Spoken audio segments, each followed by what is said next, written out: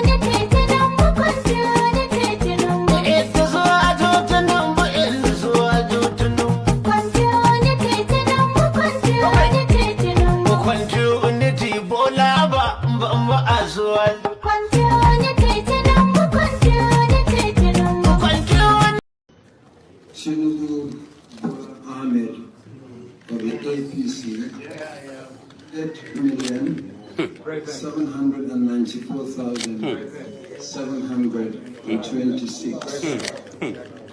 Miadi Peter Nana Chukudi of Abga, 61,166. Thank you. Tinubu Ahmed of the APC.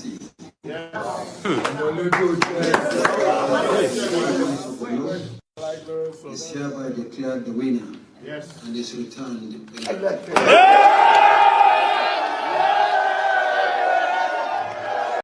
I'm going to be president of this country, whether you like it or not, and I will preside over the affairs of this country, including presiding over you. I think you must start adjusting to that reality. The sooner you do that, the less chest pains you'll have when that reality comes.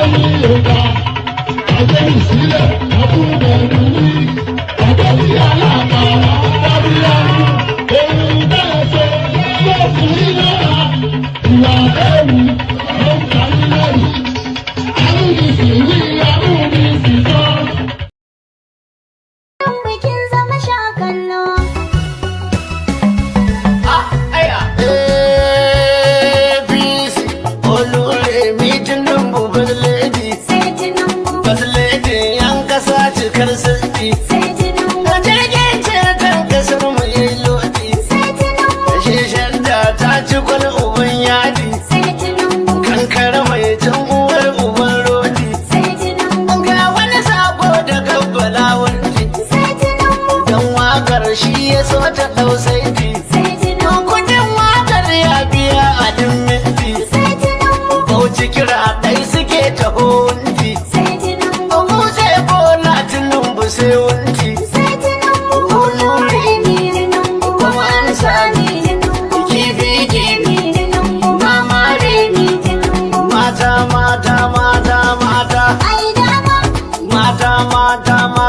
mata.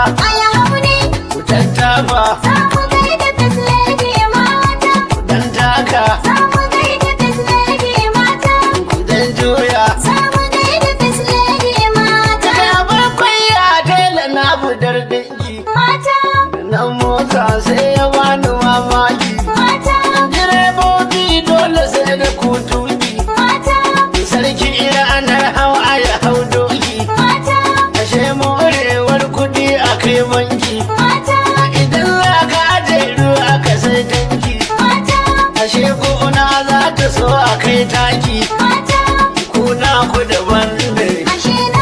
Mata da kunan ki ku gane. Kuna ku kullum zabari ne. Sai da kuko a ina ne.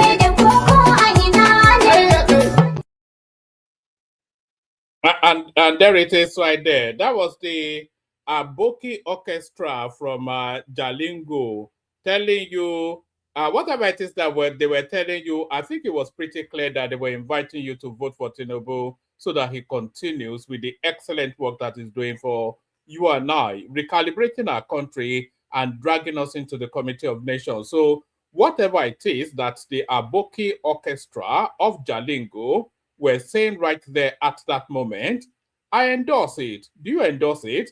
Tell me in the comment section if you endorse it. So, good day to you, good to be in your company and all that. Good day to you, good to be in your company. Always a delight. I look forward to the times that I spend with you, only because it fills me with so much joy. So good day to you, good to be in your company. Hope you've had a gloriously wonderful day so far. The day gets even better. I'm hearing myself back. Let me just look for where that's coming from and pause it. Una momento, por favor. Una momento. Fún mi ìṣẹ́jú kan ló ń jẹ́ bẹ́ẹ̀ o. Una momento, por favor. Fún mi ìṣẹ́jú kan èdè Gẹ̀ẹ́sì ni èdè àwọn. Okay. All right, that's it right there. So yes. Good day to you, as I was saying. Good day to you. Hope you've had a wonderful day and all that. Ìṣẹ́jú kan péré mi did do ìṣẹ́jú kan náà lọ́nà. So good day to you and all that. I hope you are having a beautiful day. The day gets even more delightful for the times that we spent together.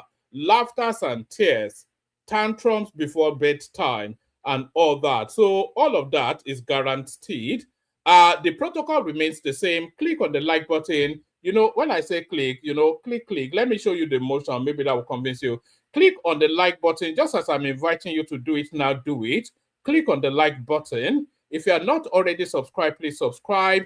If you want to come and join me on the screen, there's a hyperlink that says StreamYard in the comment section. You click on that. It brings you into a studio. At some point, I'll let you onto the screen. Then I'll engage you in conversation. You express your opinion. We agree, disagree. We argue a bit. We align a bit.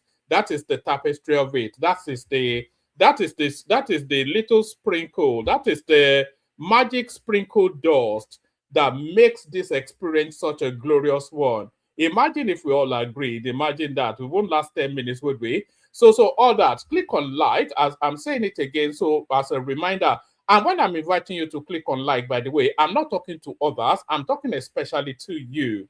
So if you are not already subscribed, then I'm not inviting somebody else to subscribe. I'm inviting you that you are listening to me now. So if you are not already subscribed, then the messaging is directly, frontally, and narrowly towards you. So it's not to other people.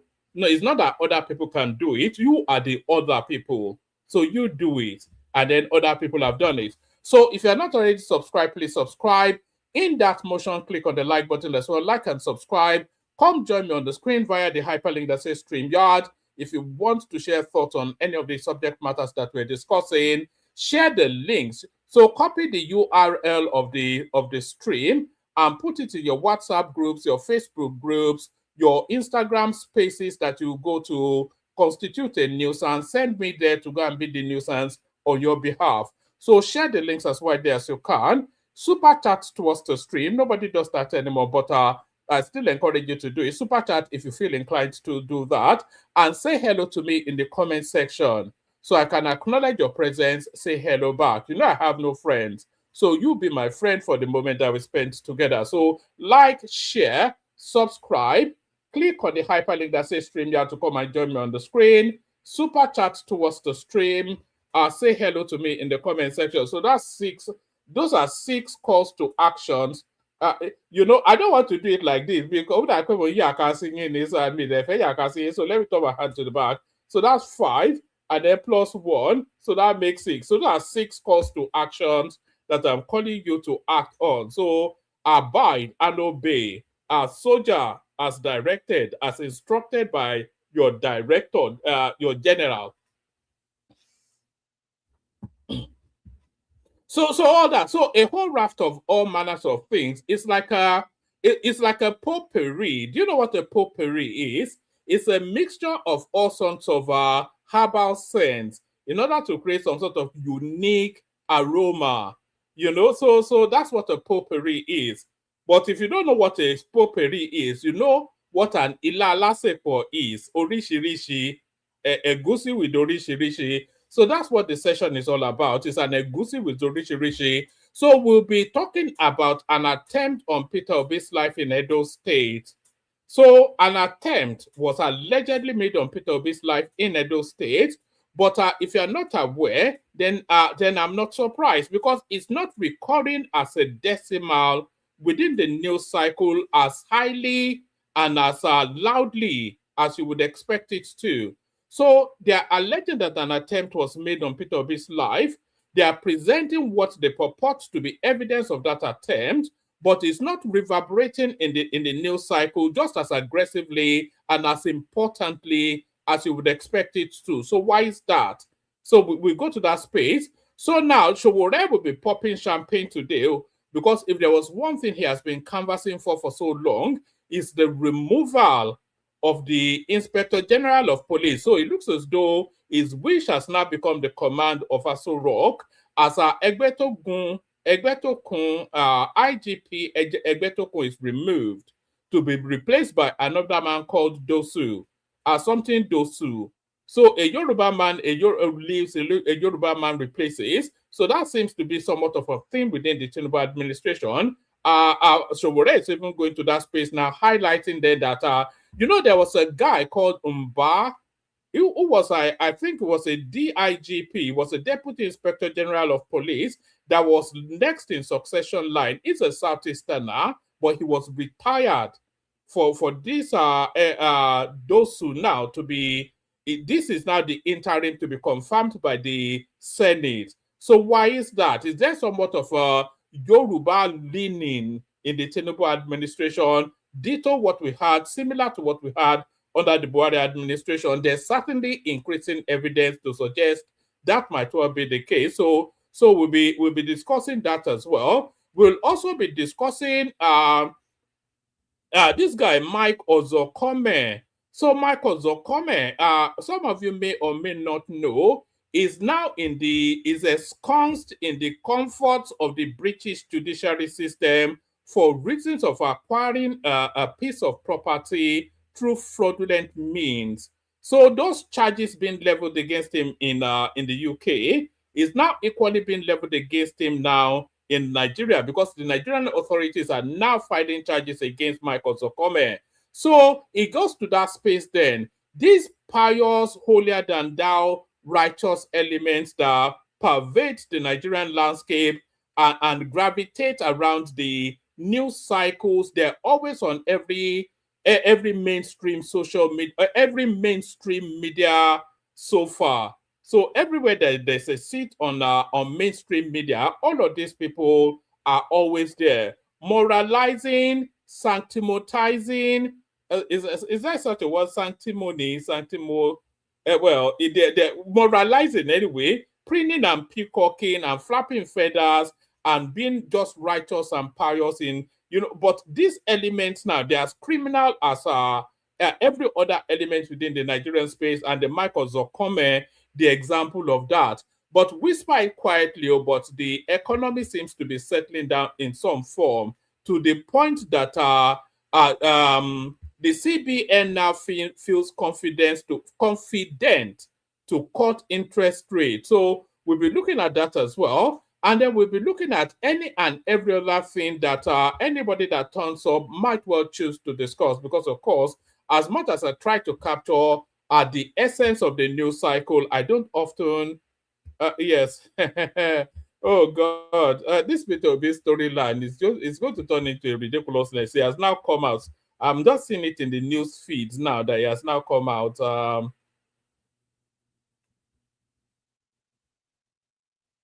Yes. Oh, goodness me. There's a lot coming out in the news cycle now. Assassination attempt is how they are tagging it. So desperate now is that obedience space. Do you remember when Donald Trump pulled a similar trick in the United States when his campaign was starting to win, and then he had some guys fire some air gun at him, and then that suddenly recalibrated his campaign? But I'm not quite sure that can work for Peter Obi, because his popularity, his followership is hemorrhaging at such an alarming rate. So we'll be discussing that as well. So it's a whole raft of all sorts. So lean back, kick back, take it easy, relax into it, surrender to the experience. I just know that you're spending however long this session lasts with the one man went to more space. So yes, lean back, kick back, take it easy, and surrender to it. Let me play you the Kegite music and then we kick it off. Water, only water. Water, only water. Where they see ma. Water, water, water, water, water, water, water, water, water, water, water. Water, only water. Where they see ma. Hapa o naido. Hapa o naido. Hapa you don't come o.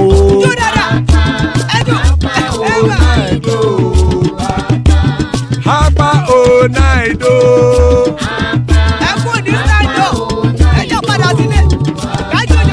Oro kẹ̀kẹ́ kẹ̀kẹ́ ẹlẹ́mùrè o. Ilé sọ́díyà kẹ̀kẹ́ rẹ̀ ẹlẹ́mùrè o. Bobby master kẹ̀kẹ́ rẹ̀ ẹlẹ́mùrè o. Chief Wáìlà tí kẹ̀kẹ́ rẹ̀ ẹlẹ́mùrè o.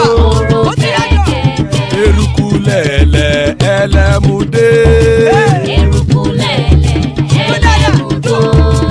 Eruku lẹ̀lẹ̀ ẹgbẹ́ ẹlẹ́mùdódò jàre o.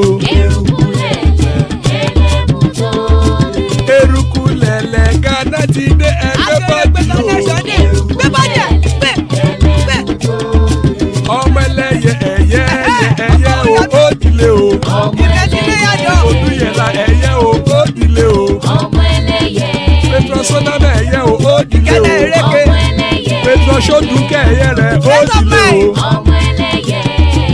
Ẹlẹ́kọ̀ ọ̀run mú ìní o.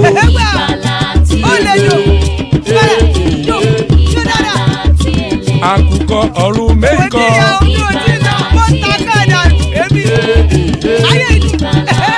Ikú kò ní ríwà gbéṣe o.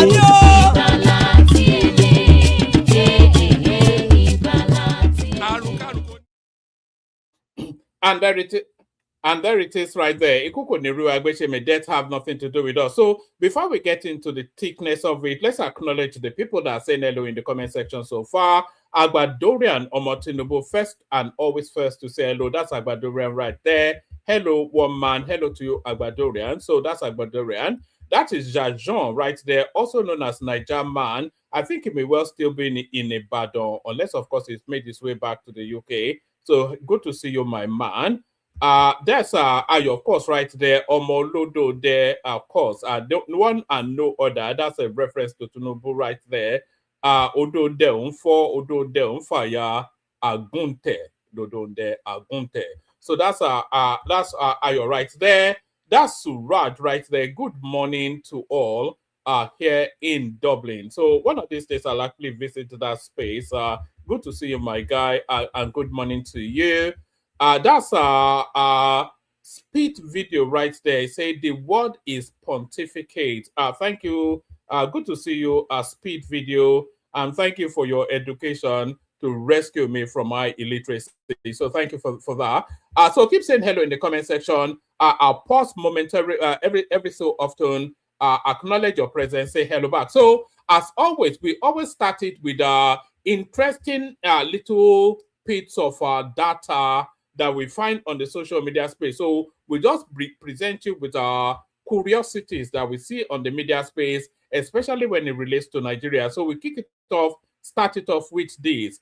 Nigerians in diaspora by gender 2023. So now, you know, this figure I've always wondered, but I've never really, I had an inkling, but I've never really been able to round it off mentally to a figure. But the amount of Nigerians that are documented, I think they go by passport and travel. So the total amount of Nigerians in diaspora is 15 million.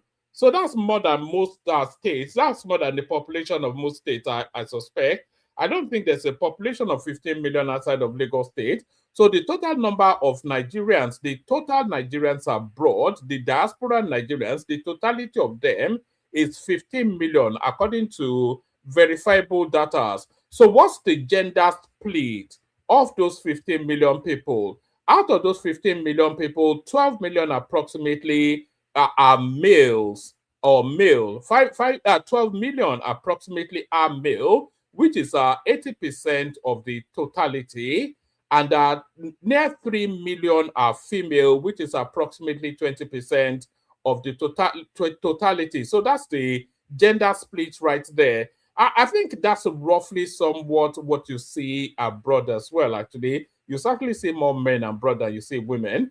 So 12 million males, 3 million females. So the totality of Nigerians in diaspora, 15 million people. But where are they? It says by continent, male, female. So, you know, diaspora is anywhere outside of the country. Do you know that Togo even is diaspora? So out of that 15 million people living outside of the country, 3.8 million of them live within one African country or the other. 3.8 million people, which approximates to, oh, no, not 3.8 million people. It actually gives us a gender split. So out of that 15 million people, 3.8 million male, I keep saying males, 3.8 million male live in Africa, 374,000 females. So approximately, what are we approximating that to? Let's approximate it to 4 million. So approximately 4 million of Nigerians living outside of the shores of that country, they live in Africa. So Chad, Niger, Benin Republic, Togo, Ghana, etc., Sierra Leone, Kenya, wherever, approximately 4 million of the 12 million Nigerians living abroad, they live in some country, in some African country or the other. So that's that. And then in Asia, we have 2.7 million male and approximately 500,000 female. So we can round that off to, let's round that off to 3.2 million people. So approximately 3.2 million Nigerians, they live in Asia. So I'm not quite sure. I think India falls within the Asian cluster as well. China, Japan, etc. I'm sure world peace is part of that figure. Approximately 3.2 million Nigerians live in Asia. Now in Europe, 2.8 million male, 1.5 million female. So that sort of makes sense because you see near as much as male and female Nigerians, especially in the UK. So in Europe, 2.8 million male, 1.5 million female. So let's approximate that to, let's say, 4 million. In North America, 2.5 million male, 878,000 females. So we can approximate that to, what are we approximating that to? Let's approximate that to 3.5 million, 3.5 million people. Oceania, I think that sweeps up places like Australia, New Zealand, etc. Thomas will be one of them, of course. 116,000 male, 27,000 female. South America, Brazil, etc. 100. and 36,000 male, 18,000 female. So the total amount of Nigerians living outside of the shores of that country, which is to say the total amount of Nigerians living in diaspora, 15 million. That is the approximation. That's what the data is telling us. Roughly 4 out of every 5 Nigerian abroad were male, highlighting a strong gender imbalance in migration patterns. So that's what that is telling us right there. So make of that what you will. So at least now you know. So that answers that question for you, I'm sure. So let's go on from that to a different set of data. So now they tell us that Nigeria borrows, but how exactly, how much, and from where? So these are particular set of data. It looks to borrowings from China. It doesn't narrow it exclusively to Nigeria. It just gives us the top 10 people that are borrowing from China and how much they are borrowing. It should not surprise you that the United States of America are the biggest borrowers of American funds, a whopping $276 billion, nearly 277 even, is what the United States is indebted to China for. This is from 2000 to 2003, from the year 2000 to the year 2003. So over the course of the last 23 years. So the United States owing China approximately 277,000, Russia 205,000, Argentina 190, Australia 100. These are $1 billion, by the way. So just all of them is $1 billion. So Australia 149 billion, Venezuela, who I'm not sure if they're able to play that debt anymore now that Trump has completely destroyed that country. $148 billion is what they are owing. Pakistan, number 6, 127. Indonesia, 118. Iran, the next country to be blown up by Donald Trump, $98 billion they are owing the Chinese. Argentina, we've done Argentina. Brazil, $97 billion. Angola, nearly $81 billion is what Angola is actually owing the Chinese more than. I'm not sure, do they have the resources to to back up an $81 billion borrowing, Angola? And then Nigeria is number 11 at $76.5 billion, or let's say 0.6 to round it up. $76.6 billion is what Nigeria is allegedly. This is over the course of 23 years. So that's what Nigeria is allegedly, apparently owing the Chinese. So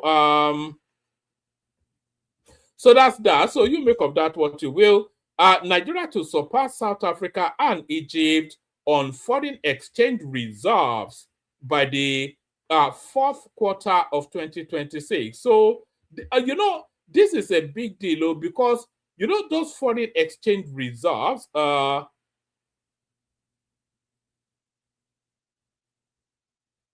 what's this projection? All right. So those foreign exchange reserves, that's what backs up your economy. That's what shores up your currency. And that is also what enables you to borrow money at the top tier of financing. So if they see that you have a robust enough reserves, then the top tier lenders are more willing to lend money to you at favorable rates. It's just as it works in your own personal finance. That's how it works at this level as well. Nigeria to surpass South Africa and Egypt on foreign exchange reserves by the fourth quarter of 2026. So that's just a breakdown of it right there. The foreign reserves of South Africa, $59.5 billion. This is as of January 2026. Egypt, $52.6 billion. And Nigeria, $50.4 billion. But the trajectory of growth within the Nigerian space, it will easily, I suspect even by the second or fourth quarter, it should have surpassed the Egyptians. So as ever and forever, good news around the Nigerian economic space. So I did tell you then. So shall we get into the news? Let's get into the news. Oh! I wanted to show you this as well. Actually, this is nothing to do with the news. So, but should I show you this first or after the heavy hitting news? Let me show you this now. Actually, let me. Oh no, I'll show you this after the heavy hitting news. So, the first news to break through is the first news to break through is the sacking and then subsequent replacement of the Inspector General of Police. So it might not be business as usual. What might not be business as usual? So the first news to bring that I'm bringing forward at least is the replacement of the Inspector General of Police, Egbetokun. Why Egbetokun resigned as IG? This is the presidency putting their spin on it. He was sacked, of course. The presidency has confirmed the resignation of Kayode Egbetokun as the Inspector General of Police. It said the former police boss resigned from office, citing family issues that requires his undivided attention. The senior special advisor to the president on information and strategy, Bayo Ononuga, disclosed this in a response to an inquiry by correspondents saying the IGP resigned in a letter today, citing family issues which requires his undivided attention. However, multiple presidency sources told correspondents that Egbetokun was asked to step down during a meeting with President Bola Tinubu at the presidential Villa Abuja on Monday evening.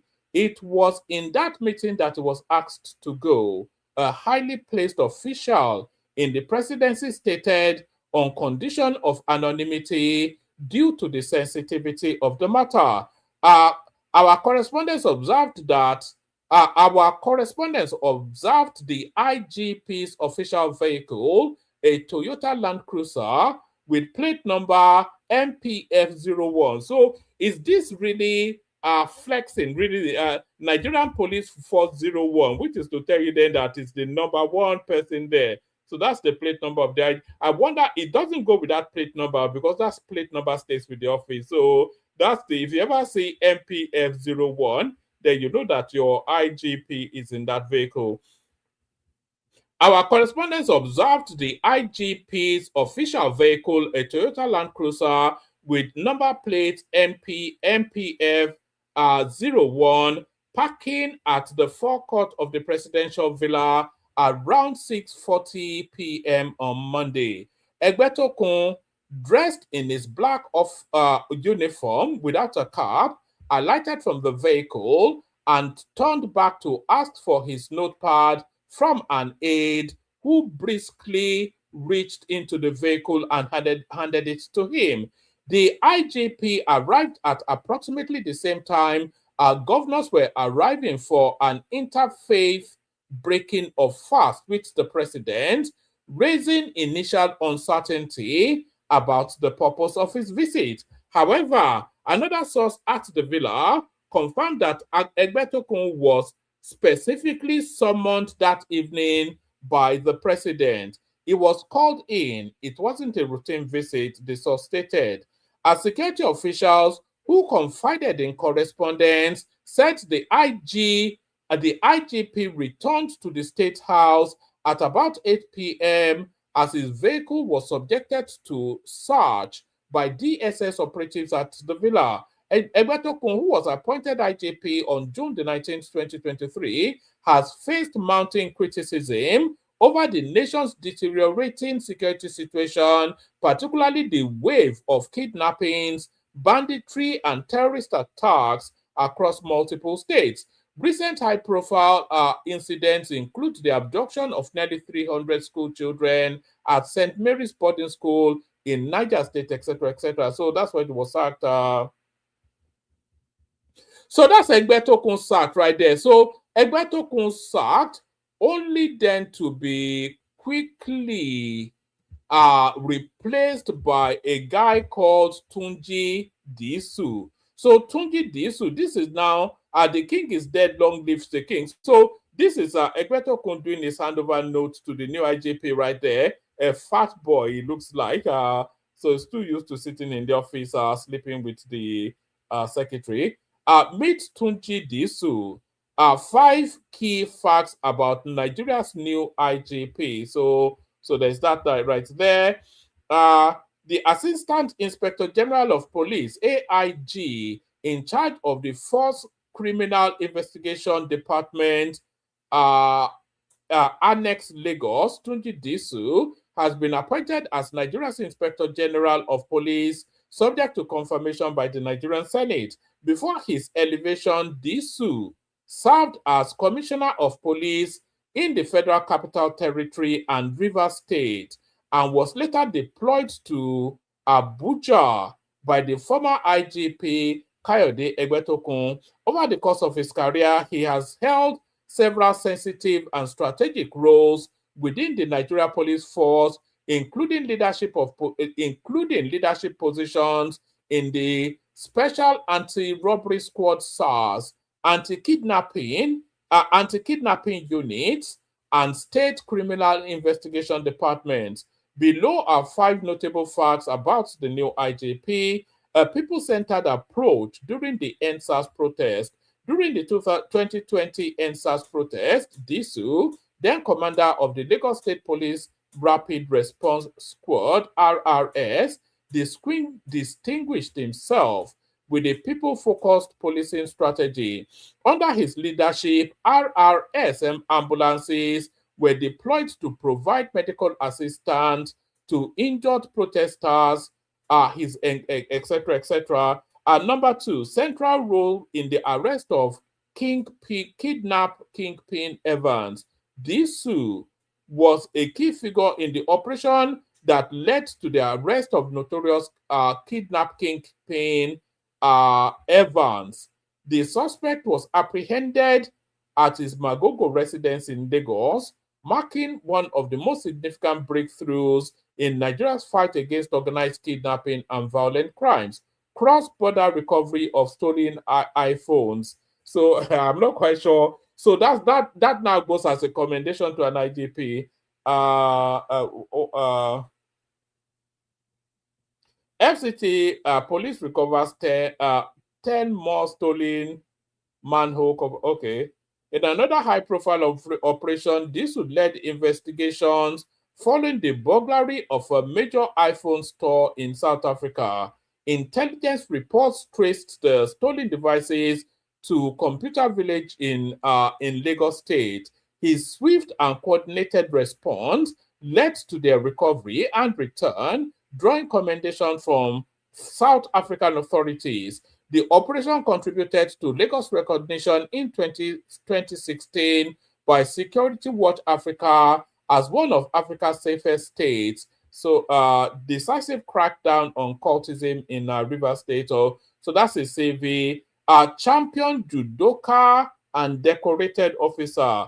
Beyond policing, Disu is an accomplished judoka with decades of competitive experience. So this guy doesn't strike me as an athlete. Oh, look how fat he is. This fat boy is the one that does judoka. I think not. So it's still a Yoruba parapet thing. It's what a lot of people will say to that. It's still a Yoruba parapet thing. So this one now, federal government files fresh charges against Ozokome over London property. So there it is right there. So once the Nigerian government gets their clutches into you, it's very difficult to escape them. The federal government has filed a fresh 12-count charge against senior advocate of Nigeria. Should they not even strip him of his son? They should. If he's found guilty, they have to strip him of his son, surely. The federal government has filed a fresh 12-count charge against senior advocate of Nigeria, Chief Michael Sokome, and Pomfa Useni, also known as Tali Shani, over alleged conspiracy, forgery, personation, and unlawful control of a property in the United Kingdom. The charges filed by the Federal Ministry of Justice on behalf of the federal government of Nigeria accuses the defendants of forging a Nigerian international passport and other documents to support a claim to a property located at number 7 Randall Avenue, London, Northwest 2. The late General Jeremiah Oseni was also named in several counts as a co-conspirator. According to the charge, the defendants allegedly conspired in 2020 in Abuja to forge Nigerian international passports in the name of Tali Shani, purportedly issued by the Nigerian Immigration Service with the intention of using it to back their claim to the London property. In counts 1 and 2, the prosecution alleged that the defendant agreed to commit an illegal act by forging the passport and subsequently made the false document between May 2020 and May 2021, contrary to Section 96, etc., etc. So anyway, that's Michael Zokome. Criminal charges for filing,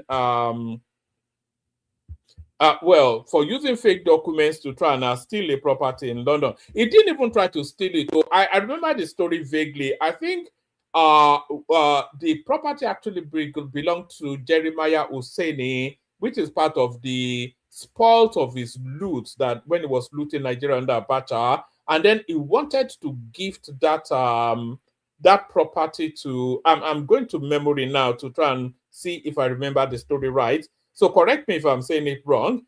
So he tried to gift that property to Michael Zokome, but then they needed to bridge documents in order for that transaction to take place. And in the process of bridging documents to make the transaction go seamlessly, they started to forge all these documents. So it's around that convolution somewhere. CBN cuts interest rate to 26.5%. So the Monetary Policy Committee of the Central Bank of Nigeria has reduced the benchmark interest rate to 26.5%. This was the second time the MPC would be cutting rates under the current leadership of the Apex Bank. The CBN governor, Olayemi Cardoso, announced the decision on Tuesday at the end of the committee's 304th meeting in Abuja. Cardoso said the committee decided to reduce the monetary policy rate by 50 basis points to 26.5%. So I think that is the sum total of that is to tell you that there's increasing confidence in the economy. There's increasing confidence in the economy. So yeah, where's that Peter Obi storyline? The one that I was claiming that it was being shot at. Let's look for the Peter Obi storyline. The one that Peter Obi man, Elewon bobo yen, Elewon, rascality te poju, Ogbon Chinedu. So hold on, I'm saying all this as I'm searching for something to. I had something downloaded. Let's see. Oh, all right. Okay, we can go with that one. So yeah. So I'm sure, of course, most of you would have heard the storyline. Peter Obi alleging that an attempt was made on his life. Actually, let's hear a little bit of the lunatic called Kenneth Okonkwo. Let's see what his take is on it. Is blaming any and everybody, Okpebolo to everybody in between. So he's been doing that. Let me see. I think I have it in my WhatsApp. So I may have to play it to you from my WhatsApp. Somebody sent it saying, you know, all these stories that we discussed, by the way, people send them in. So you should all have my Instagram page. Also, anything you see in the news cycle, send it to me via Instagram, and then we'll discuss it on the platform. So yes, let's actually listen to it from here. So let's listen to it from here. Tell me in the comment section if you can hear the audio. Former governor of this state. Actually, let's take it. Let's start from here. That guy, he forced one guy head, forced the guy head, forced him by the back. I had to pay the hospital, the clinic, the hospital, take care of the guy. The structure there is another level. They wounded And the someone. secretariat there, yeah, they shot somebody. They blast the guy head here, blast the guy head there, blast him at the back. They beat him merciless. Yes, they shot one man in the neck, down hospital. This thing is getting, we cannot sincerely continue like this. This is terrible. That guy, he forced one guy head, forced the guy head there, forced him by the back. I had to pay the hospital, the clinic, the hospital, take care of the guy. The structure there is another level. They wounded someone. And the secretariat there, yeah, they shot somebody. They blast the guy head here, blast the guy head there, blast him at the back. They beat him merciless. Yes, they shot one man in the neck, down hospital. This thing is getting, we cannot sincerely continue like this. Who are the people doing this? It's the the embassy talks. We know they have a history of violence. Make a formal complaint, and I assure you, this cannot continue at all. We have a country, and we are part of the country. You know, we cannot have terrorism terrorizing the country and have officials of the government terrorizing citizens. It's not acceptable. Yes, sir. Yes. Thank you, Your Excellency.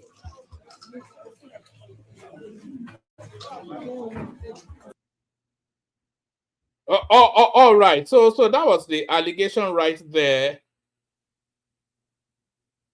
Oh, was it Jeremiah Osoni that bought the property with a false document? So that's the allegation right there. Let me play you this other clip as well to that space. Former governor. So here is Peter Obi now pointing. Oh yes, I think I can. Can I make it bigger? Oh no. Of this state, and you can see what happened in front of his house.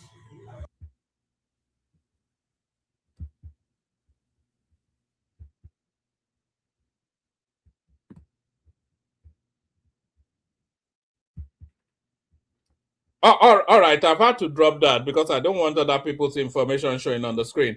But let me stop that. Let me pause this. Oh, hold on, give me 1 second. Technology is not my friend, as you can see. All right, let me play it to you from here. So, yes, it's the now allegedly, apparently, Peter Obi being attacked by gunmen. This is what they are alleging, the obedient space. So let's put this up. No, that's not what I'm trying to do. You say, when will this guy ever get it right? The answer is never. Is they're not getting it right that is part of the magic, isn't it? So tell me if you can hear this. So let's pick it up from here. What is expected to be a routine party meeting quickly turns dramatic at the Benin residence of an ADC national leader and former governor of Edo State, John Odige Oyegun. Some party leaders claim the meeting is scheduled at the residence, but on arrival, they are shown a list of invited members and their names are reportedly missing.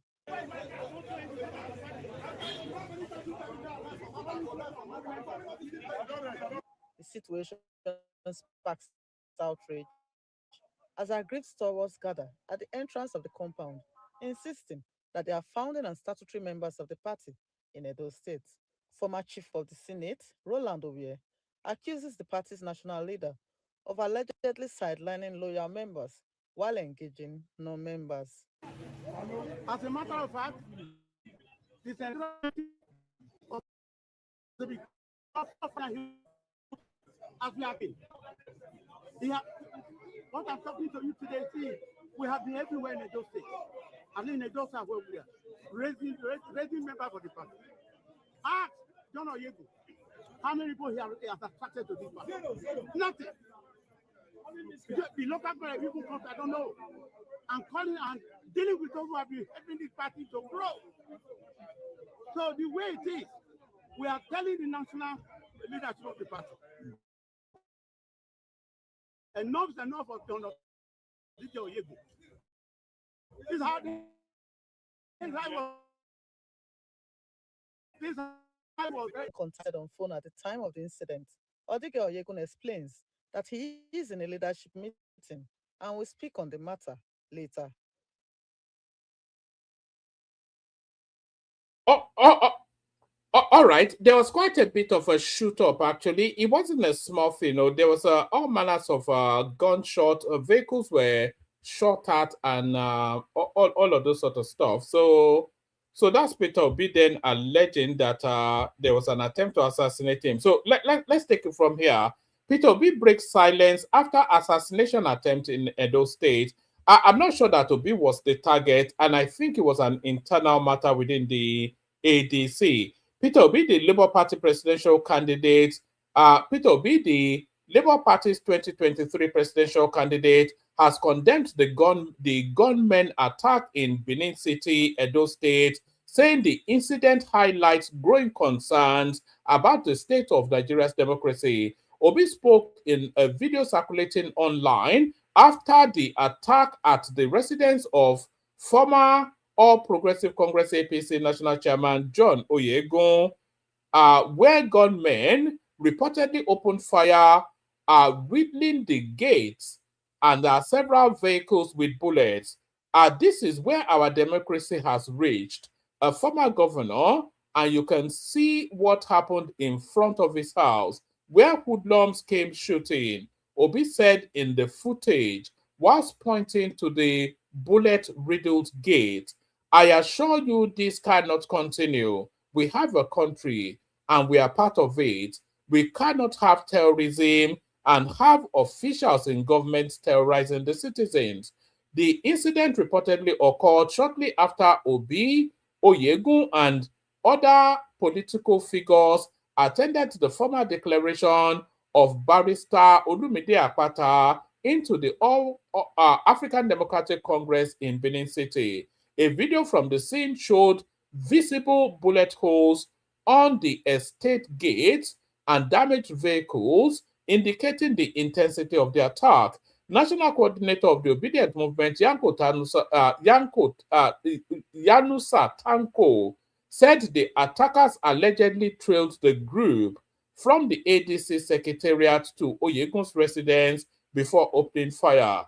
According to him, the assailants shot at the gate and destroyed several vehicles in what he described as a failed assassination attempt targeting political leaders. The leadership of the ADC is under siege. An attack in Benin City, Edo State. Armed individuals followed us from the ADC secretariat to the residence of Chief John Oyegun and shot at the gate, destroying several vehicles, Tanko said. So this is the result of what happened right there. So those are bullet-riddled vehicles as they are showing us, and those are shot at the gates as they are showing us as well. So let's listen to what Peter Obi has to say.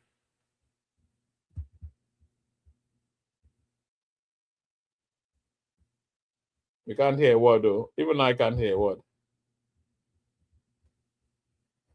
All right. All right. Do I have it from... You know, they are now pointing the fingers at Okpebolo. Do you remember when Okpebolo said if Obi turns up in his state, he's going to give him hell? He didn't even say he was going to give him hell, though. He said they won't be responsible for what happened. And they are leveraging that narrative now to point fingers at Okpebolo. Although Okpebolo doesn't help himself, being an unsophisticated half-wit, you know. So that doesn't help him in any manner. Let me play you this clip just to add more flesh to that particular narrative. Former governor of this state, and you can see what happened in front of his house, where hoodlums came shooting. You can look at his gate and everything. Let's see the bullet holes there. Let's see the bullet marks at his gate. You see the several cars damaged and everything. That is where our democracy has reached.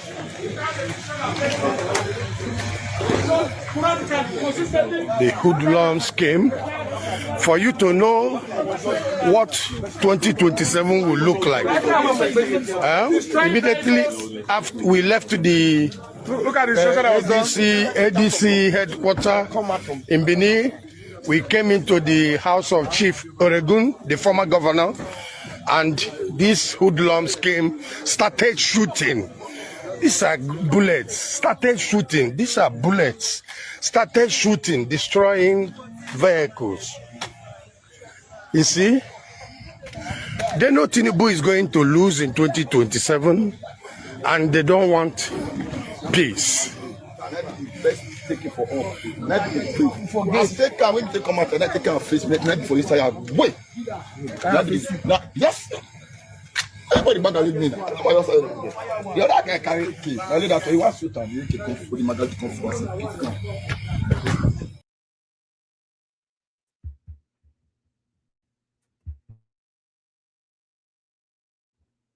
So that's that. So that is what the purport alleged to be an attempt on Peter Obi's life. Yeah. Anyway, what can I say? It's just desperate stuff, isn't it? You know, when I saw it, it set me to the memories of that Donald Trump clip. You know, where was claiming that gunmen were shooting at him during the American elections. It's just desperate stuff. All of my instincts is that this incident was organized, orchestrated, even. Nobody got hurt, by the way. They're not reporting any fatalities, any casualties, even any injury.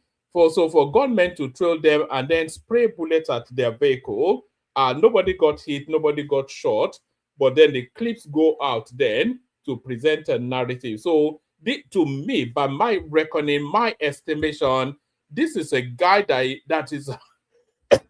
This is a guy that his presidential ambitions is losing steam and is now resorting to desperate politics in order to continue to recall as some sort of relevance.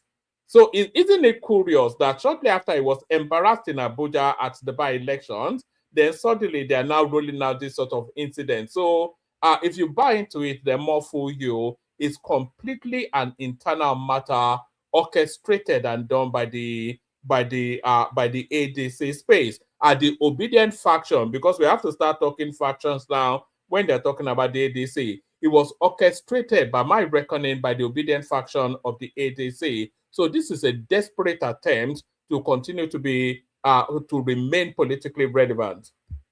That guy, he post one guy head, post the guy head, post by the back. I had to pay the hospital, the clinic bill, and I had to take care of the guy. The structure there is another level. They wounded someone. And the secretariat there, yeah, they shot somebody. They blast the guy head here, blast the guy head there, blast him at the back. They beat him merciless. Yes, they shot one man in the neck, one hospital. This thing is getting, we cannot sincerely continue like this. Who are the people doing this? It's when the ABC talks, we know they have a history of violence. Make a formal complaint, and I'll show you this cannot be true at all. We have a country, and we are a part of the country. You know, we cannot have terrorism terrorizing the country and have officials at the government terrorizing citizens. It's not accepted. Yes, sir. Yes. Thank you. Thank you, Your Excellency.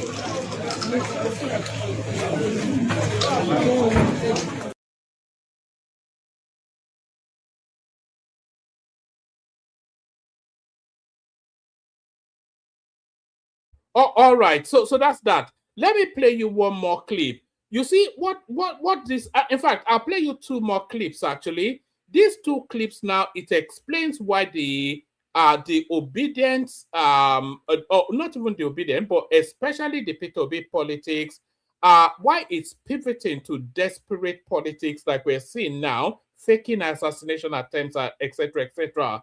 The guy is fast losing ground in politics, P2B. We saw how he was humiliated in Abuja with him campaigning. And by the way, every single by-election since the last big election in 2023, Peter Obi has been humbled. He put his popularity to test in Ondo State. They dismissed him. He put his popularity to test in Edo State. They dismissed him. He even put his popularity to test in his own home state, Anambra State. he was embarrassed there as well. He rolled out all of his might into this Abuja local government elections, and they humiliated him there as well. So after all that, now on the eve of that, now they are now rolling out a narrative of some contrived assassination attempt in order to pivot from his failure to then show that who will attempt to assassinate Peter Obi. Peter Obi's stock in the political permutations is at an all-time low. This is the lowest that Peter Obi is with the big boys now, so it's not the big name in any. Obi now is a lesser figure in the ADC than it was as a figure in the Labour Party. Nobody even knows if he's going to get on a ticket. All the obedience are abandoned. Every other day, you just see a whole avalanche, a whole gush of all these young people posting on their media space that they've left the obedient movement because it makes no sense. There's just a nonsensical ethnic something now. So with all of that going on, who will attempt at his life when you're already is already hemorrhaging politically? So this is just some desperate last throw it's the last kick of a dying horse, is what you're saying. And I think it's going to get caught out with this as well, because I think when the focus really goes on this feeble attempt at desperate politics, the backlash will be what finishes will be totally and completely. But let me play you these clips. You know, I tell you that it's hemorrhaging a lot of people, and a lot of people are not buying into his scammy little dog whistling anymore. Let me show you the quality of people that are now living the obedient space. Watch this. Okay, so the FCT election in Abuja and environs has just taken place, and we're told that APC has had a resounding victory. And of course, the ADC coalition people are outraged and are claiming that all kinds of irregularities took place, from vote buying to disenfranchisement to the minister of FCT, Nyesom Wike, roaming around allegedly intimidating people and interfering in the process. Okay, so because I'm a Peter Obi person, which means I'm kind of ADC, sort of, my instinct is to agree with the ADC people on the ground who complained about massive irregularities. But I'm also a journalist, and I try my best to be honest and objective. And I've heard another side of the story, which is that the ADC election activities and preparations in FCT were very much below par. There were issues around the way the candidate was selected, issues around the fact that the candidate was not an indigene, issues around not having enough polling agents. And I've spoken to a couple of people who I think are intellectually honest enough to cast a cold eye on everything that happened and give a verdict that is not biased. And a couple of them have told me that they think that APC actually won on Saturday. Now, for me, the waters have been so badly muddied that nobody can really say for sure who won or didn't win. I have seen mutilated ballot papers, for example, right? But the issue is this. ADC needs to get its act together if it wants to put up any kind of credible opposition to the ruling party. And I would like to address the ADC leadership, from Atiku to Amechi to Peter Obi to David Mark to Arebeshola to all the big boys who are packaging opposition right now, supposedly. Look, you need to do better. Everybody knows, including APC people, that APC is extremely unpopular. And while I recognize that President Tinubu has the yam and the knife, there's a lot to be said for the power of the people. And if opposition is managed properly, there's no reason why we can't give APC the fight of its life and maybe even drive APC from power. The question I want to ask the ADC leadership is, are we really ready to put up a good fight? I mean, the election is just around the corner. Come on, guys. We can do better than this.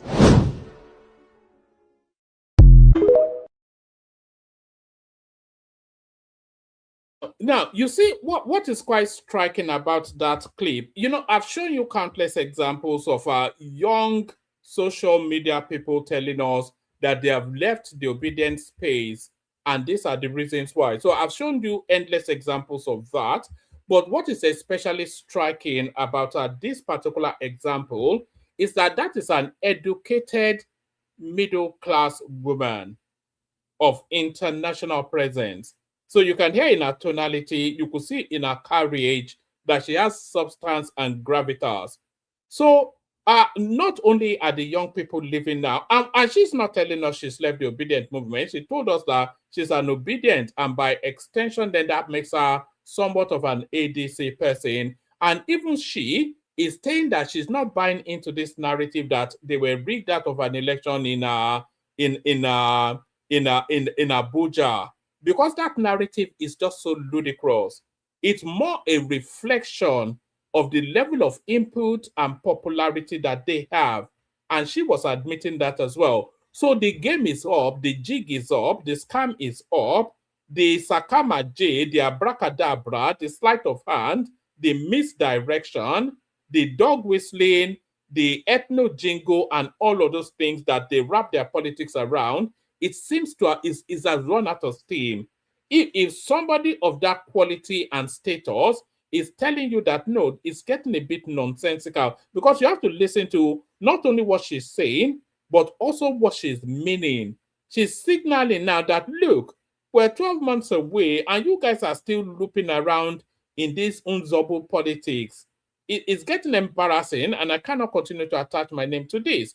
So that's the tone now. And my own personal frustration, I don't care for the obedience. I think you've known me long enough to know that I don't care for the obedience. I don't give a fuck about them. No, I don't care about them. It's more, but I care about Nigeria. And as much as I support a lot of the policies of the government in situation now, I want a robust enough of an opposition to continue to press the neck of the government so that they do better. And how do we have that robust opposition? We get that robust opposition by having people that are viable and credible as a possible alternative to the government. So if we are saying we're fed up with Tinubu now, then who do we turn to in terms of viability and credibility? There's nobody there now. What has Obi told us that he wants to do that will make you place your hope on him? He has not said a single thing. Consumption to production, is that a strategy? What does that even mean? Nonsensical words. I went to China. That's not... Even that wouldn't... Even a student's union something, you can't... It's just too low, the quality of it. And we all know what Atiku's game is. He's just a Fulani entitlement who feels that he has pursued this thing for long enough that he should be entitled to. So there's no viability, no credibility, nothing to vest or invest confidence in within the opposition space. And that is a real disservice to the country. Because if we don't have a credible opposition, then the government can just run amok and do as they will, because they know they're the only game in town. And that is why Tinubu is so rested and confident. That is why everybody is leaving other parties to join the ADC, the APC. It's not that they are being strong-armed. I don't think anybody is stupid enough. They are not being bullied. Everybody, all of them can see that there is no viable opposition, and this guy is doing reasonably well. But reasonably well is not good enough for what we want for Nigeria. We want excellently well. And the only way we get that excellently well is to have a viable, credible opposition. Look at what this obedience space has been doing for the last 3 years. They're re-legislating the elections that's already come and gone. Can you recall, just about maybe 3-4 sessions ago, Patrick came up and he was wanting to compare figures from 2023 that Obi won 12 states. Obi won 12. Are you all right at all? Obi won 12 states. Is Obi the president? These people, what really frustrates me is the lack of evolution in their political narrative with the Nigerian people. That is really what frustrates me about these so-called opposition people. There is no evolution. And the example I just cited you is the perfect example. There is no evolution. They have not evolved in their political narrative. The sum total of everything that they have to offer is to say he bought presidential jet, they did vice presidential villa, and that is the push to push an incumbent president out of the Nigerian seat. Can you see? So they offer you nothing. So they leave you no other choice but to be with Tinubu. Not that even if you want to be with Tinubu willingly, if you don't, then there's nothing else to pivot to. So we don't have a political debate going on in Nigeria. We don't have we're not cultivated enough of a politically tensed atmosphere that is led by ideology and ideas, just dog whistling, ethnic jingle, tribal jingle, religious jingle, and it's my turn because I'm from XYZ. So this is the sort of nonsense. But the perfect example of what I'm talking about is this clip right here. You recently tweeted that defeating President Tinubu in 2027 will be easier than in 2023. What specific changes or development has happened between now and then? There's going to be a huge fight. Just watch it and say that Aisha Yusufu told you. There's going to be an impulsion in APC. By the time the fighting starts, as we go on, that's enough to take care of them. That's one. Let's come back to the other issues for me. If you look at, I look at Lagos State. For me, I'm the kind of person that I always look at things and put them, look at the repercussion of every action that it's done and what the implication both now and later. In Lagos State, there was something maybe people might not think it's really important, but for me, I think it's something that is very instrumental. When Obasa, the Speaker of the House, Obasa was removed, and then by an overwhelming majority, and the other lady, I think Mojisola, Honorable Mojisola, I'm sorry, I'm a bit poor with names, was now installed. Miranda, yes. And the whole back and forth that went through with it, and where, according to reports, Tinubu was not happy with that, whether his wife was not happy. And there was a meeting that they did. They all came to Abuja, including the governor, deputy governor. There's another, is it APC stakeholder? I can't remember what they call them now, in that same Lagos, who came in. And at the end of the day, they were forced to return Obasa. In doing that, I can tell you, there are people who are not happy. Because I remember that meeting they said, Tinubu is not God. There was one who had said, Tinubu is not God. He cannot come and tell us what we are going to do in this. They've already made the decision. They've removed Obasa. They've installed this woman. And so there will be that anger that is waiting for as we go into 2027. A lot of people who were his allies for the 2023 election are no longer his allies. There are some of them who are very angry and very bitter at the way and manner in which they were treated. And some of them have vowed they will do everything. They know the secrets. And some of them have also revealed how they did the rigging. They know the in and out.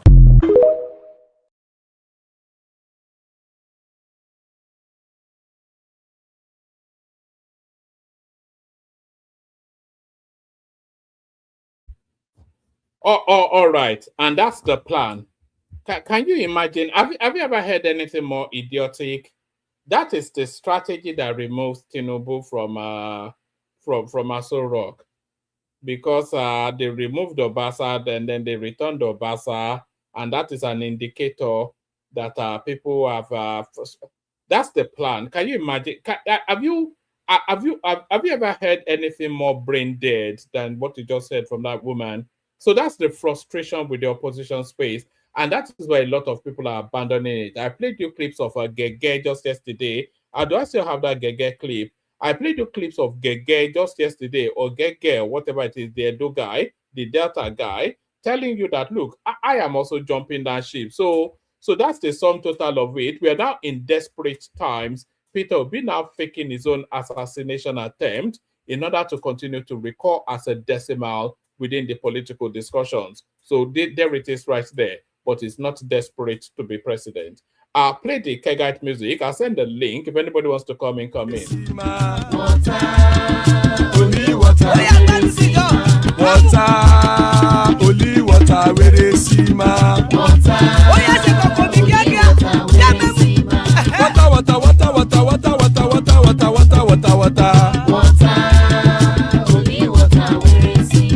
Hapa o naido.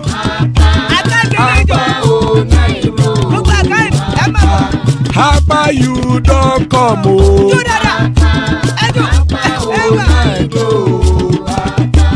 Hapa o naido.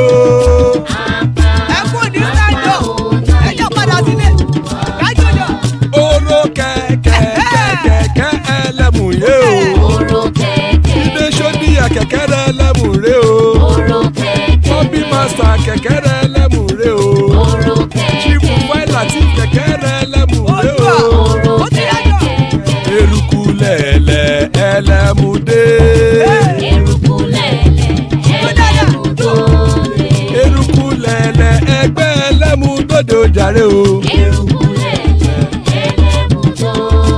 Eruku lẹ̀lẹ̀ Ghana ti dé ẹgbẹ́ bọ́dì o.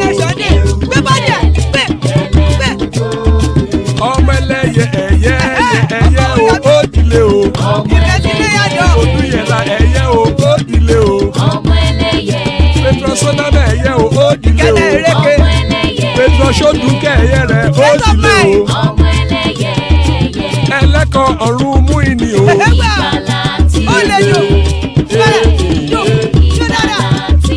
Àkùkọ ọ̀run mẹ́kọ̀.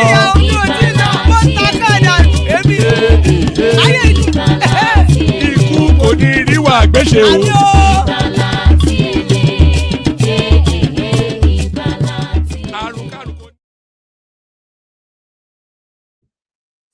And that is right there. Ikuko Niru Agweshime, death have nothing to do with us. Joining us, Larry. Hopefully he's there. Otherwise, we'll have a very, very early night. Larry, salam alaikum. Oh, Baweni. Oh, yeah, come on, Bawelo. Oh, energy for Borokini. I will think Bueni. How are you? Oh, man, I'm all right. How are you, sir? I do. Good to have you here. Yeah. So, what are you making of this story that broke earlier on that that they attempted at Peter Obi's life? Do you even believe any of it? It's just so ludicrously convenient. They embarrassed them in Abuja yesterday, and today he's claiming they're attempting at his life. Why would they attempt at his life when they can just mock him at the polls? You know, politicians now. Politicians are always very funny. We said, okay, they showed us when, I think that actually started earlier, right? When those people were complaining regarding the party structure in ADC, that Oyego has taken over everything from them, right? And thereafter, they now showed us bullets. So what exactly happened? So it's so obvious that politicians will always be politicians. And the best way they could do is to look for something to at least prior to this time, it has always, okay, after the FCT election, right? They always look for something to be, something, small event or anything. So for me, yeah, they should just let the police look at it, right? And hopefully they can actually, get something. Because for me, this is a place where there are a lot of people, right? They said some boys came, nobody had a video, we didn't even see anything.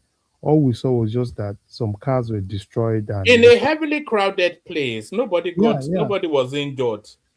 So nobody lost their lives. Yeah. We saw all of the bullet shots through the gates, all the vehicles.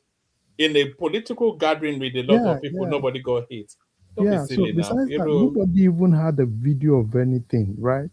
The next thing we could see is just some guys with some local bullet. They just showed us some local bullets, showed us some windscreen, that have been broken and stuff like that. So it's the normal thing for politicians, right? Sorry, Larry. It just don't move too quickly from those bullets. You know those bullets, because I know a little bit about my father used to have these double barrel guns for hunting. Those were hunting sort of, now they are not assaults. So hoodlums, assassins, they're coming with hunting guns to come and shoot up America. Please now, don't insult us to this. It's an insult to the intelligence of everybody now. I didn't even think to those bullets. So there were those red cartridges now that they used to hunt. And that is, oh God. But the pump action, that's what they used for pump action. Yeah, they use it for pump action. But the thing is this, right? Because for me, I was actually expecting, probably they could actually have videos of, some guys actually came, they came let me go out and come in. The my volume is low. All right, Baba. I'll send the link again, so it's there.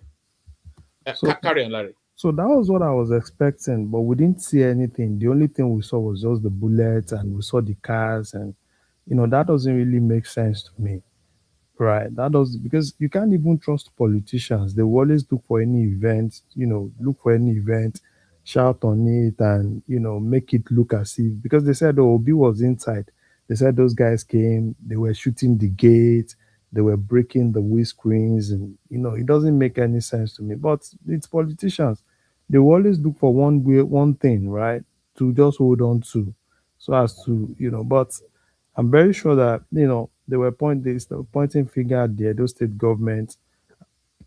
I'm very sure that those ones will just leave him and just No, they no. should I just think Okwebelo has come out to respond to it. Though I'll get the response. Yeah, Okwebelo has responded. Carry on. yeah. For me, it's the more will still come, right? They will just look for one thing, and the guy is not serious as far as I'm concerned. I don't really think he's serious.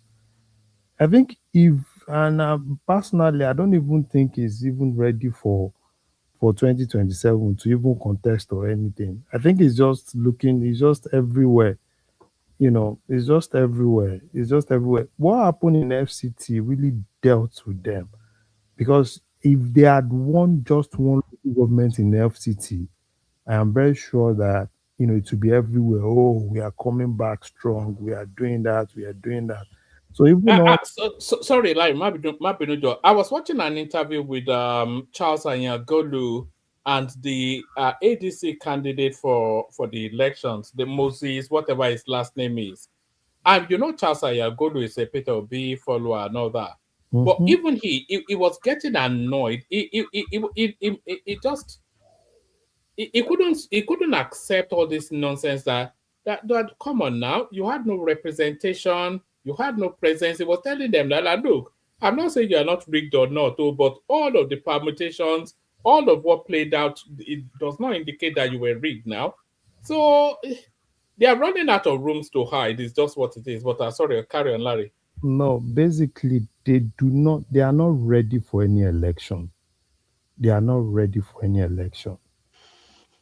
Because if you look at even okay, there are 6 local governments. You can't even, if you want to do all the mobilization and everything, at least for your representation in one. So basically, they are not really ready. All those people you see, they are always on Twitter everywhere with their phones and everything, right? They can't even come out to vote. How will you tell me that a candidate in your polling booth, you only had there was only 8 Look, votes? even they talk about low voter turnout, and that election was the highest voter turnout in Abuja so far. Exactly, exactly.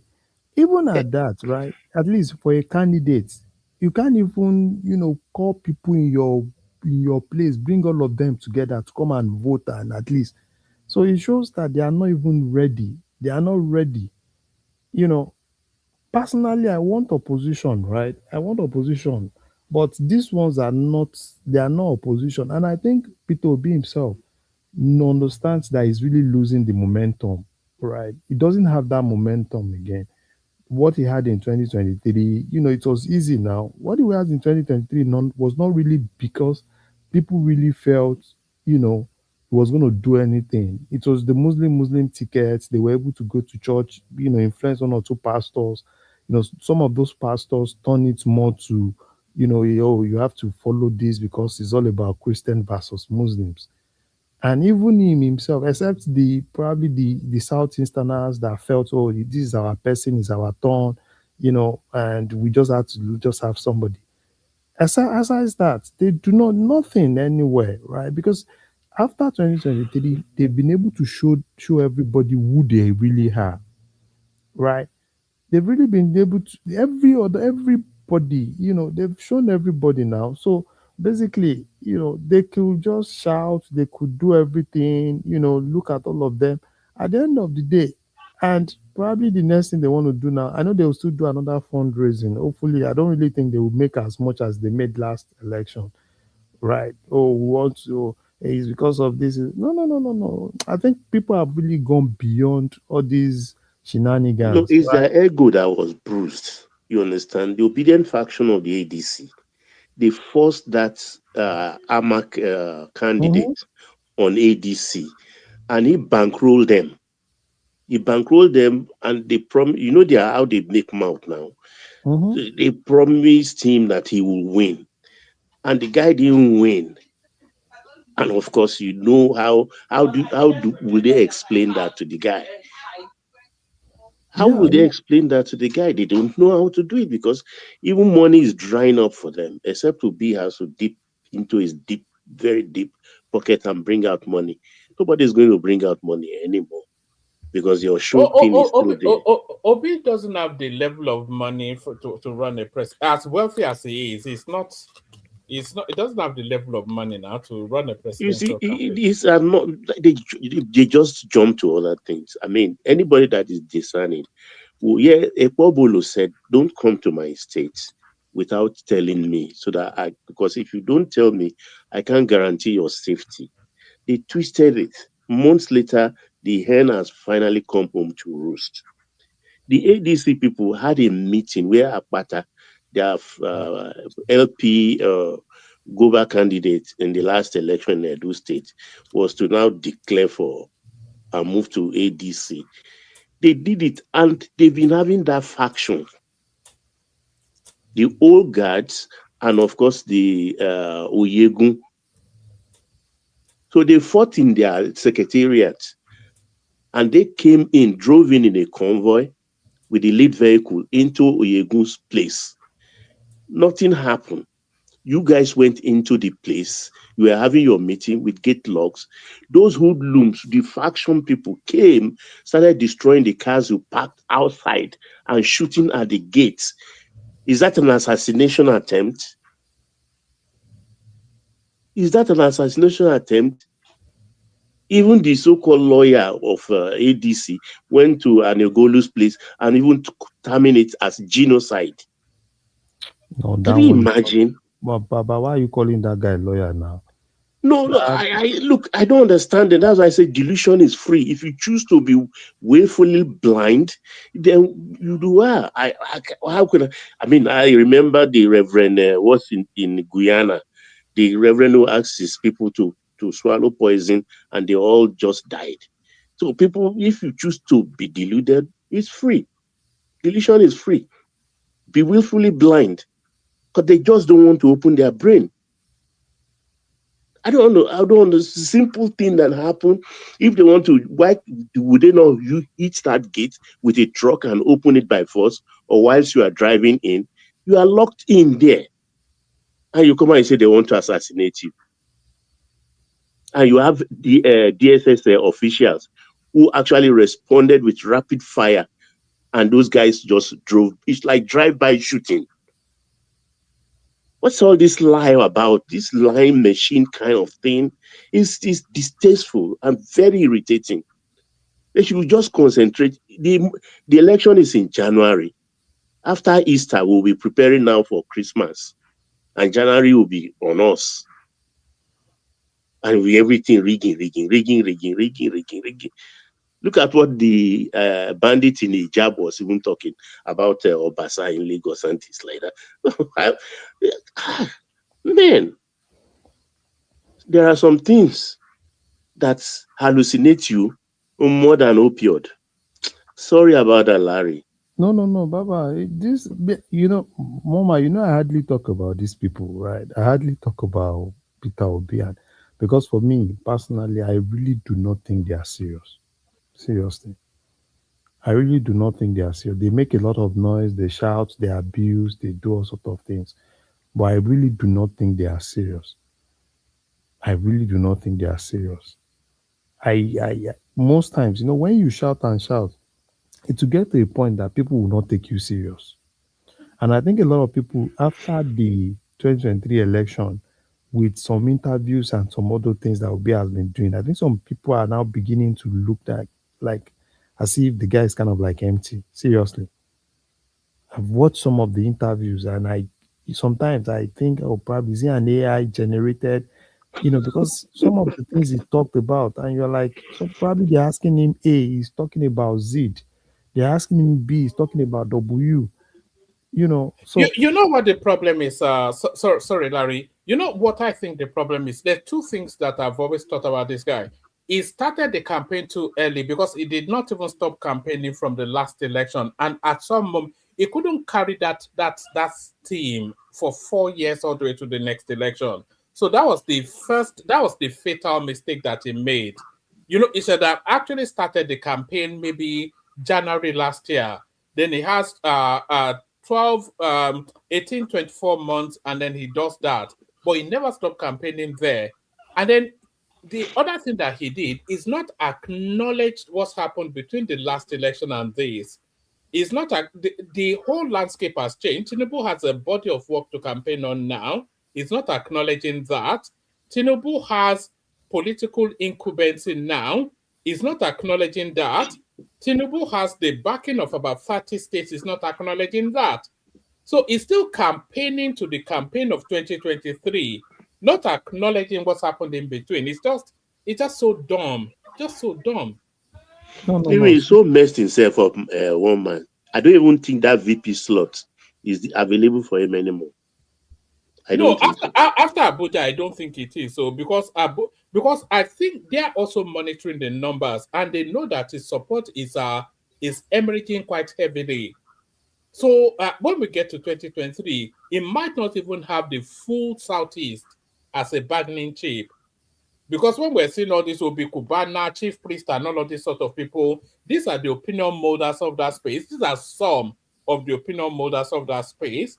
When they are declaring in a different direction, and Alex Oti is backing Tinubu, so even ADC, they want to say, is it even what it previously was worth? No. Even at that, right? The moment they did Anambra election, and you saw what happened in Anambra, that was when for me I just felt no, this guy is it's a lot of noise. How would there be an election in your own state and you are not even able to shake the current government there? So while it's a lot of noise, right? They make a lot of noise, and I like the fact what happened in FCT. I'm so happy that Wike really dealt with them. Wike really dealt with them. They can shout, they can abuse, they can do all sorts of things. And at the end of the day, you look at everything, it's just a lot of noise with zero impact. They make a lot of noise with zero impact.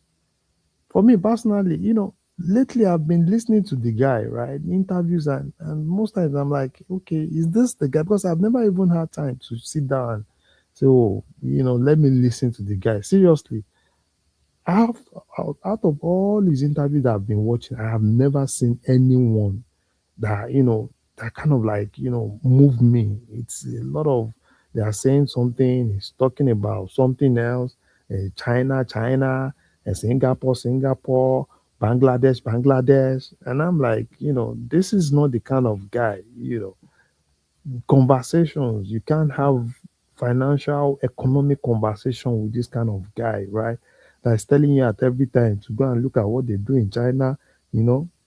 China went back to China, and Singapore went back to Singapore, and for me at this my level, I'm too sophisticated to have the kind of conversation with China went to China. For me, seriously, the guy, I personally, even if I want to like, okay, fine, probably Southeast should have somebody. This is not the kind of person. They have better people, better sound people. Larry, do you know how many elections since 2023? Bayelsa, Edo, Kogi, Ondo, Anambra, FCT, all 0. It's not even just zero, Baba. It never even made an impression. Do you know that Soludo came out to mock him that even in his own ward in Anambra that even the candidate he backed lost his polling unit. He himself, who backed that candidate, lost his own polling unit. So that shows, personally, that to me, that shows that the guy, seriously, I hardly talk about him, but I just need to just see what is in my mind today because I've been watching this guy, at a point I'm like, okay, fine, let me try and see if I would see something, that is solid and seriously. You know what you should be saying, Larry. You should be saying, one man, I'm sorry, you were right all along. No. I've been telling you this guy. I've been telling you about this guy. Abracadabra now. Anyway, this is it. I just feel vindicated that people are now seeing this guy for all I've always said he is. But sorry, carry on. No, seriously, right, Mama, I need to be very candid with you. I've taken Let's my talk time. about our new IG, I beg, Larry. So leave Obi, leave Obi and Obi. I don't even want to talk about them again. True. So the IG, right? I've seen a lot of people, a lot of all these people crying, crying and crying and crying and crying. Oh, why not make Umba IG and all those things and blah blah blah blah blah blah blah. And I ask myself, what is the problem of these people? And I thank God that some people were able to do the fact finding, right? Even the Uba himself, Disu is superior to him. Disu was enlisted in 1992. Uba was enlisted, came into police in 1994. That's 2 years above. When Disu was enlisted as an assistant superintendent of police 1992. in 1992, Dixie which went is a into one police star. 1992. Which is a one star. Umba came in with O level, which is basically definitely under him. But because of they said, oh, his further character, double promotion. This guy basically had promotion within 3 months. Yeah, Umba was double promotion now. Gave him I think double he was never an promotion. AIG or so. Yeah, he was flying and flying. His normal mates now are probably commissioner of police. They are probably commissioner of police. He was favored, he was flying and flying. Don't you know that when you keep flying, if you are in the force, they keep pushing you, they will push you to a particular point that you won't be able to grow again. Immediately, any force, if you're able to cross that AIG to DIG or DCG or Deputy Controller General, Deputy IG, definitely, if the IG is going, forget about it. They will throw you out. That's why the ones that are smart will not want to leave that AIG rank. Because they know that if they leave that AIG rank, then you enter a trap. then you enter the management. Once you enter the management, then you are gone. So I don't even know. And people don't really understand why Tinubu went for this. And me and Baba, we've been saying it on this platform. The main reason why, for me personally, I do not like Egbetokun is not operation oriented. I've said it's over 2 years And that Baba has always Egbetokun been is saying not it here. behind. But why do you think they let him go though? Because they're wrapping it around the narrative of insecurity and whatnot. But It's really sick, woman. I'm not of life, but Egbetokun is sick. Very okay. mortally ill. They're just hanging on because of the first lady's love. This Christian pastor thing and all the rest. Apart from the scandal, I think it's the illness that actually put him down. What scandal? I never knew there was a scandal attached. I know Chowore was. Chowore actually went to the police and himself and many women in the the IG office is always a kind of a flaw of its own, where you have the machinery of the police, and most of them are people with this world. Let me put it, worldly wise women officers, senior. What we call okongus.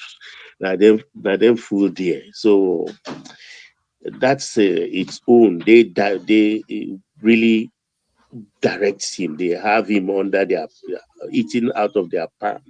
That is one. Then two, the son, I think had this scandal. I didn't count it as anything anyway. That suddenly Anambra state government security funds, out of their security fund, 100 million was transferred to his son's account. And it took some time. Nobody's talking. He was not talking. They were not denying it. And then all of a sudden, the last couple of days, they will say, no. we returned. He found he was miscredited. He found it and he called his account officer, asked his account officer to remove the money, to reverse the transaction, which they did immediately, and has even since dropped the account. He doesn't use it anymore, and things like that. I don't buy into that anyway.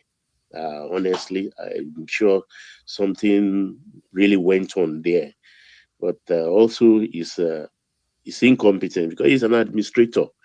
I've always said it here that look, only a non-administrative officer can really handle the IG post. You have to be a combatant. You must have gone out with your men to hunt down the bad people. You understand? In the mold of people like Okiro, in the mold of people like the other one Obasanjo sent to jail. People like him, Egbetokun, Smith.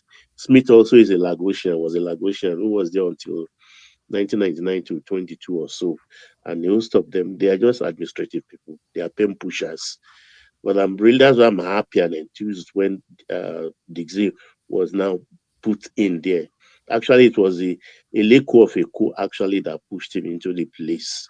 You know, Eleko of Eko too was a retired AIG. I mean, DIG. So he's going to handle the thing well. And he's the kind of person we need. You know, he took over from that guy, SAS. What's the guy in SAS now? Still, who? Is it Abakari? He took over from Abakari. Besides that, he's been handling RRS in Lagos. All the funds that have been donated, heavy funds for policing in Lagos. Money brought him like from the heavy weeks like Otedola, the UBA, Elumelu, and all the rest. He's been handling it and purchasing good equipment and everything. He was with the RRS for about 6 years in Lagos. So he did well. It's his states, and he's going to do very well, particularly now that we are going into election, and besides that, because of the insecurity matters. I mean, look, as a policeman, you must be able to go out with your men. With RRS, he goes out hunting 1 a.m., 2 a.m. He's on the streets of Lagos, and he will bring that to bear. That's why people like Okiro was successful. I have never even knew that Okiro was from Imo State. All the while, he was doing very superb work. I thought he was from Edo State. Okiro did very well. Those are operations men, and couple of others like that. Even Alkali, the one Egbetokun took over from, was operations too. Was operations. Now we are Baba, going to. I've got a clip on that story you were saying about Egbetokun's son. Let me play it, and then Charles, Charles, you can come into the conversation as well. I think we're just chatting now. Larry has the floor, but we're just free flowing. What exactly? What's the history behind Shore and IG? Have they met before? Do they know each other before? Well, he has. Because he's never going to get off the backs of IG. Well, the court has asked him to stop, to refrain from that, and if he doesn't do that, then he's going against the court order, because we cannot allow this kind of thing to continue. It doesn't really make any sense for you to just wake up and commence a campaign of calumny against him. Oh, you could remember when he said, 100 million naira was paid into the account of the son of the IGP. And you know, I called the son of the IGP immediately to find out what happened, and he explained that, yes, I saw 100 million in my account, and I told my account officer to reverse the money immediately, which he did. He printed out his statement of account, he showed me, he sent it to me, I saw it, which he did. Only for Sari reporters to say, oh yes, the money was returned, then cash was withdrawn again and paid into the IGP son's account again. And I saw the statement of account, there was nothing like that. In fact, exposing the details of the account and everything, the young man was forced to close down that account so that people would not use it to commit any other form of mischief. In any case, he has written a petition to the EFCC for that allegation to be investigated. And if it turns out that it's false, then we can invoke the EFCC would invoke the Cyber Crimes Act for cyberbullying.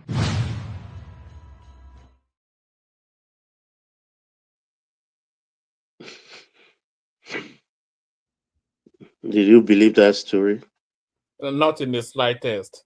Not in the slightest. But Mm. what also alarms me is that if his son is even collecting 100 million a pop, you know, how much is he? The dad even collecting? You know, Good question. Nigeria men, they're just It milking us comes with right, the left, job and center. anyway. Yeah. It comes with the job. It comes with the job. Anywhere in the world, even the so-called civilized world, everything, everybody has their own price. Everybody has their own price. And Baba, you know, for me, I want a police that is effective.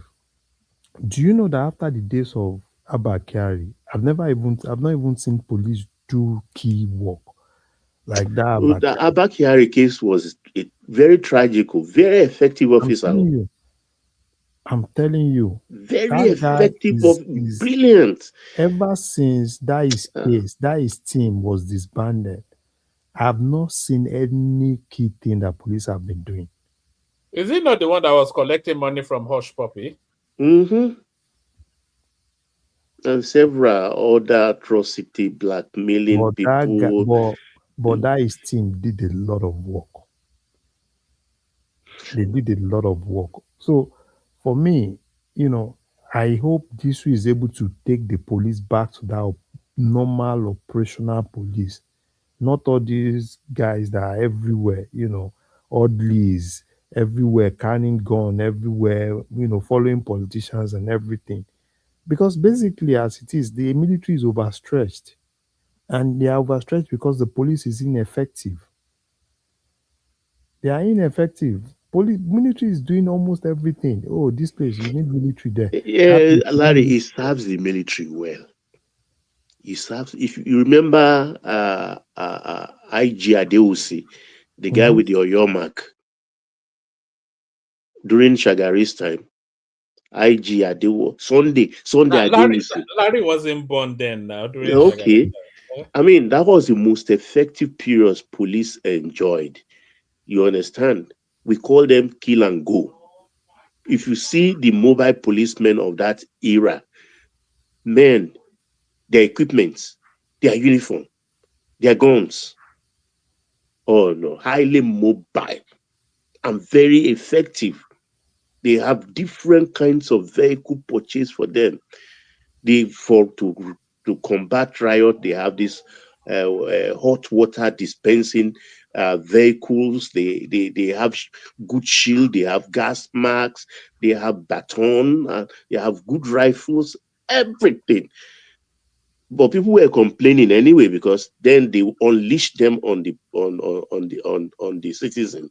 Actually, you know, Nigerians don't like any thing that will disturb their baladun. So they were shouting. They named them Kill and Go Squad. So when Buhari took over this thing, he seized all those equipment. The military took all those equipment over, armored APC, everything. Since then, they don't have. I just want Disu to try to make sure first, before anything, let them guard them properly. All this flip flop, one will wear a brown belt, another one will wear black belt. Let them have standard uniform. One will be black, another one will be ash color shirt. Or I don't know. You see, a police need to command respect. His presence need to command respect. So they need to rekit the police, give them uniform. Give them uniform. If you see anyone that is very neat, like all those pen pushers amongst them, they buy their uniforms from their quartermasters. Those that were supposed to give their uniform free, they appropriate them and start selling them. They buy belts, they buy boots. And I don't blame those ones that refuse to buy. Because how can I be in service and I'm buying my own uniform? It's wrong. The boot should be standard. I mean, you go up in the West when you see a policeman, you can see when he tell you stop, you stop. Come here, hands up, you hands up. Because his presence alone, where do you want to start? Is it with the vest, the vest? or is it with the tear gas, like a grenade is wearing all over his body, with the handcuff, with the pistol, everything? You can see the arrogance because they love their uniform. But please don't command that kind of respect at all. Ordinary Kutonu here, you see their police armed with pistol and everything. They tall, good looking, the gendarmes. All they have to do is just stand where they are and they blow their whistle. You will stop. God help you if you don't stop. Even if you go far, 100 meters, it is you that will reverse to where he is. He will never move.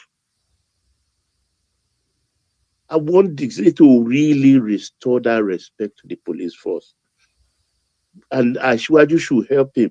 They should create special funds. And maybe the highly respected woman in Aso Rock can help mobilize funds for the national police. Let them have basic equipment first. Very important. So that when they turn out, you know that this is a Nigerian police. Look at West Africa. When you see their police, our policemen are the worst. When you even see the policewomen of other countries, men, you just think these are Sisi Eko. So they have to start from that place. It may look small or unimportant, but it is very important. But if your policeman that approaches you doesn't command your respect, there's nothing. All these young girls who call themselves influencers have been known to slap policemen because they know their oga. If a policeman is properly dressed and hold himself in that, like that, you want to come close, how much more slap him? He has to do something. I'm happy he comes from, he has been the commissioner, he has worked in a state where funds are readily available and where they use it well. He's been with Wike in River State as commissioner of police and everything. And it's not from a poor family. The Diesels are rich and they are in-laws to one of our FOB billionaires. Yeah, Larry, carry on, please. Yeah, so for me, I just think what I think Tinubu should do, they need to fund police, particularly fund police operations, because that's one of the key things that I think is lacking, right? They need to fund police operation. Their operations, a normal police, you need there is no fuel in the car, there is no this, there is no that. Or those are things that government need to do. So they need to fund their operation. If they need to buy them more equipment, let them buy them more equipment. Let them be everywhere. If they need to recruit more, let them recruit more. Because the way police is, and this should come and implement what Tinubu said. All those ones that they said, oh, remove police from these people, they are still there. The only thing is that they don't wear uniform. They are still there. They are still there. So this should pull them out, put them on operation. Let them do operation. Let them do operation. If you look at the number of police we have a lot of police, they are hidden. They don't even go to work. They are probably wearing mufti, following one NURTW guy, or following one this, following one that. They should pull all of them. And let them do core operations. Let them support the military. At least military should go and focus on the high volatile areas. But the small ones, police should take care of everything. Look at everywhere. If you go to Kwara, sometimes the Boko Haram and all the bandits are just moving freely. And you ask yourself, oh, military. I don't even know what exactly they want military to do. The military cannot even do police work. So until then, for me, if they can actually, and all I need him to do is to handle core policing. Let them do core policing. At least let us have free mind. Like, I don't know. That's bad for me. Immediately I saw that, oh, that's an operation person. I am happy. Forget about what all those, why not bring so you see somebody that is operation, you leave that one, you go and bring somebody that is PRO. PRO for what? PRO for what? What exactly is it going to be? What exactly is it? PRO, operation and PRO. Is it the same thing? Is it English that you need somebody that's come and start speaking English? I need somebody that will go into the bush, somebody that has experience going into the bush, not somebody that will speak English, that will speak Queen's English. That's the problem they have. At every point, it's all about somebody, oh, you speak good English. What Nigeria needs now, it's somebody that is ready to lead in the front, lead those from the guys. front. Lead from the front. That's all we need. Not all those, even the military self, that Oloyede, I don't even know that guy. If that guy is as effective as Lagbaja. At least when Lagbaja was there, at least it was people. The guy, army. Yeah, the army guy, the army guy, that big one, that guy is too big for me. I don't even. Oh, that's a chief of what do they call themselves? Chief of defense But staff. this Diesel guy is fat too now. No, it's heavy, not fat. It's heavy. Fat, it's heavy. But there's a problem there, He will be 60 next month. But the new police act has covered him now. He has 4 years. Is the new police act has covered that one has been covered with the new police act now. 4 years, except the president removes him. Mm-hmm. Anyway, since the time they've always allowed them more to. vibrant. Why are they getting a 6-year-old to feel if his operations you want him to go into the bush and be leading in front? Why don't you get someone more younger? Why are you getting a 6-year-old? Because for me it seems like more of a retirement package than anything else. So to get someone younger, that means you have to retire a lot of people. About 200 people have to go. But people need experience. Don't we need experience anymore? It's not about the age. If you need someone younger, that means the whole police will go now. That's it. Yeah. Because hardly will you even see a commissioner of police that is less than 50. I don't even. So what is your idea of him? You need someone that will be leading and going into the bush and doing. He doesn't need to go into the bush because that's what he's been doing. That is his own core area. If you have two police, somebody that all his life has always been operation, and somebody that all his life has always been PRO speaking English, are they the same thing? Do they have the same experience? No. But don't they have younger people that are in operations? That's just my own. I don't have a problem with them not picking him, but I don't really care about that. The operation to do the tactical work, but we need people that will be able to handle operations strategically. Okay, strategically, okay. In your office, are you know what? One of the things I think Egbetokun to Larry. Are you going to be doing the tactical work? The president, folks. The president said 2 days ago that we will have our state police. Egbetokun has very consistently, vehemently opposed state police. So maybe now they want to actualize it too. They will think, okay, since this man never supported it, I think he should just give way for somebody else. No. Because whether we like it or not, the national police, as they sit today or stand today, will be highly involved in the formation of state police. No, David, the president still said it. Which day? 2 days ago, emphatically. He needs somebody to implement it. So this guy, who does not have Larry, sorry. But Daddy, good evening, everyone. Yeah. Larry, Tommy, but Larry, you know that the hierarchy of police, it's by step, stage by stage. So as they increase in their rank, they increase too in their age. So you can never find commissioner that is younger. You understand what I mean? You start from constable. I don't know how the hierarchy goes before you can attain that stage. You understand what I mean? So it's not about the age. It's about the years of experience and the experience you've gathered and what you have done through your service year. That's what brought you to a commissioner of police, a high G, superintendent. You understand what I mean? So you can never find a younger IG. How would you find it?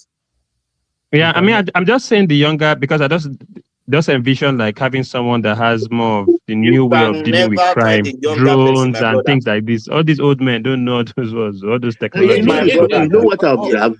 Hold on. My folks, Guys, one voice. what I observe is this: most of them go into the cadet corps with first degree, and by the time they are being commissioner, AIG, and things like that, you find them with 2 masters. Some have become lawyer, some have even become PhD law. So is the police force so idle that they have time to really go to earn these degrees? Because even look at Dixie too. Dixie, I mean, he has 2 masters. He went to LASU, and he has is he a PhD or so? About 4 degrees he earned while in police force. Daddy, are they entitled to sabbatical leave, like study leave? You may I don't never think know. a degree. I mean, if your masters will take about 2 years.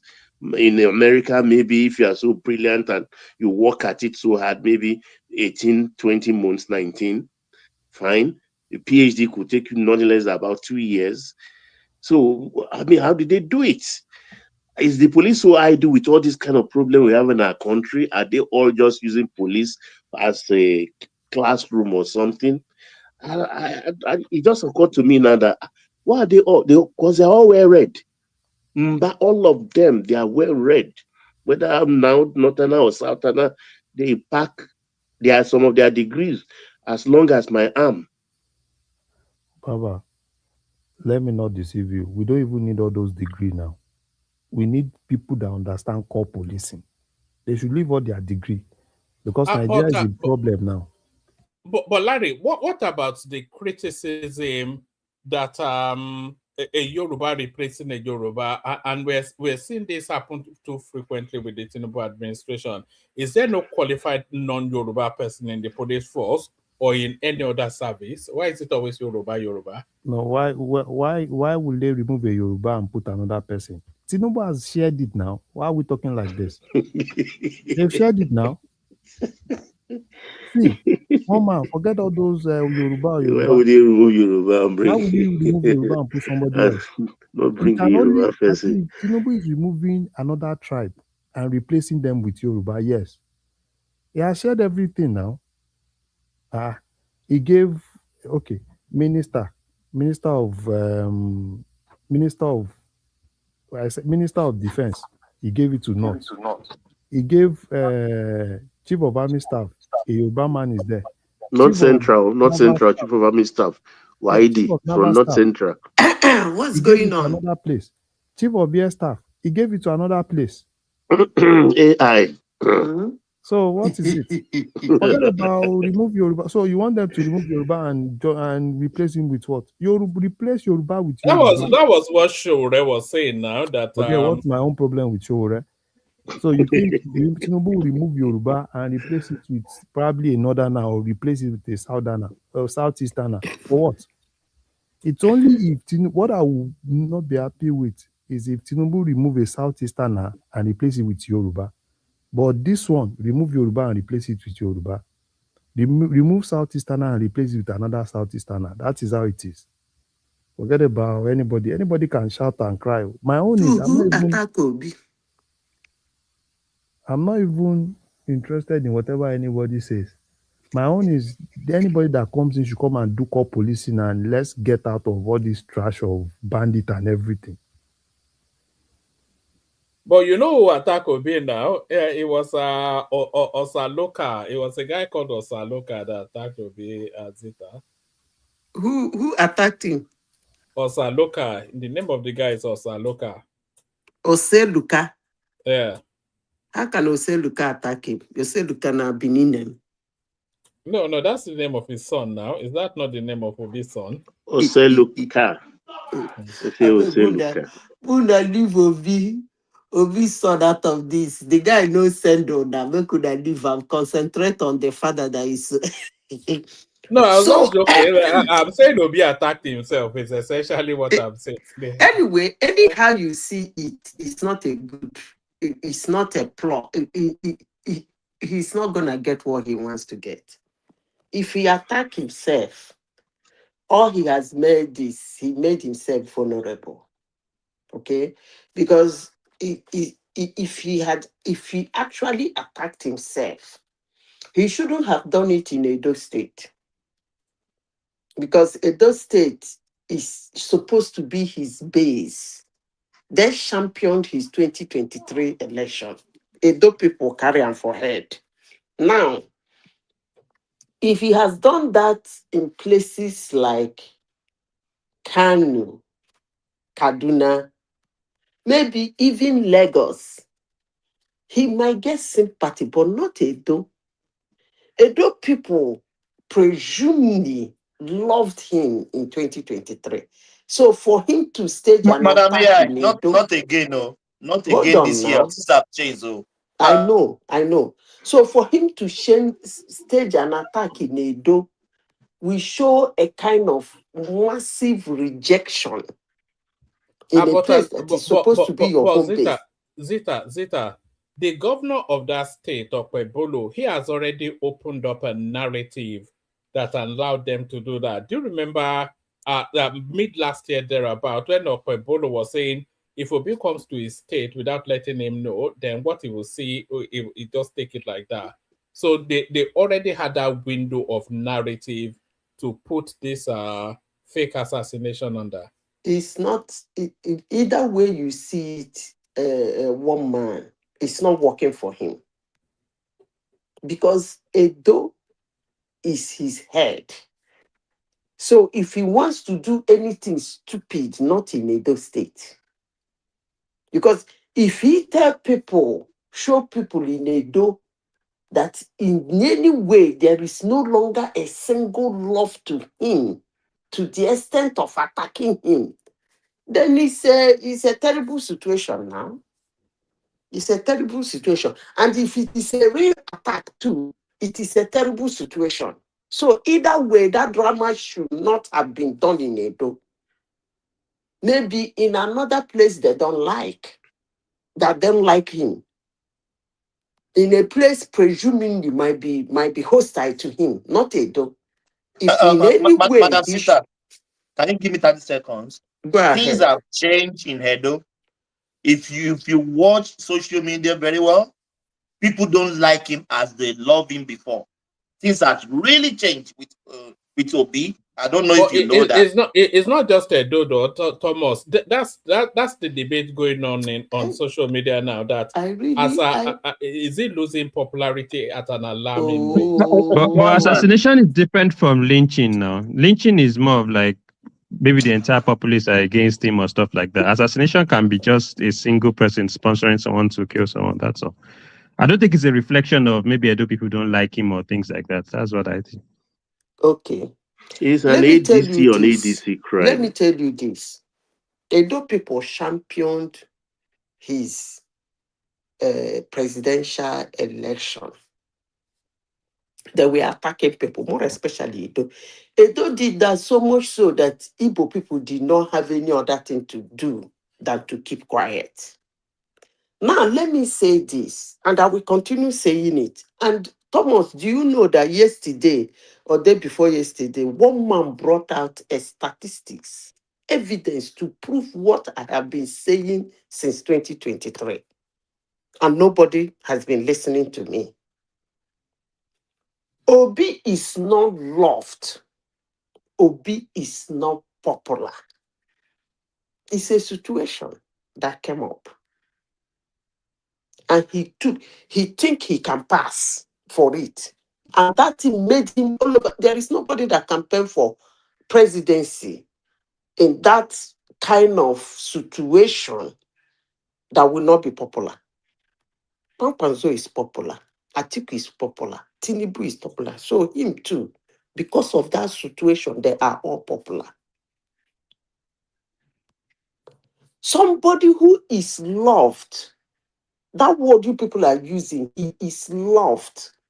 It shows in everything. After that election, he lost. He would have been winning at least few votes. Do you know that after won a seat, NNPP won a seat MP has not won any seat since then. ADC has not won any seats, including local government chairman or councillor. And you say that somebody who is championing a party like that is loved. Madam Sita, I even heard all the Labour Party in the House, Senate, they are all defected. Because so that means it is a situation that brought them there. It is, I don't know how to explain this thing to anybody. Some people will say he would have held on to 6 million votes. He doesn't own that 6 million votes. It was a situational vote. When I say it, his supporters, they hate me, but I don't care. That vote was a situational vote. I used to give you people an example of politics. You see, I give you an example of Donald Trump. Donald Trump is even the opposite. The media, the people, the rejection is so loud to the extent that the acceptance is as if it's under the ground. So whenever he wins, people get surprised. I don't know why they get surprised. And this is a man, lost the election in 2020, gained extra 12 million votes in 2020, even though he lost. And since then has been doing endorsements. And that in his endorsement, he gets 80% of his endorsements go through. And still, they show him so much rejection and people buy it. Now, contrary to Obi is someone that they believe that is being shown so much love that they even call it organic. Now, that person you say you love organically, whatever that means anyway, lost the election in 2023. Since then, he has not rested. That man has not rested since that election ended. He has been jumping from one place to the other, donating money, donating cash, donating equipment, donating everything, campaigning for people, everything. And he has never won a single councillorship. And you people come here and tell Zita, shut up, you are a mad woman. He's loved. That means the rejection is so underground and the acceptance is so loud. It's the opposite between him and Donald Trump. His acceptance is so loud that the rejection has been swept under the carpet. But woman, I will always thank you for that statistics. I never even knew that statistic is there. And I've been saying what I've been saying. Hello? Since one man brought that statistics, I made up my mind that every day I come to one man platform, I must talk about Obi. Madam Sita, that is a decision I'm taking. Madam Sita, do you know what even baffles me now? Even people from his own tribe, I'm saying Igbo now. If you see them now, they are collapsing their platform they used for him 2023. They are adopting Tinubu. Even his own, they don't even want him again now. So many TikTokers, bloggers, YouTubers, they don't even want him. Are you talking about Obuki Bana and Co?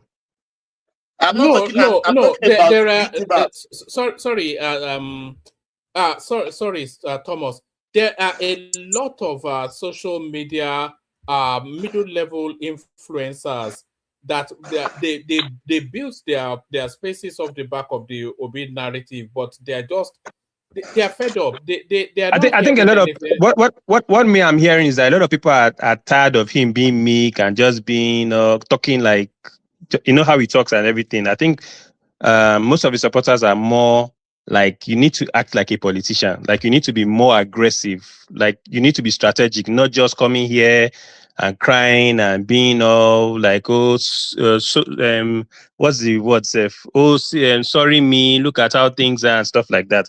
So I think a lot of those kickbacks are like, people are just frustrated with his style of politics, of seeking sympathy and things like that. Came out Thomas, yesterday. based on what the girl with the red something has attacked him. No. And he has attacked the lady back. That lady with the red scarf on her head all the time. Mama P. Call her Mama P. You know, I'm suspecting that girl could be Chief Oyegun's daughter. I suspect. The ADC in the Edo State itself is divided. But let's face the reality. Please, everybody listen to me. If you are a people and somebody walk up to you, told you that a particular party is the best, and that party is the saint, and he is the saint, and he is going to take you to greater height, and you rally around, lost your friend, some of them lost even their family member, stop speaking to their old schoolmate because they did not believe in what they believe in. I'm talking about Edo State people. And all of a sudden, 2 years down the line, 3 years down the line, the same man came again, carrying another party. Hey, this party is if now you no go stone them. Come on now. You don't play with people's emotion like that. Let's forget about staging the throwing of cans and everything. Let's face the real fact. If now you get common sense, somebody do that kind of thing to you, you no go vex.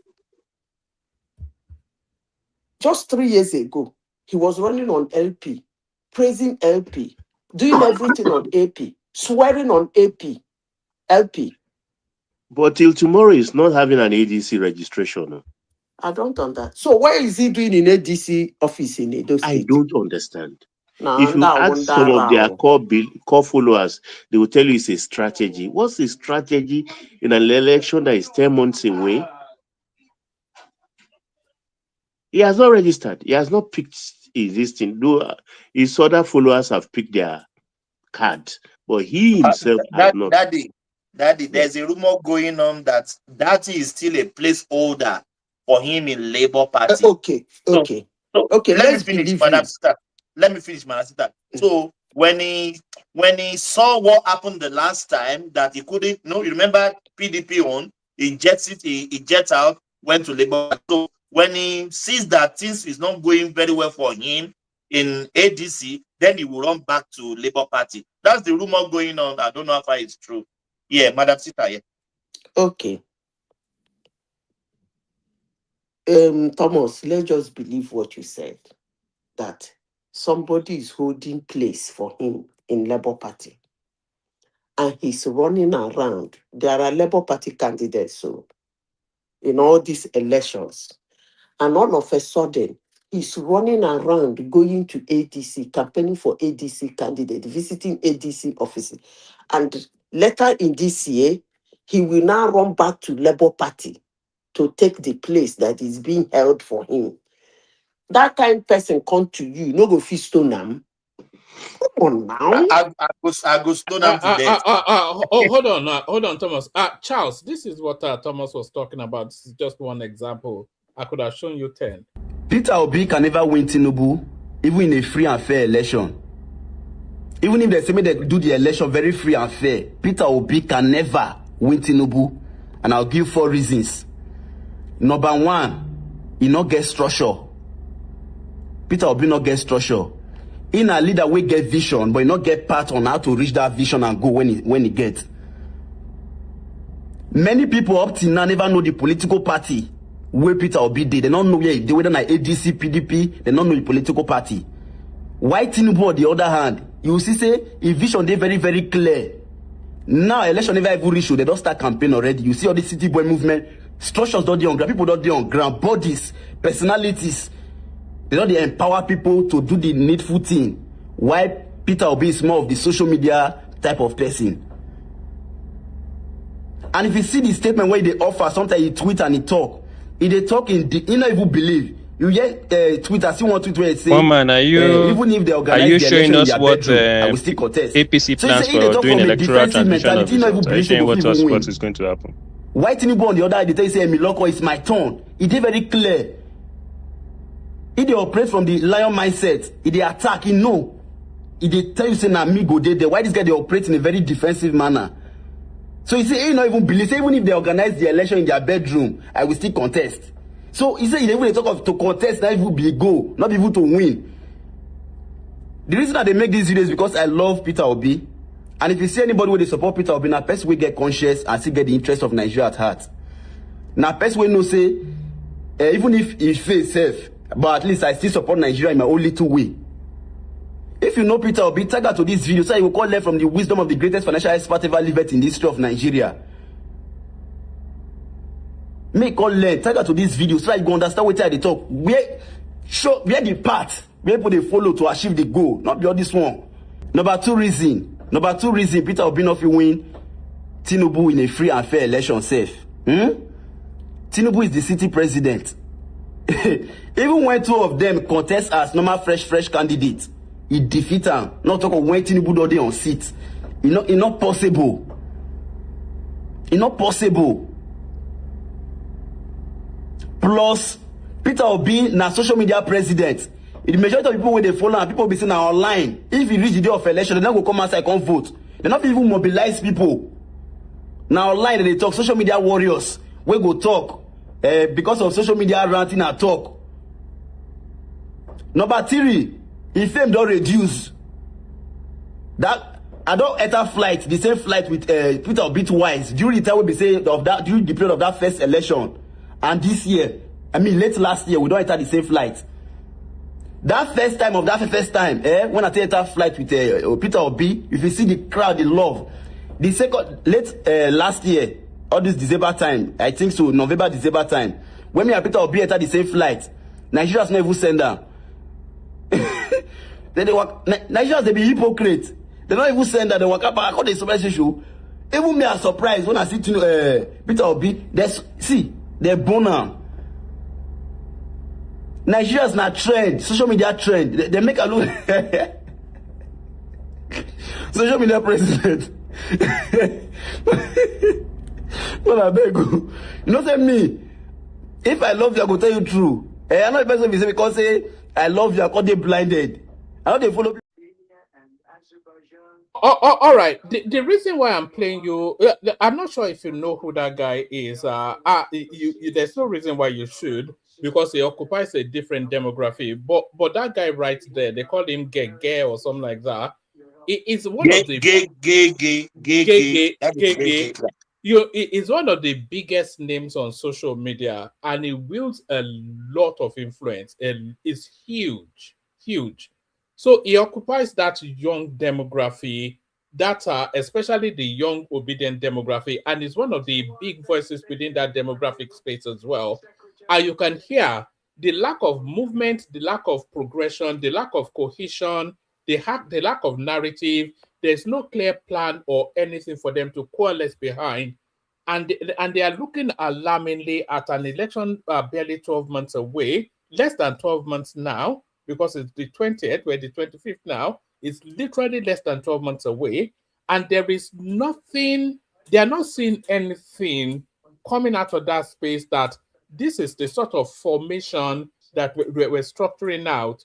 If you look at when Tinubu chased Goodluck Jonathan, Tinubu and Buhari chased Goodluck Jonathan out of office, it was relentless. They were hitting him, and they had a structure. You knew the way they were going, and they were all in lockstep, all coalesced behind the narrative. It was singular, it was potent, it was cutting, and it was incisive. So if you look at what's going on now with the opposition space, it's rudderless, it's directionless, there's no cohesion, there's no coherence, there's no lead person, there's no lead voice, there's no lead narrative, there's nothing. And if you look at all the by-elections, it reflects the lack of, the lack of direction of that political space as well. And all of these young people now that converge into that space to see it as a bullhorn for them to sort of have an impact on. They can't see the direction. They are bailing. So, yeah.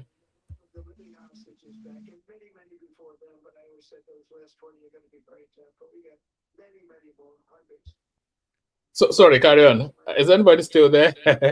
We can hear you now. We are here, woman. We can hear You can you. hear even Donu Kugbara.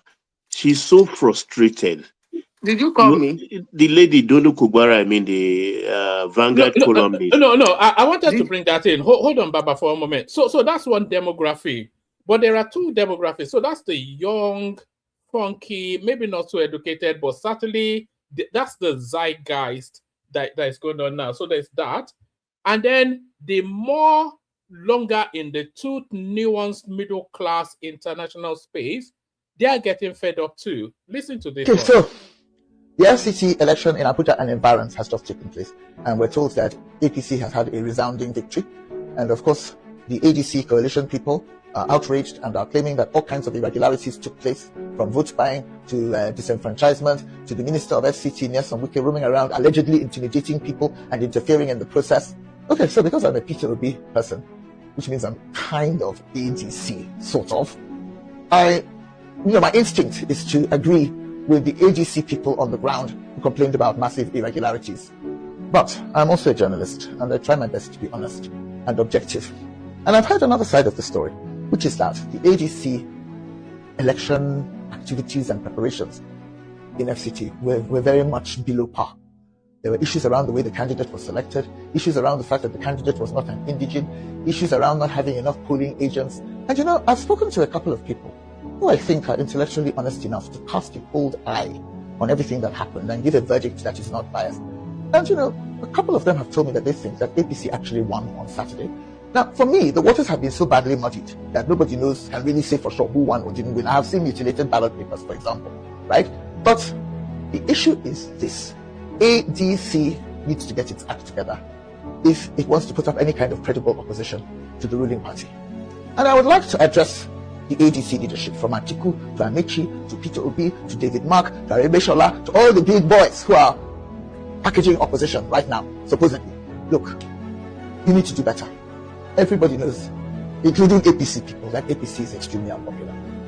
And while I recognize that President Tinubu has the yam and the knife, there's a lot to be said for the power of the people. And if opposition is managed properly, there's no reason why we can't give APC.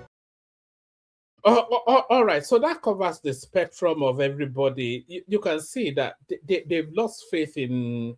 It's just the man is an unserious person. He's an unserious person. He's losing, and that's why he's now doing this fake assassination something. This is desperate stuff. One man, they call one guy D1 in the last election. That guy fought with sweat and blood, his own money. I'm talking of die-hard obedient now.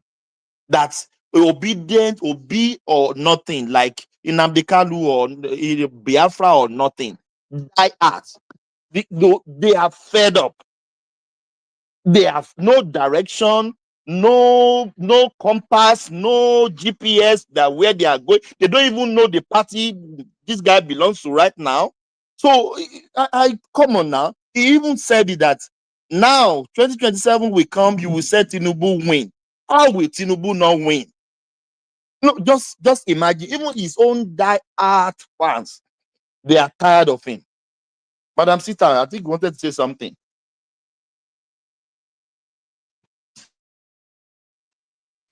I think I can see Bishop too. Bishop is around. No, that's Tunaija. So let's move the mic round. I don't think Azita is quite ready for us. So let's move the mic round. See if Tunaija is ready for us. He's always ready. So Tunaija, we're talking about the IGP that's been changed.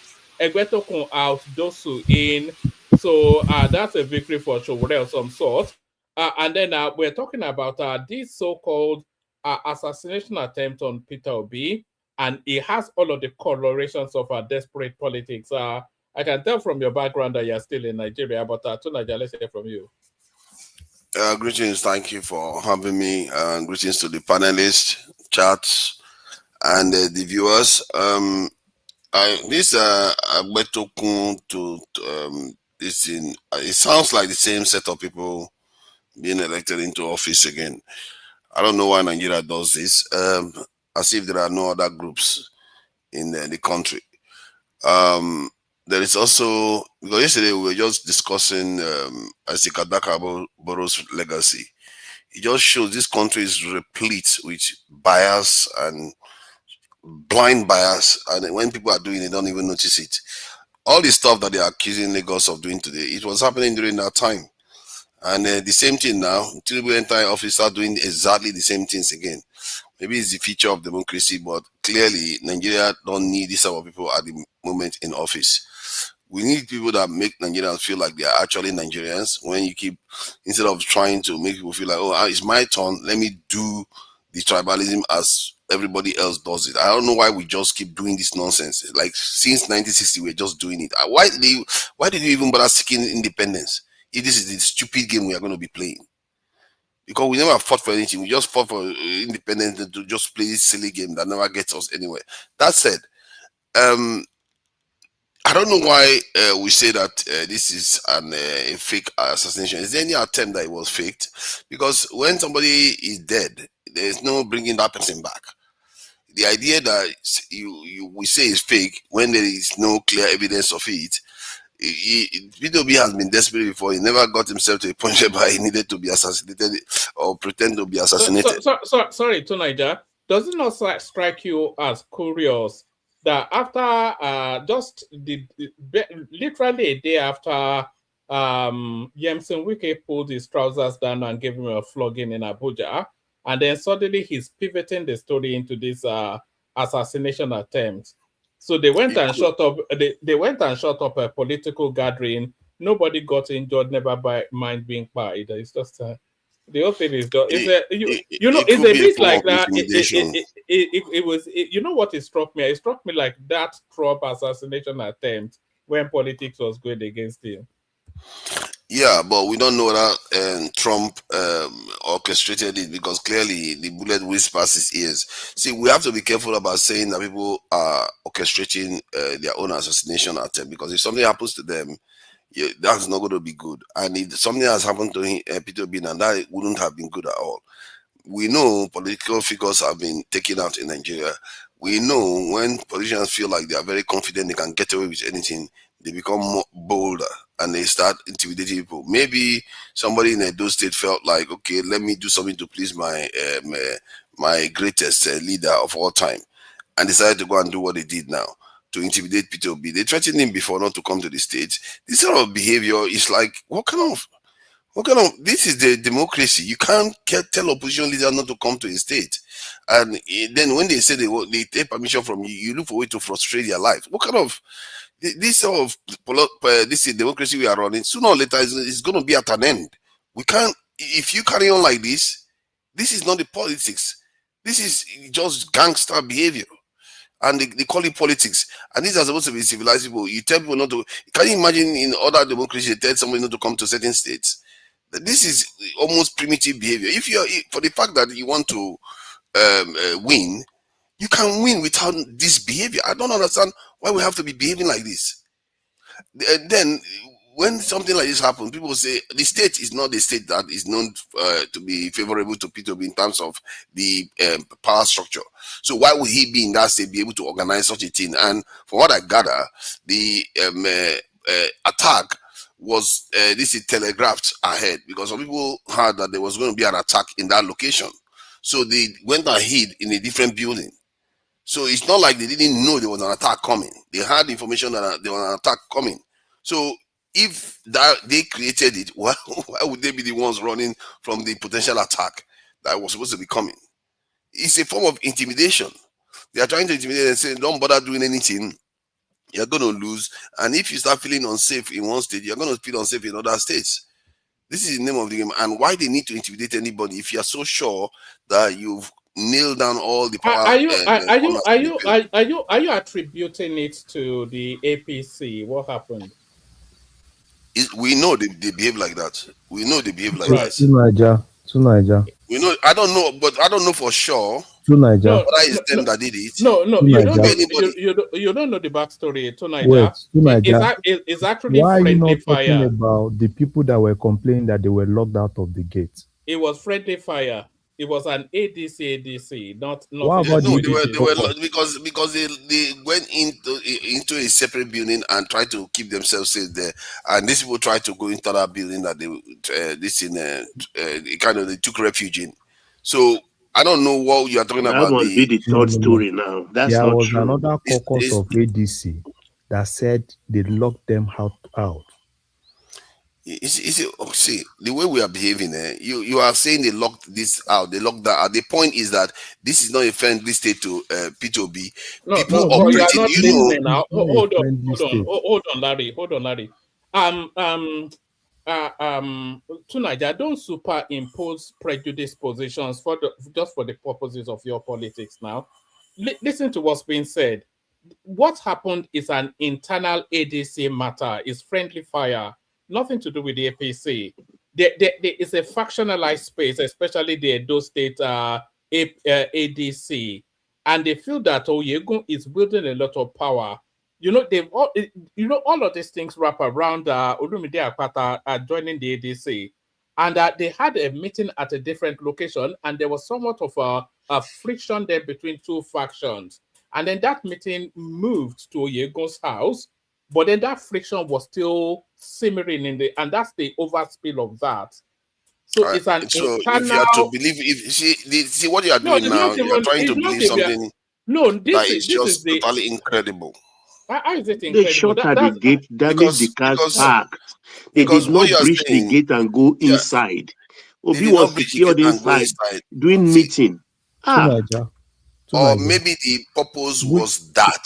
to Maybe the Niger, purpose was to maybe, intimidate them. to maybe. Niger. What do Well, you we're not want doing us to maybe believe? now. We're doing what we Is it know. what we'll see ourselves, or what you presume? Which one do you want us to believe? Maybe The over one you facts. see and the Mm-hmm. one you you The use one the we see, history of that is the one we the see that is all individual over the parties. internet, and the one you presume, your own presumption. So which one do you want us to believe? I'm not making any presumption. What I'm stating are the facts of the matter The so far. fact is everywhere on the internet. One What man has facts? played it on this platform this night, and that You're is not what even we saw. letting me. Okay, let me explain what the facts are. Among the two Which parties and the fact? individuals Is it involved. your fact You see or now the you don't fact want to let that me talk. You don't want to let no, me no, talk. no, This is no? what you do. You don't want to let me talk. You just want to believe Why what are you we want to going to believe. let Believe you what you talk? want to believe then. You said your own fact or the one that everybody, all Nigeria, everybody is seeing on the internet, which is what we are seeing. You are telling us about your own fact. Do you have a video to validate your fact? We have a Yeah, video it's that we are the seeing, and you are video saying you your are own fact. seeing, you are giving it the wrong interpretation because of your biases. Well, And so this that is means sickening to what you Nigerians. didn't Can I listen just to what finish what people I'm are saying saying. for a second, Norman, please? please, can you Can I replay finish that what I'm video? saying? So that you will watch that video again. You just keep interrupting. See, Nigerians say what you could do is when you see something wrong, just because of our biases, and I've never seen a group of people. I guess there are countries that do this. In America, you see that to an extent, but we take it to another level. We'll see a fact and we pretend as if we don't see it. And grown men know we are raising children to be truthful and upstanding human beings. We do this thing. I can't believe how we do it. It's No, magic. how does that apply in this instance? Because What you're saying? you know the history of the actors in this game. You Who are know the the histories actors? of the Who are actors. the actors? P2B is not Who are into the actors? theatrics. The What? actors are APC, some of the No, ADC. no, no, no, no. Hold on. In this particular scenario, of somebody going to shoot up Oyegun's house, who are the actors? We don't know who went to shoot up his house. But we do know. We have a fair inflection in the direction of. No, you don't know where those gunmen came from. You don't know where they came from. And remember, this is one of the things that you don't want me to talk about. The state itself is controlled by APC candidates. You have to understand, if you want to operate in a state that is controlled by some other candidate, you have to be extremely careful. You have to either be in cahoots with them, because if you do something there, they are likely to fish you out. That is what you are pretending as if you don't know. This is an APC state that has a history of threatening people that come into the state. They have a history of doing these sort of things, and they have a history of intimidating political opponents. This is not new. P2B doesn't have a history of intimidating anybody. It doesn't have a history of theatrics. When we see these truths, we pretend as if we don't know what we are looking at. What if they actually intended to do somebody serious harm? What if it actually happened? We will be talking about this one today. I'm sure many of us will come here and start saying, yeah. This is what does it matter? This is not a political stuff or tribal stuff. This is just normal stuff. No, these are actually serious. We have to stop this idea that just because you're in office, you start using it to intimidate candidates. Because many of these governors that have just defected into APC, many of them have been intimidated into doing it. Because if you don't join, either they frustrate your life so you don't achieve what you want to achieve as a governor, or they use this, which is still the same thing. They use EFCC to intimidate you. All kinds of different things that they are doing to just intimidate people to fall in line in whatever they want you to do. And to what end? What are they governing for? Yeah, I'm in Abuja. Do you know there's no light right now? Hold on, I'm in Abuja. I'm using generator. I'm using solar. It's like you can't put you put so many systems in place, and many of those systems will fail because they will try to destroy it. They'll bring light on. They'll switch it off. They'll bring light on. They'll switch it off. It's like they want to destroy even the little equipment people have in Nigeria. They want to destroy it with why do you think they do that? So they bring it on, they switch it off. You tell me. This is some wicked set of human beings. Don't be. You're just being silly now. I'm telling you that Nigerians hold on, Larry. Even it's just that's what. Tell me what you think. No, I've heard silly things, but I'm not quite sure if that ranks at the very top echelons of. You have an epileptic light system, and so there are two ways to explain it. Is either the people in charge of the electricity, they are switching it on and off deliberately in order to punish the people, or the capacity is not there to hold the consistency. Which one stands more to logical reasoning? Which one stands? It doesn't matter. The result is the same. Let me put it this way. No, but the path to that results are different now. Yes, the result is what I'm saying. You are saying it's an act of wickedness, as though they were deliberate. Yes. No, it's an act of wickedness, because if you have seen this type of stuff happen and you get into office and you still leave it to carry on. As a matter of fact, Peter, was it not Tinubu that said if he doesn't restore power to Nigeria, they should not vote him again? He was the one that said it, but tomorrow night he's fighting tooth and nail to still make it into office without even living up to his words. But we are going to support him. We are all tribal and forget. Look, guy, just drop the tribe. Play the ball, not the man. If anybody has ever wondered why Peter Obi would never win an election, it's exactly for what you've just said there. It's exactly for what you've just said. What have I said? Like that is a big declaration that Peter Obi will never win. No. What the ball around his ankle that prevents him from moving forward is exactly, is encaptured in that right there now, what you just did. What did I say? This contrived indignation, this lack of coherence with logic and reasoning. Going to the rabbit hole of bigotry of tribalism. It's only from them you hear this kind of words all the time. You know what really? The one that said Egbetokun didn't say it. Forget Egbetokun. Egbetokun is different. It's my turn. What's wrong in my? I want to be president, and it is my turn. It is my right. What's wrong with that? Hold on. The one that said if he didn't. Is that bigotry? Is that tribalism? Hold on now, guys.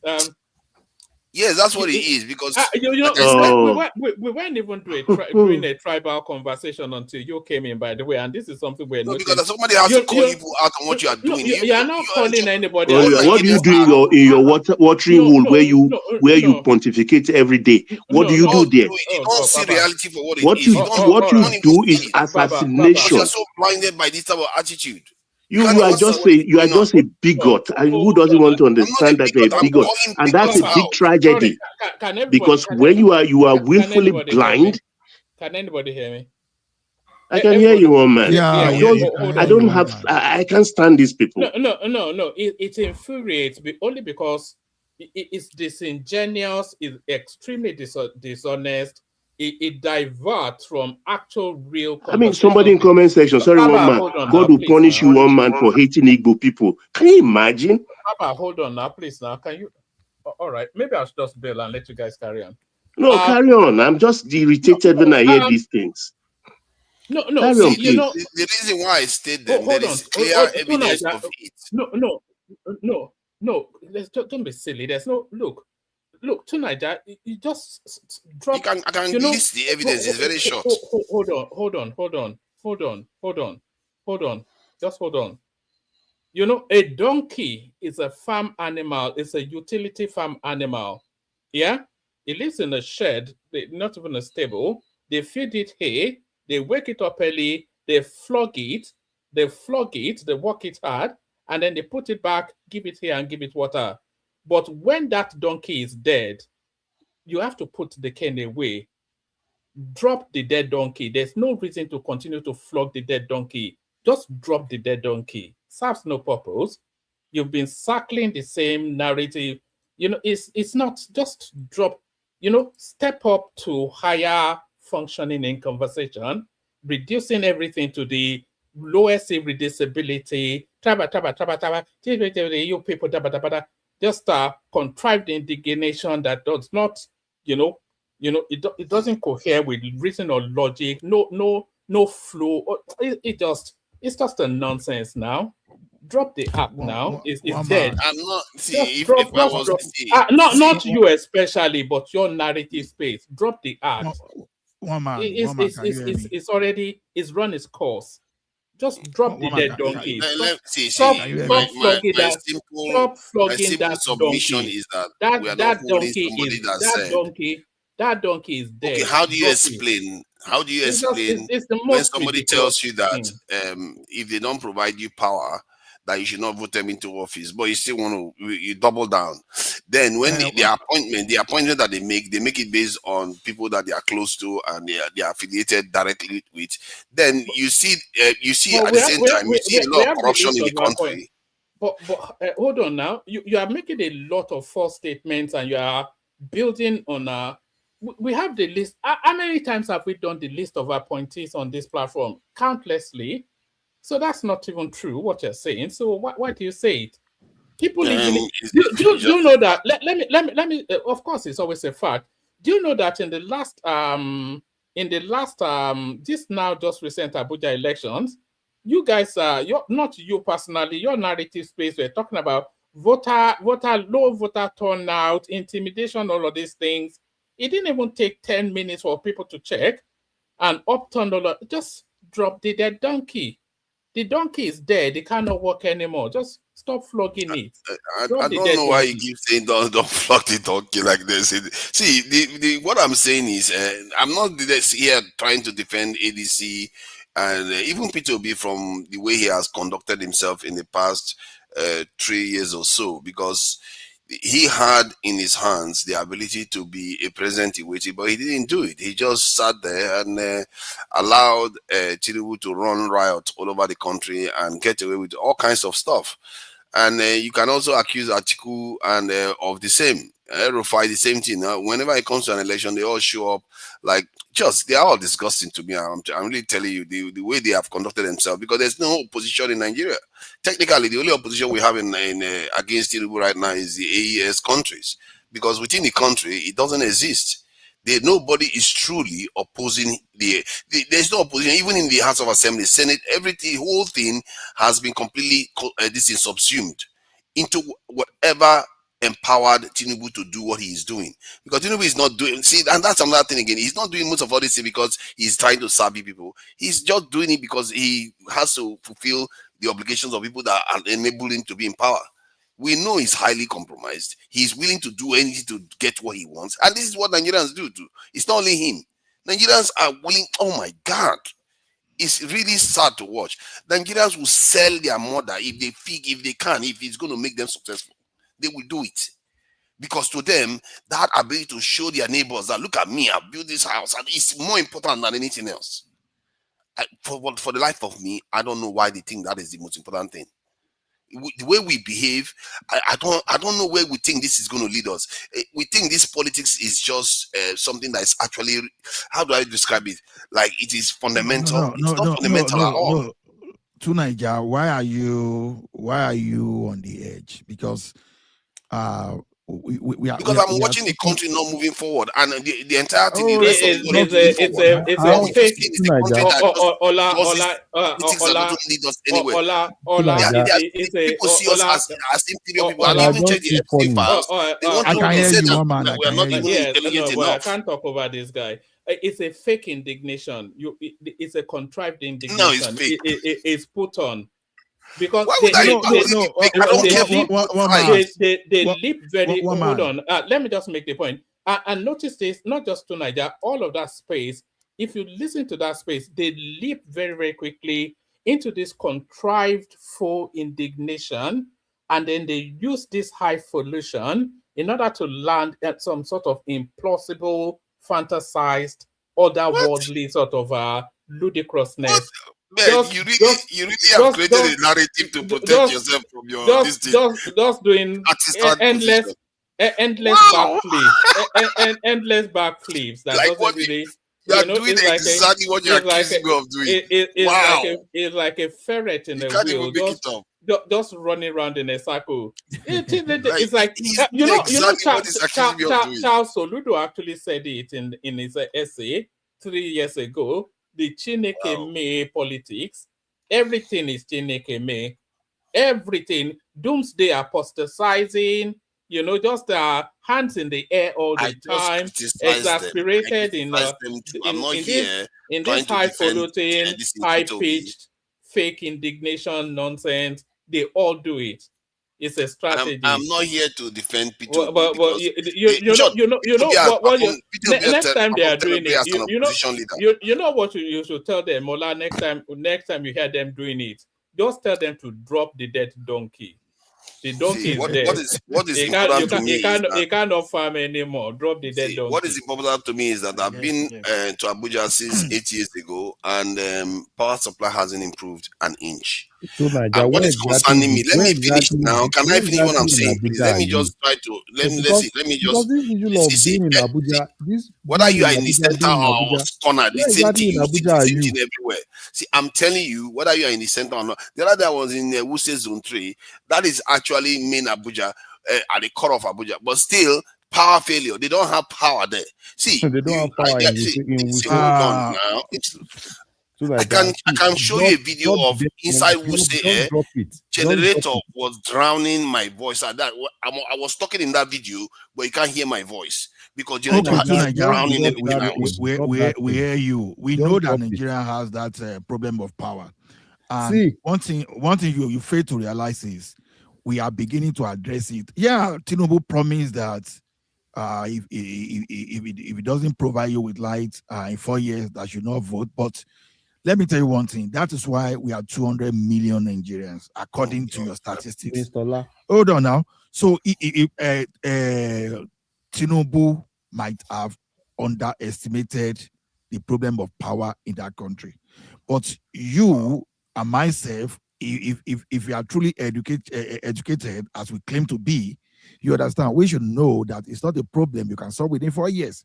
So if you fail for that promise of 4 years, I blame you, not myself. Wow. I won't blame. I blame you for believing in me. He lied that they said you. Let me just add this. Let me just add this, and then we do 5 minutes monologue. Maybe we give to Nigeria 3 minutes because it's already. But they say politicians campaign in poetry, but they govern in prose. And that's a universal. It's a universal concept. It's a universal norm. Politicians campaign in poetry, but they govern in prose. Tunaja, we do 5 minutes monologue. We kick it off with Tunaja. Interject him if you like, but only if you feel necessary. It's going to rankle you anyway. But Tunaja, you kick it off because you already have the floor, and then we go to we have 2 AIs. We go to AI female, AI male. And then I will move it around. So Tunaja, floor is yours. Thank you. So, as I was saying, I'm not here trying to defend the opposition party in Nigeria. They have been abysmal in the way. As a matter of fact, I think El-Rufai has given the government a better run for the money than all the opposition put together. They have not done their duty. And many Nigerians, because the reason why they are not doing their duty is because all they care about is money. in that country. All they care about is showing off and what they call it, peacocking for each other. So look at me, I just made this one. Look at me. You don't care about the bigger picture, and I feel like sometimes, if I was being generous, I will say, okay, I understand the historical context that brought us here, but the way we're acting a little bit retarded as a people. This is why even in Epstein's files, they were talking about how they should make the black man more intelligent. That's how ridiculous the situation we are in is. We are governing a country that is shabby, dirty, is religious bigotry, tribal bigotry, without even, and the worst of it is, without keeping an eye on the trends in the world and what is going on that may affect us. We have no clue. When the people show up now, we say, yes, sir. Yes, sir. What do you want? You want to bomb one part of the Nigeria? Yeah, take it. Do you want any land? Take it. What resources do you want? Take it.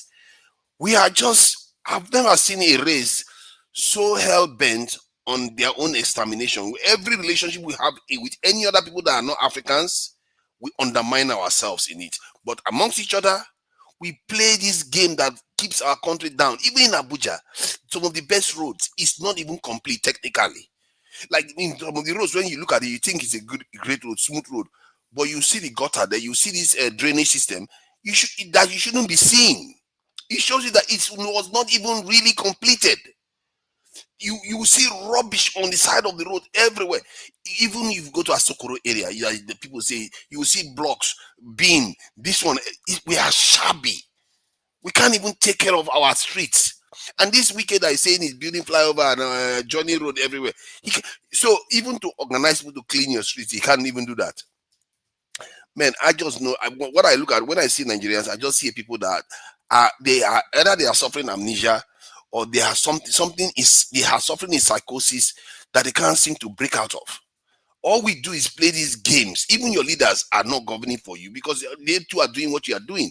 Everybody wants to chop now, chop now, chop now. You've chopped your whole society to the ground. You won't stop chopping.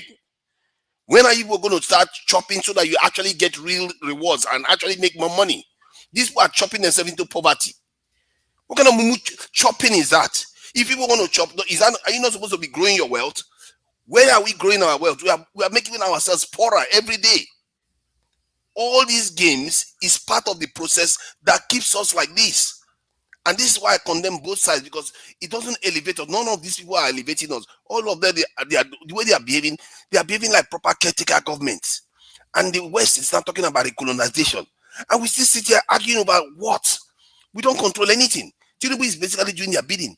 The American soldiers today in Nigeria, tomorrow, if they truly want to this in governance, those American soldiers will suddenly be empowered to start controlling your government. Before you know it, they will, before your very eyes, dethrone them. What are you going to do? You're going to fight them. Good luck trying. Because you've governed yourself so badly for so long that you don't have any power to fight back. And you are done for.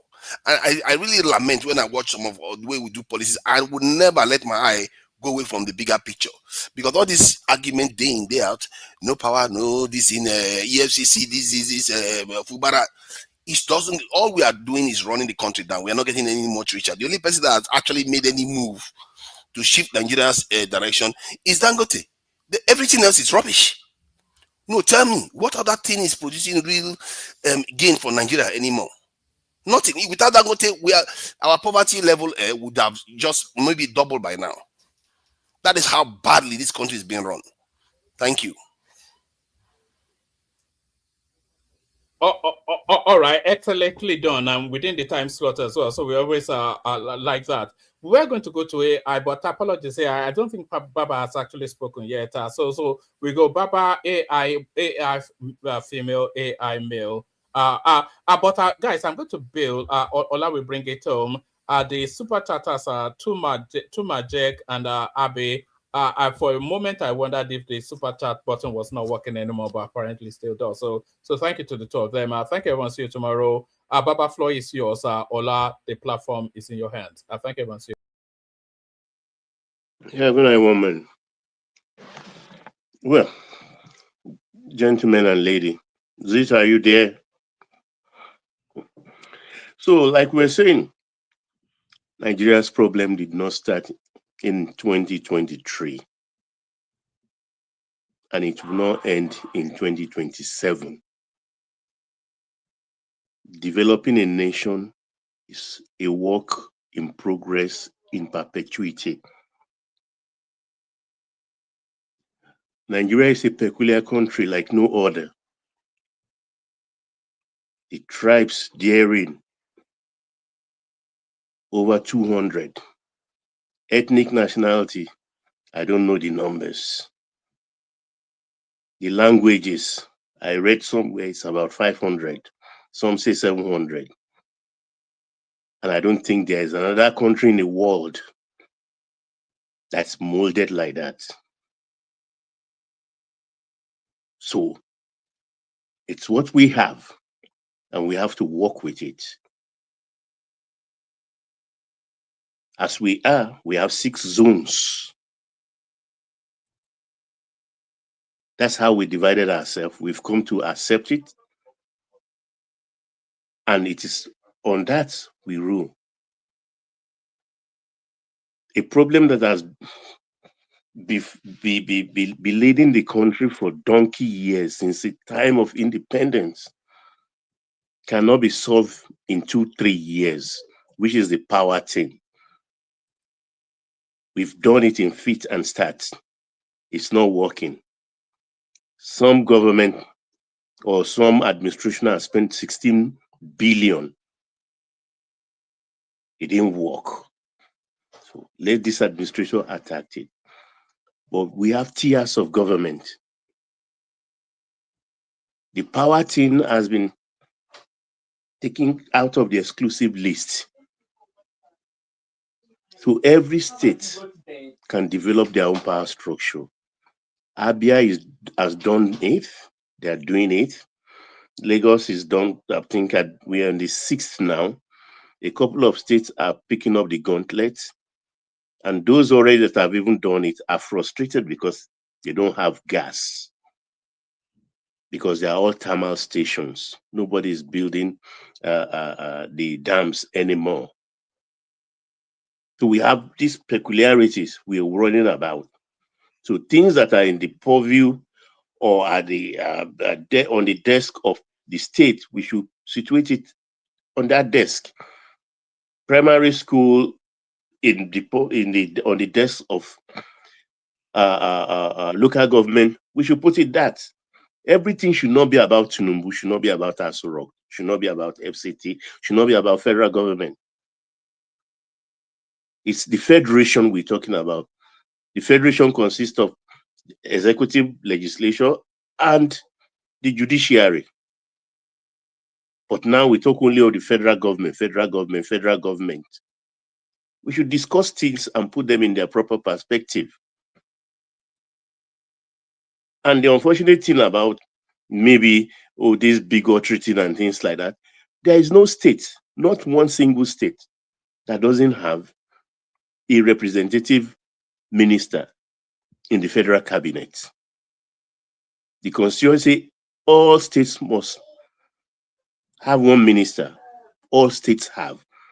When it comes to the excesses, it's at the discretion of whoever is at the helm of power. So that's it. No. There's no argument about that.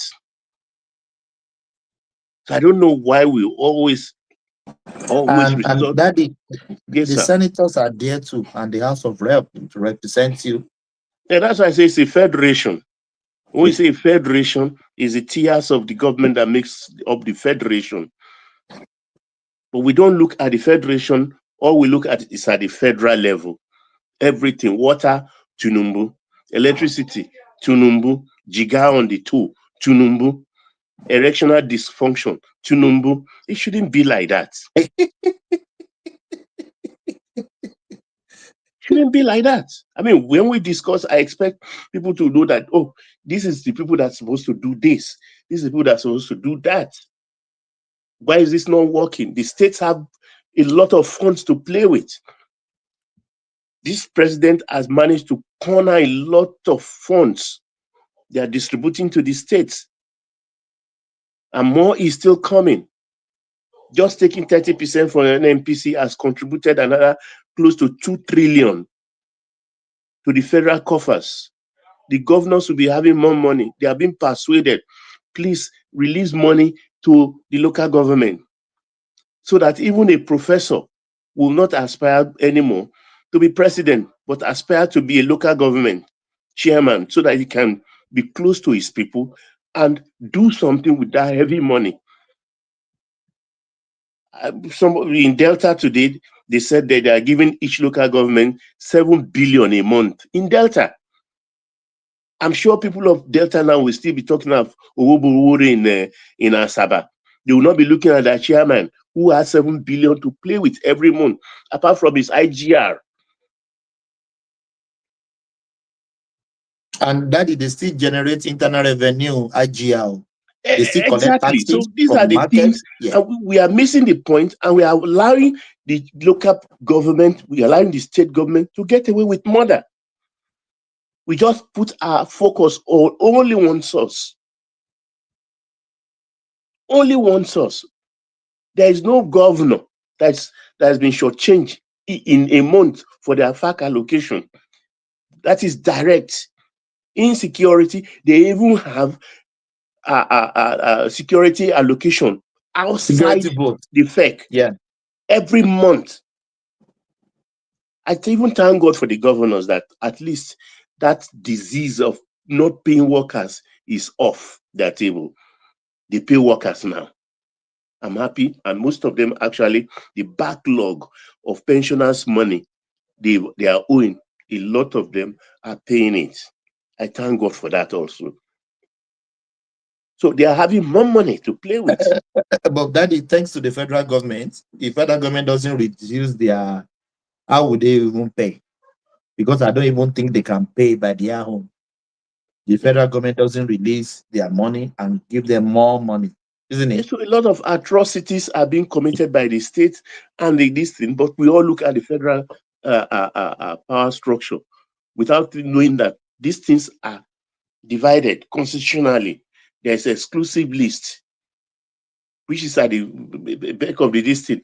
Look at it. Some states are now collaborating and doing railway network so that their states can join and do a lot of good things for themselves. But we miss the point most of the time. And because the easiest thing for anybody to do is to talk about tribalism. Tribalism, I don't think is a problem. Because if the structure is okay, even, I mean, in farms in Australia, where you are, Tommy, what do they use to guide the sheep into their this thing? Is it not dogs? Dogs control. Horses control these people. So if I'm a Yoruba person and Igbiraman from Kogi is ruling me, what do I have to? Asas is doing very, very well. All I want are the basic things. So where being an Igbiraman doesn't matter to me. So talking about it doesn't really wash. Because if in your state you are in an let's say a Lato state, and your governor is Lato, your local government chairman are Lato, and they are not doing anything, what do you gain? What do you gain? But if you're in Lato state and you have a Gary as governor, Gary as local government, and you are doing very, very well, are you not happy? We should be happy. Daddy, all we want is performance.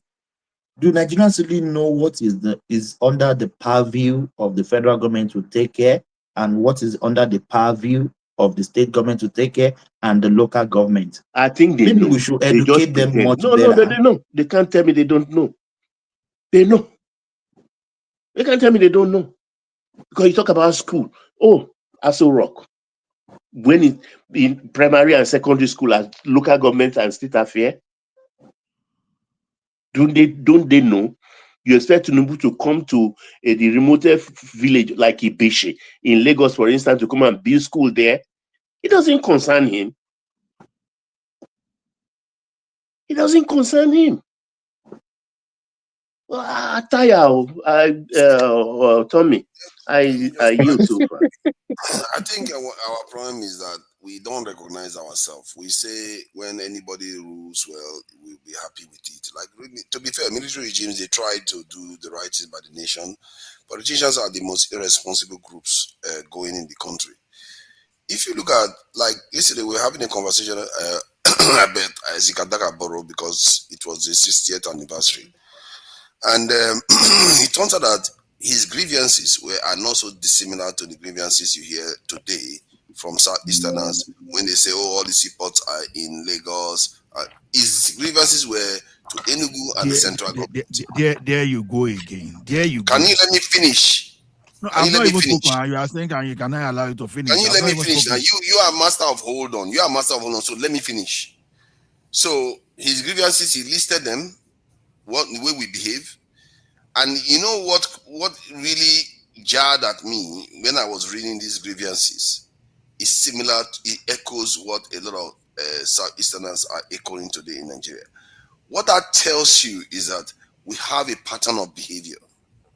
Whenever we get into office, we start doing certain things in a certain way to favor only our own side. We say we prefer to have a leader that rules the country and rules the country well. I'm sure a lot of people, when that leader shows up and does it and defies the logic, as a matter of fact, like Obasanjo tried to do, a lot of his own people didn't even like him for trying to do that because of it. So we don't necessarily welcome such leaders when they show up. And we pretend as if we say we want something, when in reality, the way we behave doesn't say so. That is the pattern I see within Nigeria.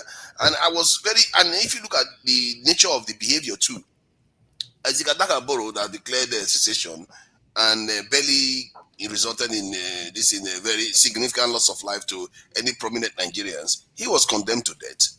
But the one that caused a lot of loss of life was not condemned to death. So you can see the pattern is almost exemplary today. If you see some of the people that are being prosecuted today are the ones that are not in favor of the center.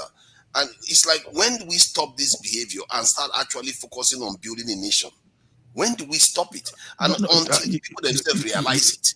Let me finish with one last statement. Because whenever any of us get into office, what do you think your family members will expect from you? What do you think they will say, irrespective of the tribe? They will want you to milk that office dry. That is what we do.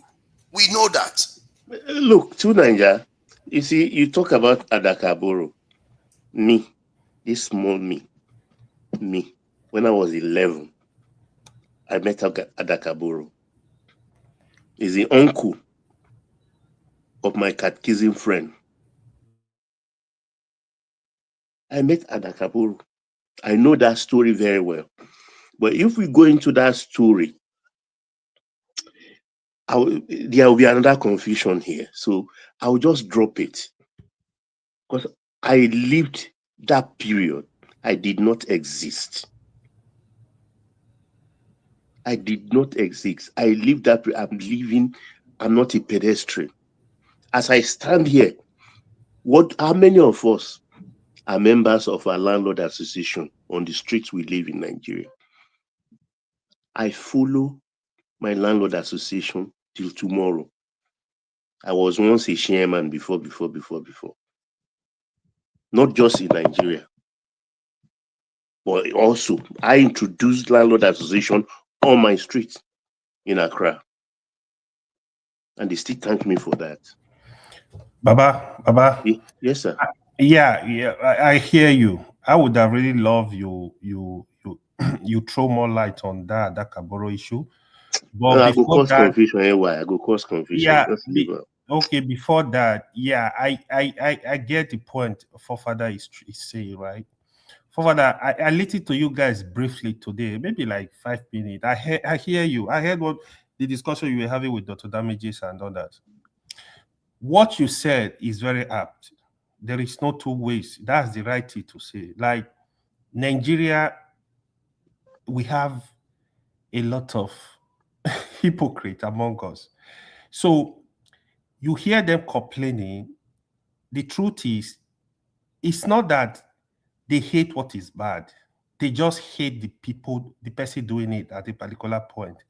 That's where you hear the complaining. Just like what Tunaja is doing, exactly. No. I know Tunaja. I'm supporting his point, right? I'm supporting his point. By the time they have somebody they love, they don't care what he does. Either their tribe, their religion, whatever, they are not gonna. I've never seen people that don't like their country. They are not loyal to their country. That's the definition of Nigeria. That's what Tunaja is saying. That's why you hear me in the last couple of months. I've been telling them, especially the major group, me, from my understanding of Nigeria, the major group, they only care about themselves. And when you hear them crying, they are crying for power. They are crying because their person is not in power. So Tunaja, I don't know if you listened to the last speaker that was there last week, frankly, Ogbuwese. You need to watch that section if you did not listen to him. Frag was very, very on point on issues. He's very, very nationalistic in his speech. I really like his submissions, you know. Until Nigeria starts seeing the country as one, irrespective, I don't think we'll ever have a solution. But me, for one, I'm really, really for one progressive Nigeria. But my summary of the whole issues going on is if we decide to separate, the major group must allow the minority to fight their way. There is no two ways. I've said it, to be honest, I can raise militia for that. The minority in the north, let them go, especially the middle belt. The minority in the south, let them have their country. If they decide to scatter that country, that's just my submission. Because historically, the major group, they've never been fair to the minority group. So Thomas. Yeah. Is Thomas there? Yes, I'm here. I beg, waiting they bleed the Aero 5 for nose. I beg everybody when they sell must find one thing talk. If they bleed for nose not today, leave that thing. If they bleed from the third leg, the whole when they the third leg, I will be concerned. But as far as it's not from that hole, make you forget them. Yes.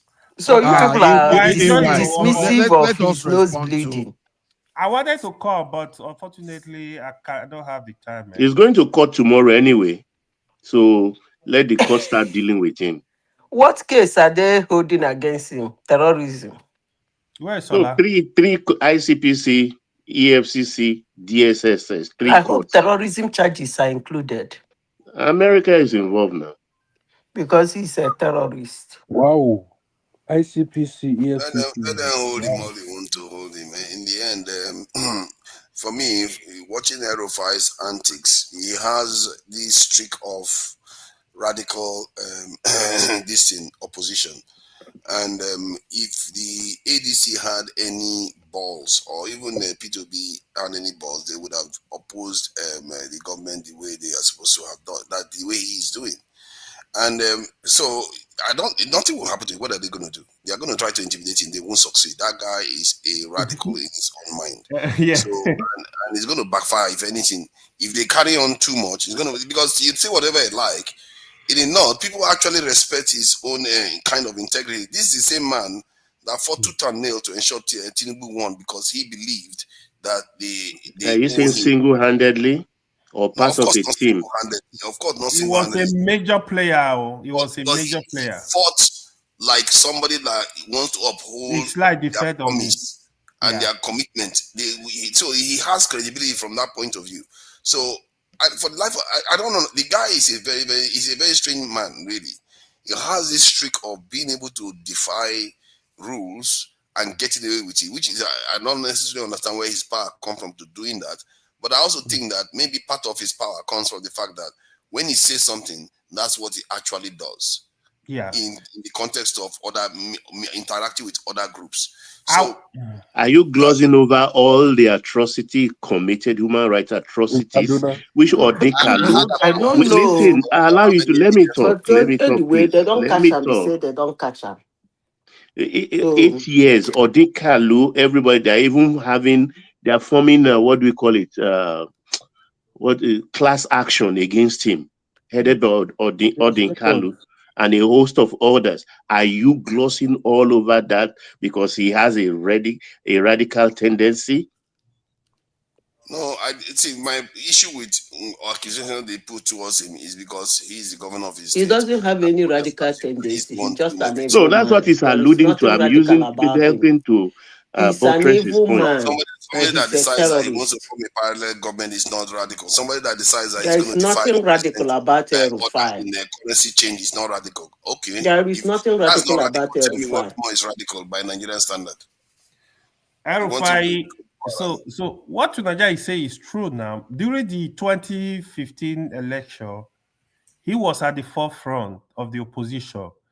When some northern governors were trying to play game, get rid of Tinubu, he was at the forefront. So Erufai, he he granted a press conference.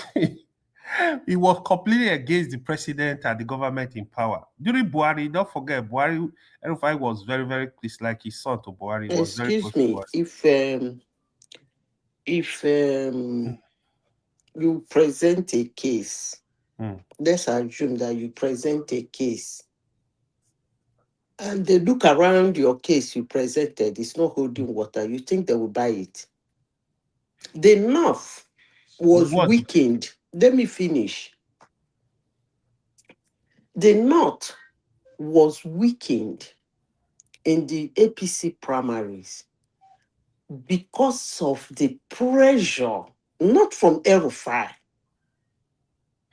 the pressure of, look, a Hausa, a Northerner just is in seat, about to leave, and you think you will impose another Northerner on Nigeria. That's just it. And if they didn't budge, it was already about to cause heavy catastrophe in Nigeria. Because if APC was the way APC was the way PDP was in 2023, I don't think we will have a Nigeria today. So let me ask you a question. If Atiku has won the election, what will happen? They say what? If let's assume Atiku won the election. He wouldn't have won now. Atiku would have never won an election. He wouldn't have won. Let's assume, like AY said, yeah, let's assume he won. That would have been the end of Nigeria.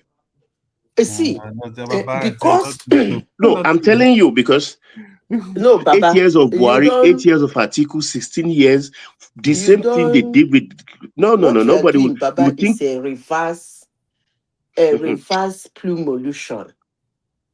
Baba, you are doing a reverse plumolution because Nigeria still want to be. He wouldn't have won. See, let me tell you, let's work on the premise that he won. I mean, let's look at the other side. Let's flip the coin to say, okay, the Nigeria of that period, Atiku won the election. What would have happened? If Atiku won, he would have been the president. Nothing will happen. Oh, plenty will happen. You know why? Why? He would be that he was not supposed to contest. Look, let me tell you. See, wait, calm down. In Ogun State, when Tinubu made that declaration of Emilio Kon, who was there? The chairman of APC then. I've always forget that man's name. Oshomole. No, the Hausa man, I think from Northeast. Abdullahi from Nasarawa. He's from Nasarawa, the former governor of Adamu something, former senator too. He was there, and a lot of the northern big wigs were in Abeokuta. There was argument, and they don't want him because they were there watching him. They were no. Let me finish this point. It's very important. They were planning. They want to back Lawan, the Senate president.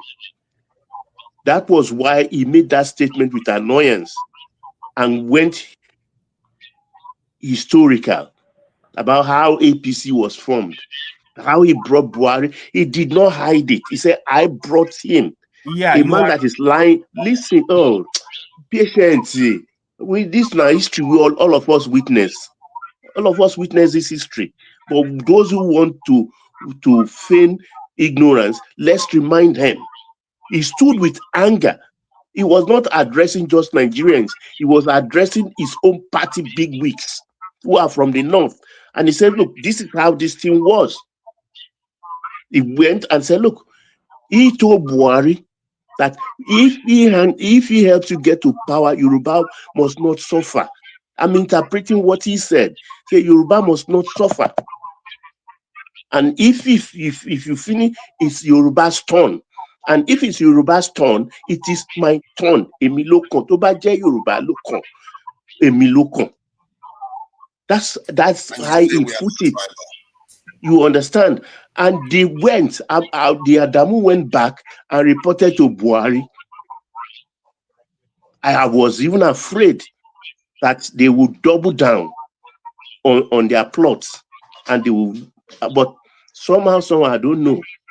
Maybe it's fate that worked for him, or they were afraid of something themselves because they are very calculating. Baba, he said, that statement is not about he didn't hide it. He was passing message to Buhari and his caucus that they should not misbehave. This is the term of the South, not the North. That's what. That is what I just said now. That's why I said Nigeria will have ended. Look at what happened in PDP now. Look at the way PDP just wake up because of that incident they scatter. Just imagine APC in that same situation with PDP, that period. We will still be talking about Nigeria. Abba. I beg you people should forget the Erufai. The blood of the people Baba, to run his Baba, nose. Sorry, Zita. What AY says is not even true. Well, Erufai was not doing that one because of Tinubu. He was doing that to get at the people who wanted to sideline him. When Buhari was planning all this thing with the northern governor, it was not carried along. He was not doing it as if he was supporting Tinubu. Oh, come on. Let's not do this. Let's not do this. Let's just do. You see, this is what we do best. You see, this is what we do best. We destroy anybody that seems to have a let me tell you. To Nigeria, what Timba is saying is very factual. So what are you talking about? We have people that are there. Wait. It's not a conjecture of my brain. Let me tell you, to Nigeria, I'm not conjuring this in with my own sense.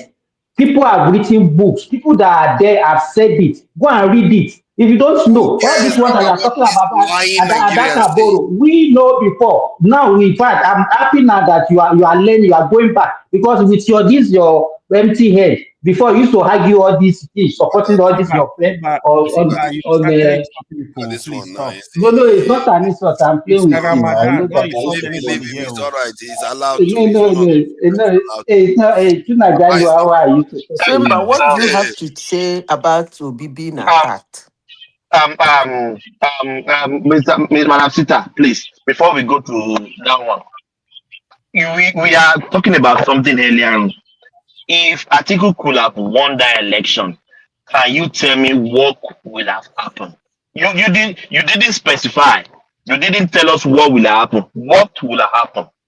Daddy, Baba and Sita, tell me what will have happened. Nothing. What will have happened as soon as that election? If Tinubu failed, Atiku won. Yeah. Atiku won. Yorubas, Tinubu will agitation. Will allow the agitators to take over. He's been putting them on leash. So when agitation starts, will agitation remove the president? You can imagine agitation for let me explain to him, Simba. It's like agitation is here. Now you have full agitation from the west also. Then that one will even discuss that with everybody. Just forget about it. Can I answer the question? No, let me tell Tommy. It's a simple thing. Everybody, all Southwest, come back home. That's just the word. Let's listen to Baba without interruption. Let's listen to Sita without interruption. Let's listen to Simba without interruption. Daddy, go first. If Atiku could have won that thing, what could have happened? Tell us, please. I noticed that you excluded me because Baba spoke for more No, than no, no. 5 minutes. Yeah, you can come. Yeah, tonight. I can't exclude you. You're still my person. You come after them. So those four people, anybody is open for. But let's do it in that series. Baba come first. Sita go second. Simba third. Of Forefather you come. Then everybody can. Let's just depend on that. Because let me say this, Daddy. For me, there will just be agitation like Southeast, the president will still be there for 4 years. That is my own conclusion. But let's hear your conclusion, Daddy. You have the floor. This is what will happen, or what will have happened in that scenario.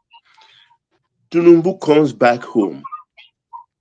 It's a dog whistle, just coming back and be silent. We will shame him and tell him, Shotoy, you not finish. We not tell you. You Yoruba nation, they were killing us. You refuse to back us. The harassment destroy our family. You refuse to back us.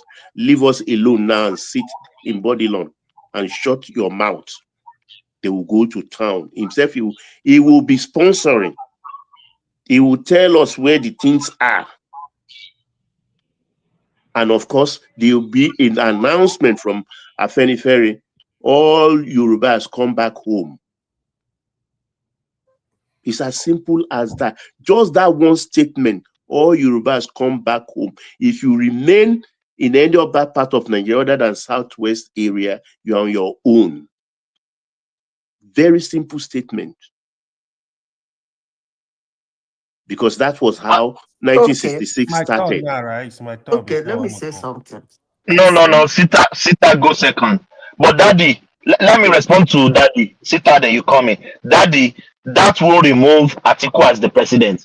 Atiku will still be. You don't hear that when they say Yorubas come home. What do you think? Do you think you want to allow Atiku to rule us or to form our own country? That's simple. That's the logical end. Thomas, please give me time. Let me before I leave. No. It will be the end of Nigeria. Yeah, let Sita go first, please. Yeah, Sita, you have the floor, please. See, Thomas, the way you throw the question, I wouldn't answer it that way because people don't just win presidential election. It's not done like that.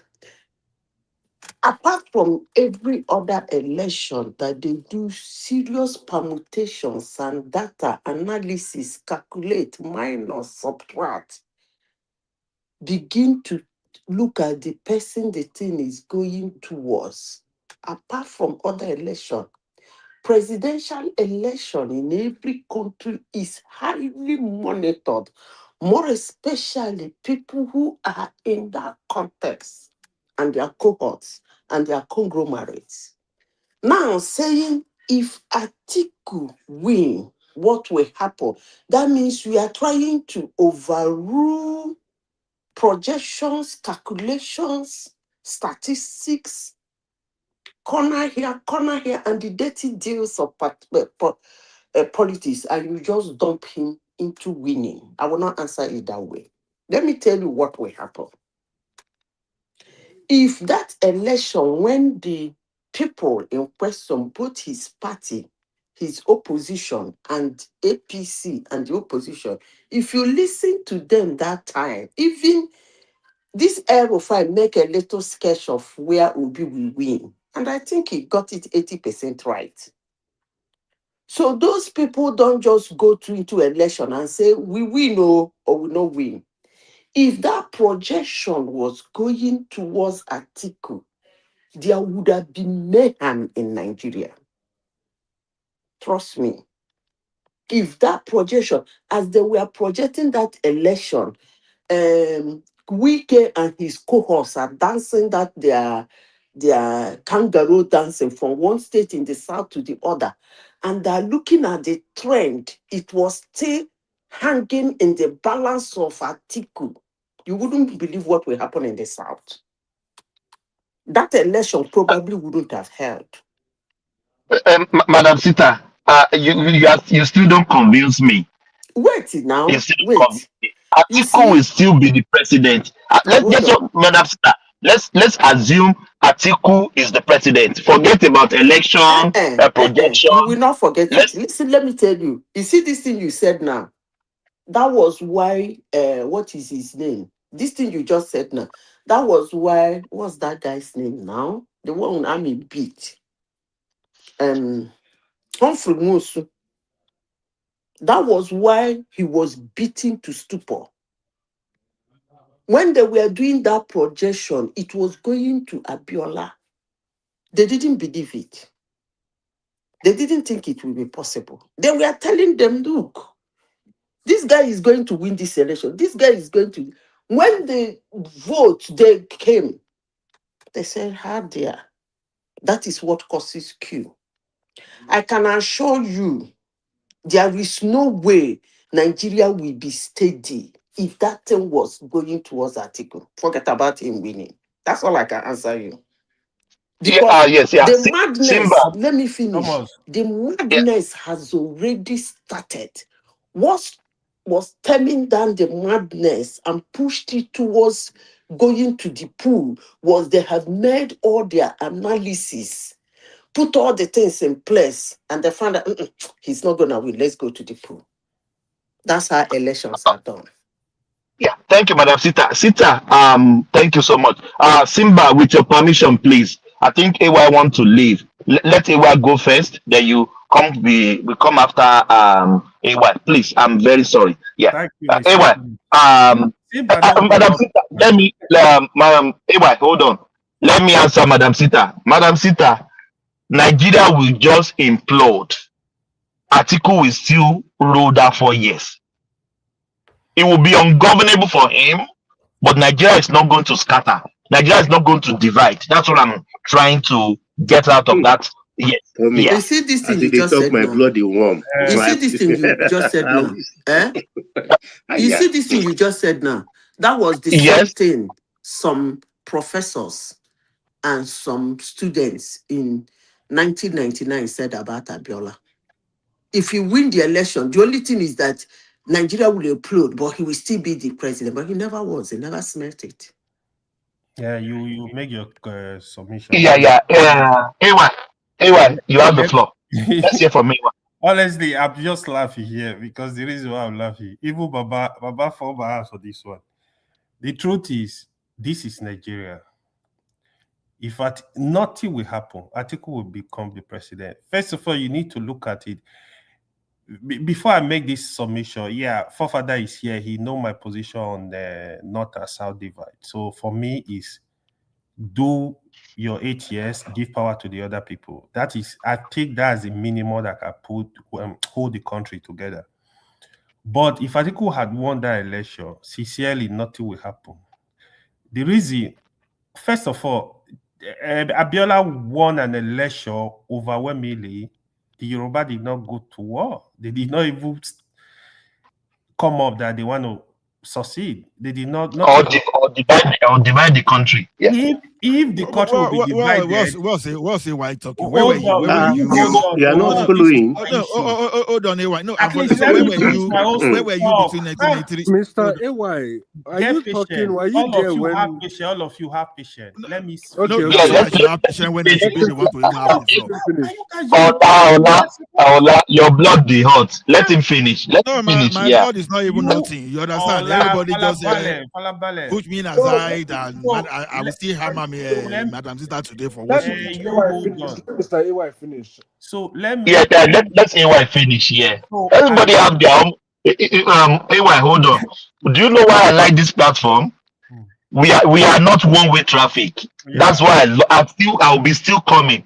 If anywhere I am and we are one-way traffic, those people, they don't have brain. So talk your own, my brother. Go on. No, Thomas, no verse. The thing is this: one-way traffic. If Gen Z is talking, I will understand. Or this old man, AY, this man should be around 60. Let me have my submission, but leave me. So what I'm saying, right? If you watch Abiola was loved by Nigerians, not only the Yoruba. the north, the east, the west, everywhere. If there is anything that will happen, it was during Abiola, because Nigerians really voted for Abiola. In the case of Tinubu, don't forget, even in the southwest, he does not have control of the people. So there is nobody that will risk his life for Tinubu in the southwest. Anyway, I think Abiola was loved even more than Tinubu in More than southwest. any politician in Nigeria. If you watch Buhari was loved in the north, the Talakawas. Abiola was loved by Nigerians. That's the difference between Abiola and Buhari. Buhari was loved in the north, but Abiola was loved in the Nigeria. So if there is nothing will happen, Atiku will become president, except you want to go to jail. Nobody is going to be ready to risk his... Don't forget, a lot of Satanists also support Atiku. And the other thing is, don't also forget that the South, we are not united. So the moment the Yoruba start agitation, the Igbos will go against it. The South, now then, sometimes they will be neutral, but the South are not also united. But in all honesty, for justice, it is good that after not 8 years, you give power to the South. They do 8 years, they give it back to you. I think this is the minimum that can actually pull the country together at all. Thank you. Thank you. Don't mind. Yeah, Simba, you have the floor. But before you respond, I think if we are still saying Atiku cannot win that election, can we say the will of people is not in place? Let me just say this. I just want to be a devil's advocate now. Let's just say Atiku was loved 2023 and Nigeria vote for him overwhelmingly. So do you know the context I'm saying now, Simba? You have the floor. But I just want you to come in this context. Let's say Atiku was loved 2023. He was voted overwhelmingly. He won with so many margin. So what can Nigeria do? So Simba, you have the floor.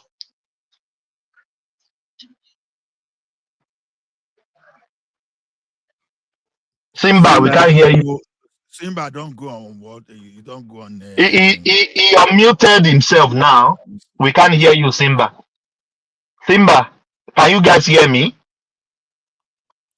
Maybe you allow I can hear you, Tommy. You can hear me. Maybe Simba, yeah. Maybe Ola, do you want to go next? Yeah. Maybe I call the guy. It seems like he's a new person. He hasn't spoken. Maybe you allow him to speak. Ola can go. I'll wait. Yeah, say Ola. Yeah. You can go, Ola. So Okay. what would I have? Did you listen to my scenario? What I said? See, the only people that have said what will have happened were Baba and AI. You know, all those people that are saying nothing will happen, it's like, when you just want to be politically correct, you just want to sound decent. Because how would someone say something will not have happened when you saw... Ola, sorry for stopping you. This 8 years we are doing, it was not written in any constitution. Can we just say it like gentleman agreement? There was nothing to back it. No, in the constitution it says a president can do 2 terms for 4 years. Can do if he so desires. Yes, but what I'm saying is the South and North we are saying now. 8 years for South. No. It's just we constitute anywhere. And that's what I just want to confirm. Ola, continue. No. You see, in a normal country, they used to have the written constitution and constitutional convention. You understand that? Part of the responsibility of leaders are for them just to find a way to make things work. So, but you don't need to write it down. The like of Atiku, he has already shown that he's a very terrible leader, so to say. Now, let me just come back to that idea that people are saying nothing will happen, because it's funny that people forgot about Wild West. It's unfortunate. It's funny that people forgot what happened in 1983 in Ondo State. That event alone was what even triggered the military to even step in. You understand? Just because of election of Ondo State, you understand? And we are now talking of the entire saga. Exactly, sir. Exactly. So that you know how many people pied for that thing. You know, the days when they started using egg, you know, to burn house. So why were people saying this? Now people were saying nothing will happen. Even at a stage, Abacha could not even leave Ashurok. He was staying there. You understand? And that was a military head of state. He was staying. Ashurok could not come out. So I just wonder why people are saying things will not, nothing will happen. Even Buhari himself and all these rogues that are crying for power today, they were even ready. You understand? They went as far as even bringing militia to make sure that Jonathan will not rule successfully. We will not lead the country successfully. And people are still saying nothing will not happen. I think one thing people forget is this. Wherever you have major tribes, because the problem of Nigeria now is that we have 3 major tribes. If we were to be one major tribe, probably we won't have this problem. Why are we having this problem? Because of 3 major tribes, Igbo, Yoruba, and Hausa. You understand? So you can never undermine any of those big tribes or ethnic nationality. And we are saying nothing will happen. Nothing will happen. They mounted pressure to the extent that Abacha regime started throwing bombs everywhere just to get that public sympathy, and it was using that to pursue opposition. And those opposition never backed down until they made sure that they pushed this guy to his grave. So why are you talking here? So when people just speak that nothing will happen, I don't know. Because already the country was already tensed as at that time. The country was already tensed. You see, all those Sunday Igboho that ran away, you understand? No, you know, they only need the power just needed to go to south before you will see the like of the like of Wike unleash his own militants. Even the Amishi we are talking about there, don't be surprised. We have enough even to mobilize. Then Yoruba themselves, you think they be stay aside and look.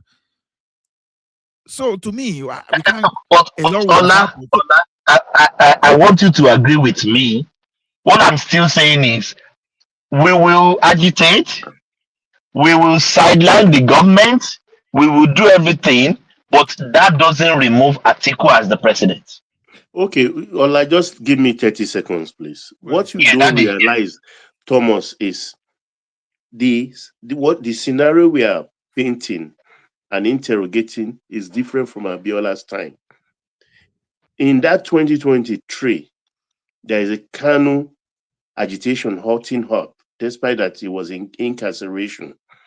2, the Yoruba nation, very hot and smoky. 3, Buhari's 8 years was a complete disaster. Disaster. And a Fulani. So if that 8 years was a disaster by a Fulani, another Fulani coming in, assumably for another 8 years, I mean, it will take, even the patience of Job will not stand that. So, thank you, Ola. You're welcome, sir. So that piece that you happen to see during the agitation was just because some Yorubas were hoping that Tinubu will be there. And you know, Tinubu was actually indirectly fighting against the movement because of his ambition.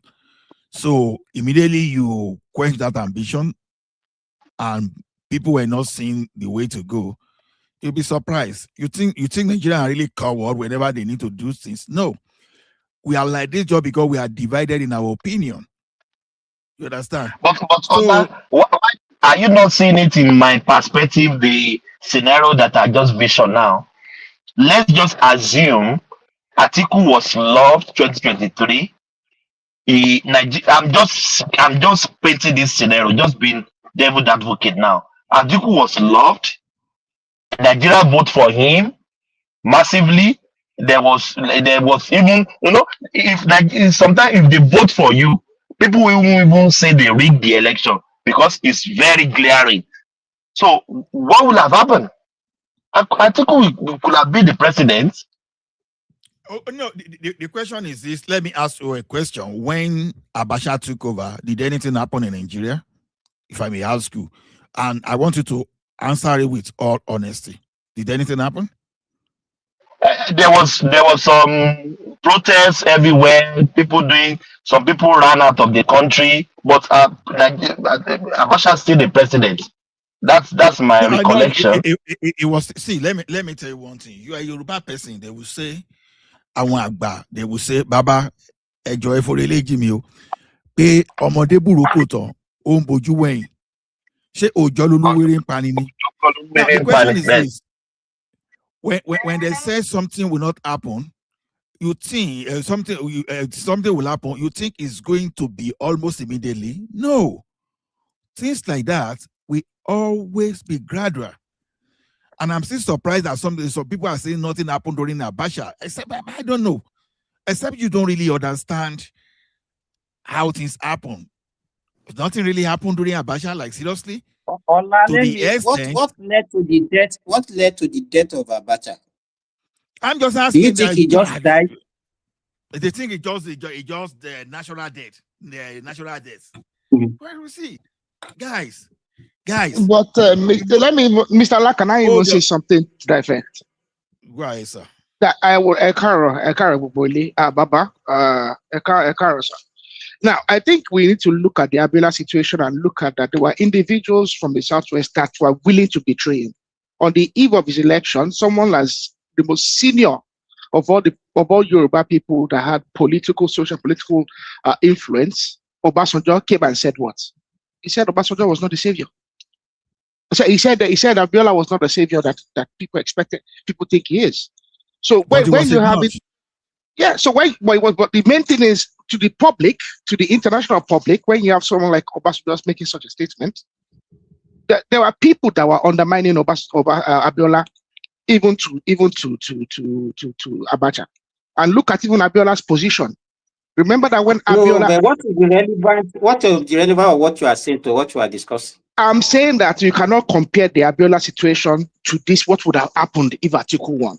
If Atiku had won, it would have been absolute catastrophic situations in the Southwest. Catalytic catastrophe. Exactly. It be combustible compared to what you have, because Abiola was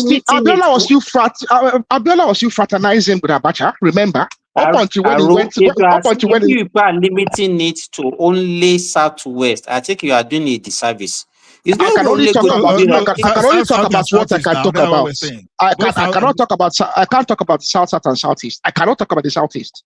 No, because the Southeast will probably be happy. Will probably be happy with an Atiku presidency. No. In my opinion, Wike already knew the implication of Atiku becoming the president, and it was not because he was saying it openly to people that they say they will whip me. They will whip me when I become this thing. Do you want this man to beat me, Koboko? It was they were already mobilizing. You understand? That of Yoruba you are talking about will just be the least of it because the harm in the South, they are learned already in the act. You understand? They've been there before and they are experienced. So they have years of experience. They have the madness to fight this thing we are talking about. Then the Igbo setting, they were always going to go. So Aromi, you can continue. Ola, thank you so much. Yeah, let's say from Akan, then we go to forefather. Yeah, Akan. Yeah, what is your take? Yeah, you are welcome, my brother. I just wanted to say that I don't believe the notion that if Atiku came, that nothing will happen. I think would have been a catastrophe. Even the Abiola situation, I remember how very tense it was. I remember even then. I remember in Lagos when that happened, a lot of people had to leave the Southwest to go to the Southeast because of how tense it was. They didn't know what was going to happen. So in Atiku's case, I think would have even been worse, because like somebody rightly said, Abiola at the time Abiola was very involved with the military at the time. Even Abacha himself, even how Abacha got to power itself, it was through. I think this is where it gets complicated, because even how Abacha got to power was very. I would say that it was very what's it called? Just say it. Abiola was involved. It was a negotiation and he got betrayed. Abacha betrayed him. So that's Egbetokun came in, and then I think there's a story. Actually, there's a story about it. They had an agreement. Abacha was going to take over from Enesoni, hand over to Abiola, and Abacha got there. They sat tight. It's simple. Yeah, because this guy, what's his name? Beko Ransom Kuti told the story when he was alive of how, I think along with Nadeko, how they went and Abacha promised them that, oh, look, that let him take over our office, blah, blah, blah, blah, and, he'll return to democratic rule. And Beko Ransom Kuti was like, no, I would never allow that. But the other people around Beko Ransom Kuti that were invited to that meeting, they agreed. And that's what led to, along with Abiola, they agreed, and that's what led to what's it called? Led to Abacha taking over power, and Abacha did not even leave, did not even fulfill his promise, did not even leave the promise. So I think Atiku is even worse. I think Atiku would have been terrible. This idea of like, oh, nothing would have happened. No, something would have happened. It's just a matter like, I like what Mr. Ola said. It doesn't have to be immediate for something to happen, but over the gradual process, something will happen. Somebody was going to push the envelope eventually. Because how can you have a northerner rule for 8 years, you don't switch over to the south, and you have another northerner rule for another 8 years? Come on. But Ekan, my brother, if you are saying this, let me take you back to PDP. So what was PDP thinking, giving Atiku the ticket for PDP? And why do I say that? We know PDP is the potential threat for APC. Forget about Peter Obi. That one is just a noise maker. So what was PDP thinking, giving Atiku the ticket when they knew that this supposed to go back to the south? Buhari just about to finish 8 years. I think we've addressed that in previous. I think the PDP. We have addressed it because that gave back to Wiki. Yeah, that gave back to the G5. They were compromised, and that's what they gave back to Wiki, because Wiki. And the funny thing, I think we talked about this in previous sessions. Wiki had all the leverage to say Atiku should not become president, but for some reason he didn't wield his entire leverage to say that Atiku should not. And somehow, someway, Atiku became the candidate. So that was. I think I don't even blame. The person I blame for Atiku becoming is actually Wike, nobody else but Wike, because Wike had the full leverage to cancel that. Can we blame Atiku himself? You can blame Atiku himself. Agreement is agreement now. If the chairman of the party is coming from the south, Atiku has been like that since. He's always wanted presidency ever since. Even before Tinubu, he's always wanted president. He was a vice president. That one did not satisfy him. He finished Obasanjo. That's why Obasanjo doesn't like him to this day. Thank you, Ekan. You know one thing, Thomas. The thing is, although it is just a side talk anyway, even the way Atiku behave will already, even it's a red flag to any Nigerian that still believe in that guy. Because exactly when you see organized way of doing things and you are not respecting it, so you vote for that person, he's not going to respect you for anything because he's always focused on himself. So thank you. So it's still going on the same route. 2027 want to be the candidate of ADC, which he knew that the Tinubu, the I don't talk about Tinubu. I mean the South supposed to be president again for another 8 years. So he's preparing to fail again. Yeah. I think. Can I make this statement? I think some people don't even we understand. make that statement quick, then we go to Okay. forefather before he started beating me now. The reason some individuals are so insistent on Tinubu completing the second term is not because they want the Southwest to have 8 years.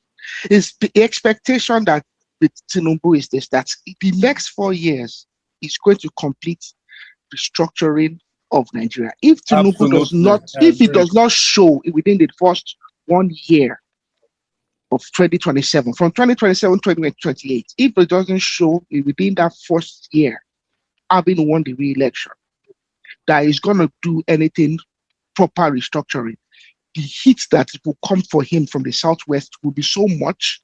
Yeah. It will so much, the country will be ungovernable for him himself. I agree. Yes, yeah. I can hear you, Remy. Hold on. Let's do it. Fathers have been talking for a long time. No. I have arranged it like that before. I don't want to go against my game. You will come after forefather, right? You will come after forefather. Thank you so much. Let's just do it like that. Forefather, you have you know the question here. You can address us. You have the floor. Forefather, maybe it's not there. Otilo Mugari. Remy, tó bá ṣe mí ni wàá máa halẹ̀ mọ́ mi báyẹn. Ó yá, try with Thomas now. Oh, la, come on now. If not me, we Even to be frank with you, Thomas will not tell me, hold on, let me talk. It's not like that. No, you won't do that. Now only me is Shakara. You are the one that Shakara more. You and Simba Shakara me a lot. Because yeah, forefather that I'm fighting for is not even here again. Yeah, you have the floor. So what will have happened? First and foremost, I think Nigerians dodge something that would have collapsed that country finally. This is my own personal opinion. I think if we had voted for Atiku in 2023, that guy will not live until God takes him away. I bet you with anybody. It will be your leader for as long as he can manipulate the system until God takes him away. Because somebody that is desperate to contest for 6, 7, 8, 9 times, somebody that loves power, somebody that was a vice president, and all the governors and everybody looks up to him, leaving Obasanjo. So if we finally voted for him in 2023, we would have a live president in our hand. And that is the ultimate truth. And nothing you guys can do about it. There'll be a lot of crisis in Nigeria.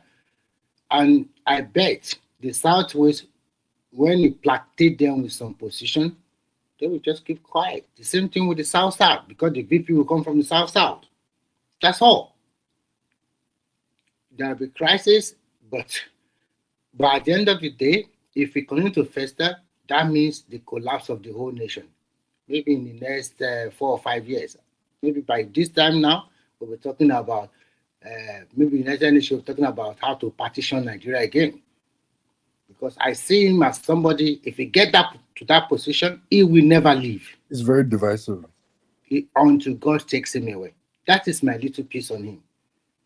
But fortunately, I think Nigeria as a country, God loves that country. No matter what you throw at him, he always comes back. I was listening to CBN governor yesterday, and he was telling Nigerians that our external reserve, net external reserve, stood at over 50 billion US dollar today. Yeah. When we look at it from 2022, how much do we have? Sometimes we forget things easily. Are we not using cash to buy cash in 2022, 2023? If they said that in less than 3 years, the same country will now be prosperous, that our net export is over our net import. No, but everybody said that's a lie. So when some of you guys come here, you'll be talking, there's no light in Nigeria, there's this, that. When you go to Nigeria and you see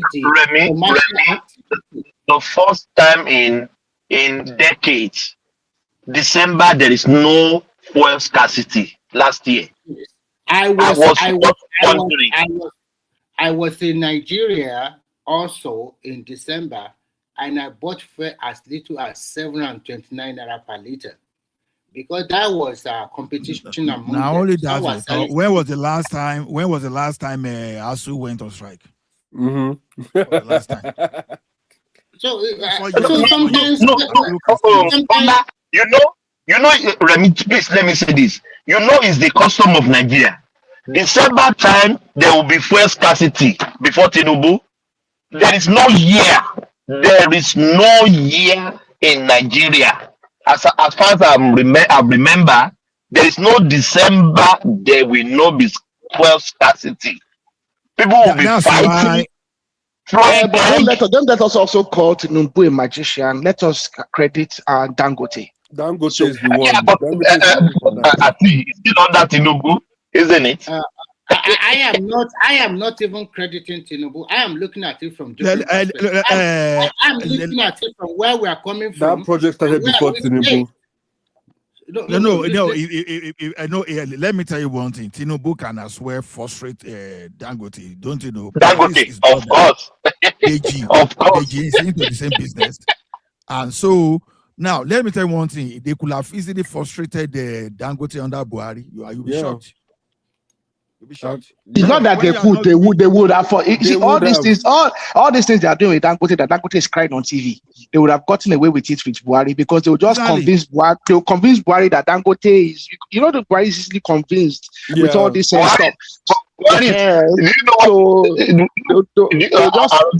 They'll tell him one sweet story. He will believe that Dangote is a manipulative person, that Dangote wants to take over the world of the country through the back door, and they will believe it, and they'll frustrate him.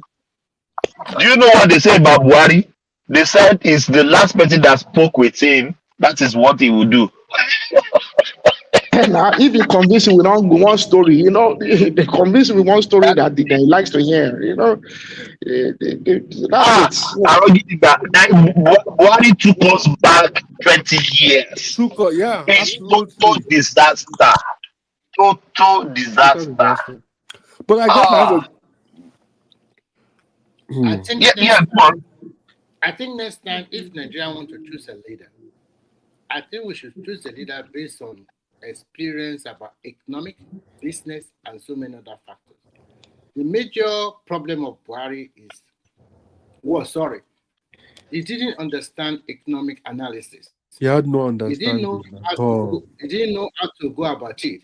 He just understand discipline, and he thought that the people around him. But unfortunately, this is not man of integrity. This is politics. In politics, where negotiation is the key, and that Baba does not have time for every the military man. Meeting. He does not have that kind of time. It will be too boring for him. You just think that, hey, do this. Let's take a decision now. Yeah. Unfortunately, in politics, it's not done that way. It's negotiation. That man has zero integrity. It's just perception. Zero integrity. No. Ola, please, I beg you, don't. Please. You may be begging me now about that. That's your opinion. That man lacks zero integrity. Okay, that is your opinion. Okay, that is your opinion. So everybody part of integrity is competence. Integrity, you still have some, but he has zero. Oh, you can't say that. An incompetent person cannot have integrity. Okay, that is just a side talk. Let's just continue what we are talking about. So, unfortunately, if this Tinubu man can give us like he's doing, we can see result by ourselves.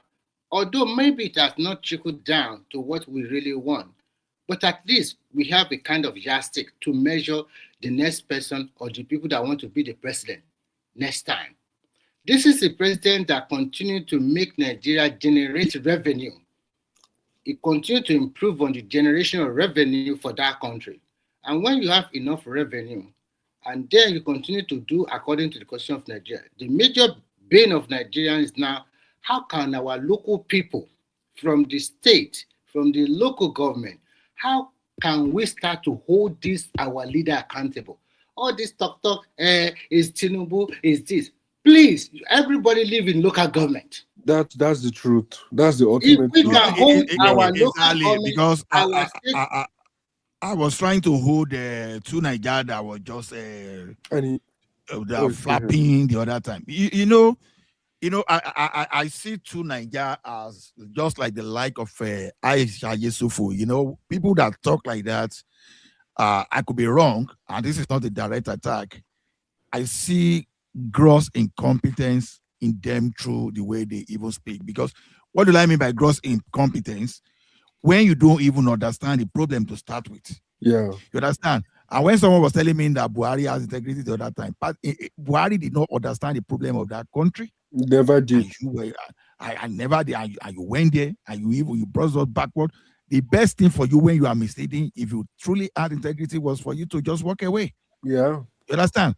So those are the things you use to measure someone like integrity. Yeah. If there was third time, Buhari would have gone for third time, Exactly. even if Nigeria was going to crash. Just because he feels it's right. Exactly. It will tell you that it's not my fault. I'm clean. Those people that surround me are the ones that are not clean. Blame. You blame you blame your followers.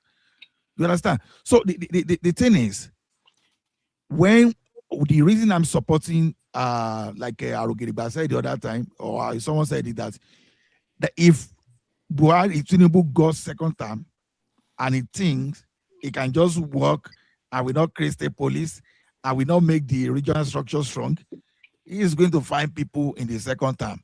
You understand? Because he managed to do all this rubbish in the first time. He tried to, in fairness, but to me, by the standard I hold this man to, he has done rubbish so far. Because to me, Tinubu is just at about 20% of the capacity I used to know about him. You understand?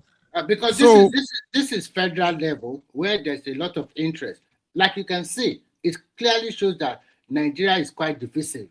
It's because if your leader, for example, if you talk very well or glorify the current president, people from the minority, like two Nigeria or forefathers used to call them, will tell you it's because you're from your tribe. And Southeast now will also tell you it's because it's from your side. So that is the mindset of an average Nigerian that does not look things in an open mind most time.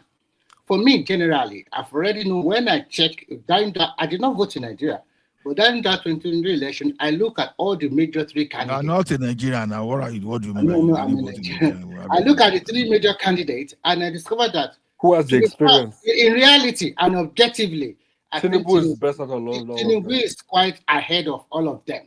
Yeah. Yeah, it's quite. This is not a matter of saying major or something. It's quite ahead of all of them in terms of education.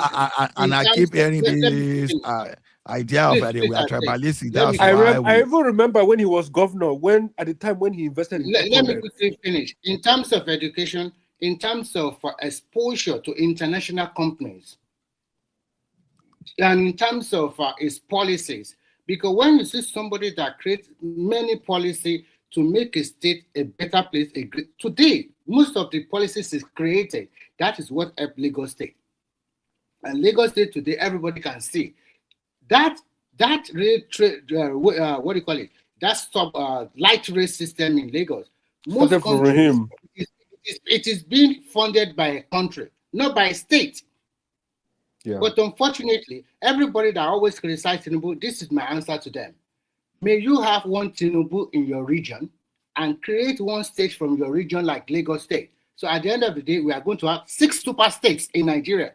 So that tell them that may they not have Tinubu in their region. I always tell them this: if you have Tinubu in your region and he was able to create a state like Delta to become like Lagos State, people can go there and realize their Nigerian dream there. And if we have Kano or Kaduna and we have people like Tinubu there and they can create the same thing like Lagos State, that means we have 6 super states. Even if you look at America, when you start to break it down, how many real states are really very, very viable? You have to look at both the southeast coast and the southwest coast and the southern part of America. What are they doing in the plains, in the Midwestern? Majority are farmers. They are not as rich or as exposed, as open. When you look at them, you see the people come from the western, from the countryside, from the country.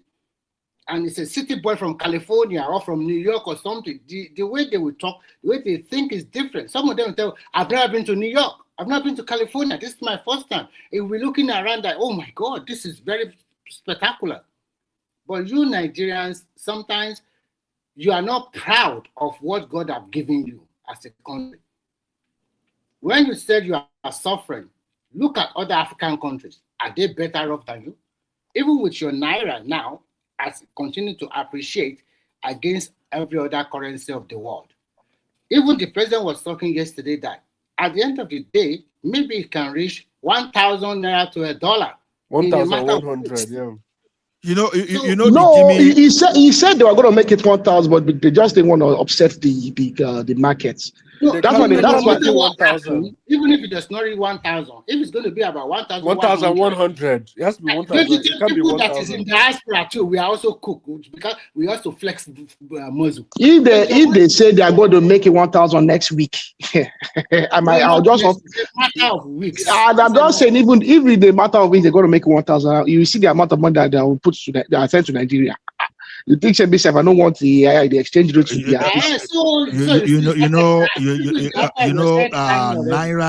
Naira is going to threaten, not just because they are going to manipulate it the way people think. No, they are for not $10 and Dangote to talk. They've They're been not looking at anything. They're not manipulating. Yeah, they've been looking at the outputs. See, when Dangote is saying already, I think he has either 650 barrel daily. Yeah. So I think he's thinking of another maybe in 2 years' time, because he said they don't need It's to going start to 1 reinventing the million, wheel 1.2 again. million per barrel.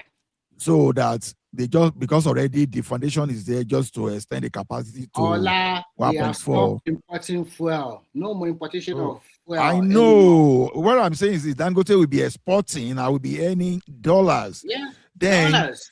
a boil will be on, and this good refinery is coming to Lagos. That will be inflow of forex. So a lot of things will be happening that we normally To cut strengthen. you short. Sorry to just interject a little bit. Dangote said that soon he will start selling Dangote shares, and you can buy both in naira and in dollars. And if you want your dividend in dollars, he will also pay you in dollars. He said so.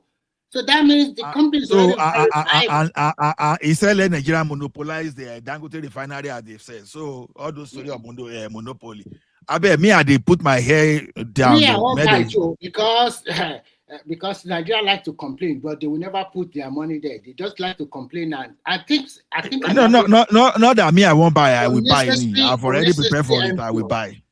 I think Dangote has already started making the necessary changes. You notice he put his 3 daughters now as the execs, as succession, because he's going to be retiring very soon. That's a good one. But Ola, please, let's go back on what we are discussing before.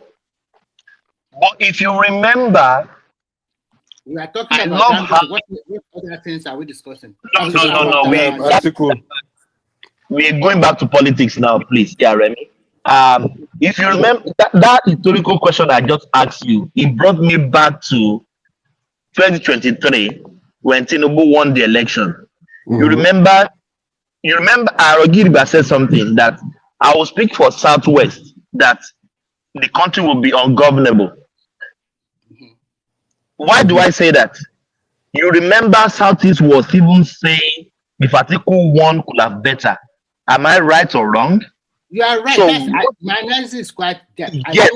Let's discuss about that. We have to leave that in the board. Yes, because Southeast was saying they could have Article even win or military should come back. Do you guys remember? Yeah, I do. Let me tell you something, Thomas. The fact that Igbo people are talking against Tinubu, there is a kind of hatred from the word of mouth, and there's a kind of hatred. They don't really know Tinubu well. You understand? Let me tell you the best those our brother from Southeast can do is just to issue voice no threats. They are not. Let me tell you one thing, because they know they have business around this place. They will still protect their business, so they won't go violent against Yoruba like that. Forget about all those. See, it's normal to have all those world trading. You understand? Do I believe if push comes to shove that, do I believe that the people will now start descending on Yoruba like that? To be honest, I could be wrong. To be honest, you would think I believe that then that means that I've not found out something. You understand? Even Igbo people to start closing their shop, to start moving back to the east and moving it's not possible.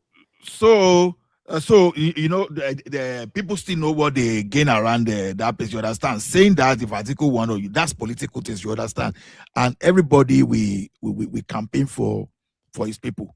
You understand? So to me, make that Baba just. I don't even want to talk about that Baba. And for people that think they say, you guys are tribalistic, look, I carry tribal mark on my head.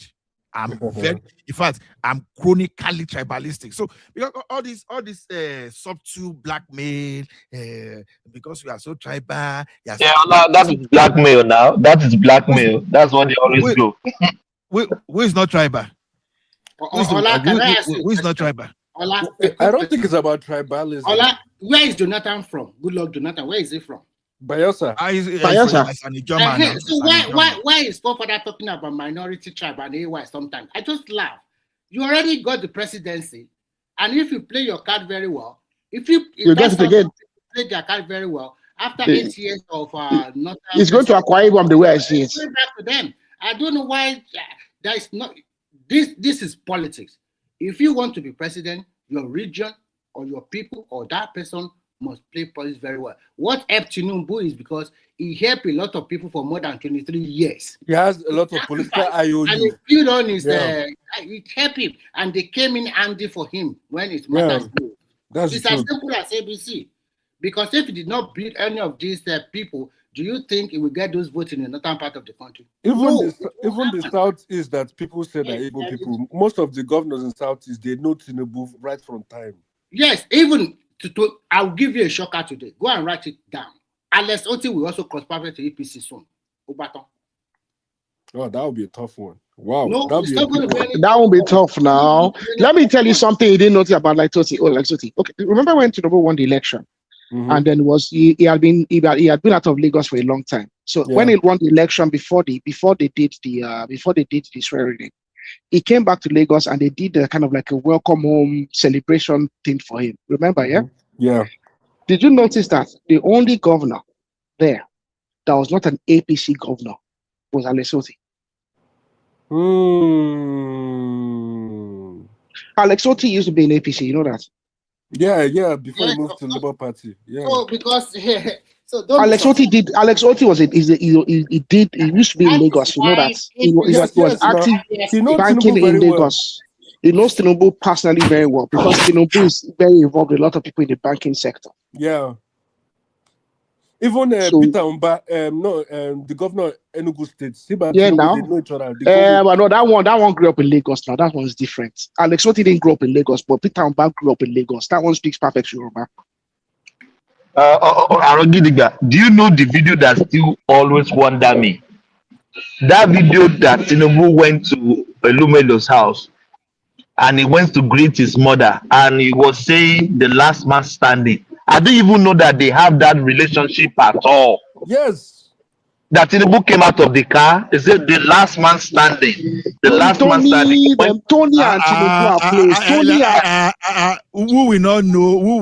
Okay, look at Tony. Look at this other guy now. This Jimovia. All them Jimovia, Tony and Tinubu. They are personal. They have personal relationships. Forget it. Let me tell you something. If you are governor of Lagos, if you have business in Lagos State, and you are not in the right tune with the Lagos State governor, good luck to you. Good luck, exactly. Good luck to you. See, let me tell you one thing. If Thomas Kangaroo of Australia became Lagos State governor today, Tony Elumedo, everybody they will come and felicitate with him. So it's normal. It's normal. Yeah, he had relationships with all of them for a very long time. Wow. So you say you want to tackle this man in presidency 2027 when he hasn't got the power. When he hasn't got the power, he has all these famous people. It's not all these famous people. It's what about Asari Dokubo? That Tinubu is a he went to the creek to go and meet Asari Tokumbo and Tompola and the rest. That shows you this is a Asari. Don't you hear Asari's story? When Obasanjo was going to buy Asari and get rid of him, Tinubu that rescued him. So to him, the only reason he's alive is because of Tinubu. So do you think he's going to betray him? Okay, look at Ladoja. Ladoja and Tinubu, yes, they were both oil and gas people, but I don't think they had any extensive relationship. Yeah, they don't. Yeah. So before Obasanjo tried to impeach Ladoja, yeah, and then Tinubu came out of nowhere and he helped him. So do you think someone like Ladoja does not feel indebted to Tinubu? See, the thing about Tinubu is this: he's a smart man, and he has he's learned the mistakes of Awolowo and Abiola, because Awolowo and Abiola made some fundamental errors in the way they practice their politics. Remember, Tinubu is not an Aoist. Yeah. Tinubu comes from the school of Yaradua. Tinubu comes from the school of Shehu Musa Yaradua. And what makes Shehu Musa Yaradua successful as a military man and as a politician is because he was able to negotiate, and he was able to cross bridges, and he was able to, across the board, meet people where they are and come to a compromise. And he was also someone that if he told you, this is what we are going to do, go to bed, that is what you're going to do. Yeah. But Arogidiba, this same Tinubu. So it's not that Tinubu has power. It's not that Tinubu has power. Yes. So Tinubu has learned from the errors of all these people, and has taken all the good parts of all these people. Now, what Tinubu has is not that he has power. He's not going to force you to do what you're not going to do. No, what Tinubu has, he has the confidence of people. Yeah, exactly. If you are someone that I can trust, that if you say we are going to do this, and I can go to sleep knowing that you are not going to do another meeting with someone else midnight. You've never seen anybody that came out and said that Tinubu betrayed them. Well, apart from El-Rufai, but El-Rufai is useless, so never forget it. But yeah, you've never seen anybody that came out and said Tinubu betrayed him. No, see, that El-Rufai, people did not pay attention to what he did at the earlier stage of El-Rufai's mistake is that his reaction to what happened to him is what really caused him trouble. Dino Melaye and El-Rufai, they were constantly tackling Tinubu.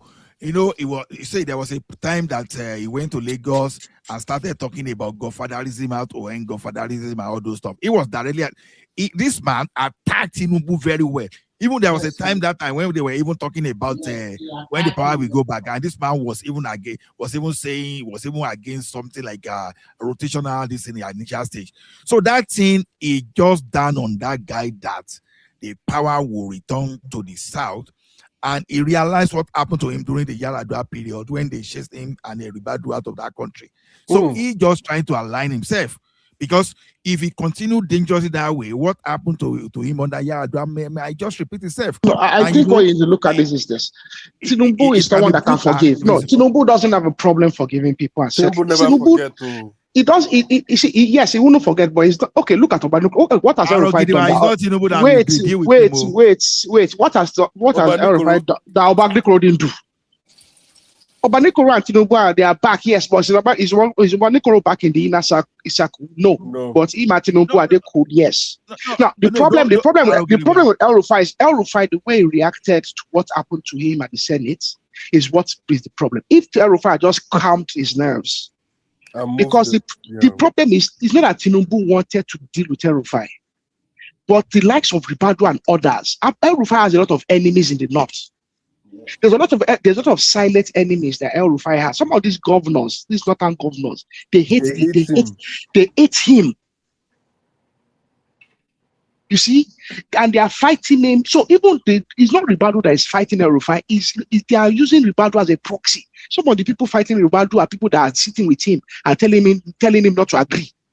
Magba, yeah, fight Ribadu. They are the people doing him.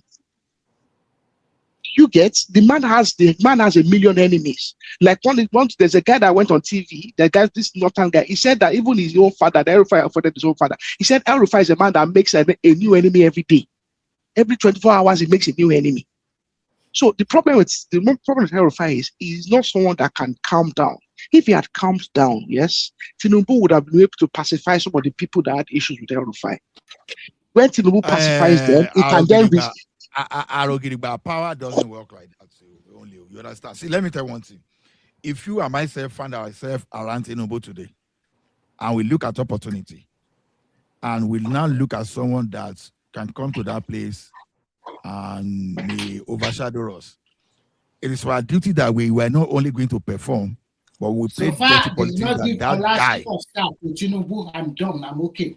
But if You understand? chief of staff, Ola, See, if you put me in that cabinet today to work with Tinubu, honestly, one of my strategy would be that El-Rufai will never come to that place. I will do my job, but see, because that's how power works.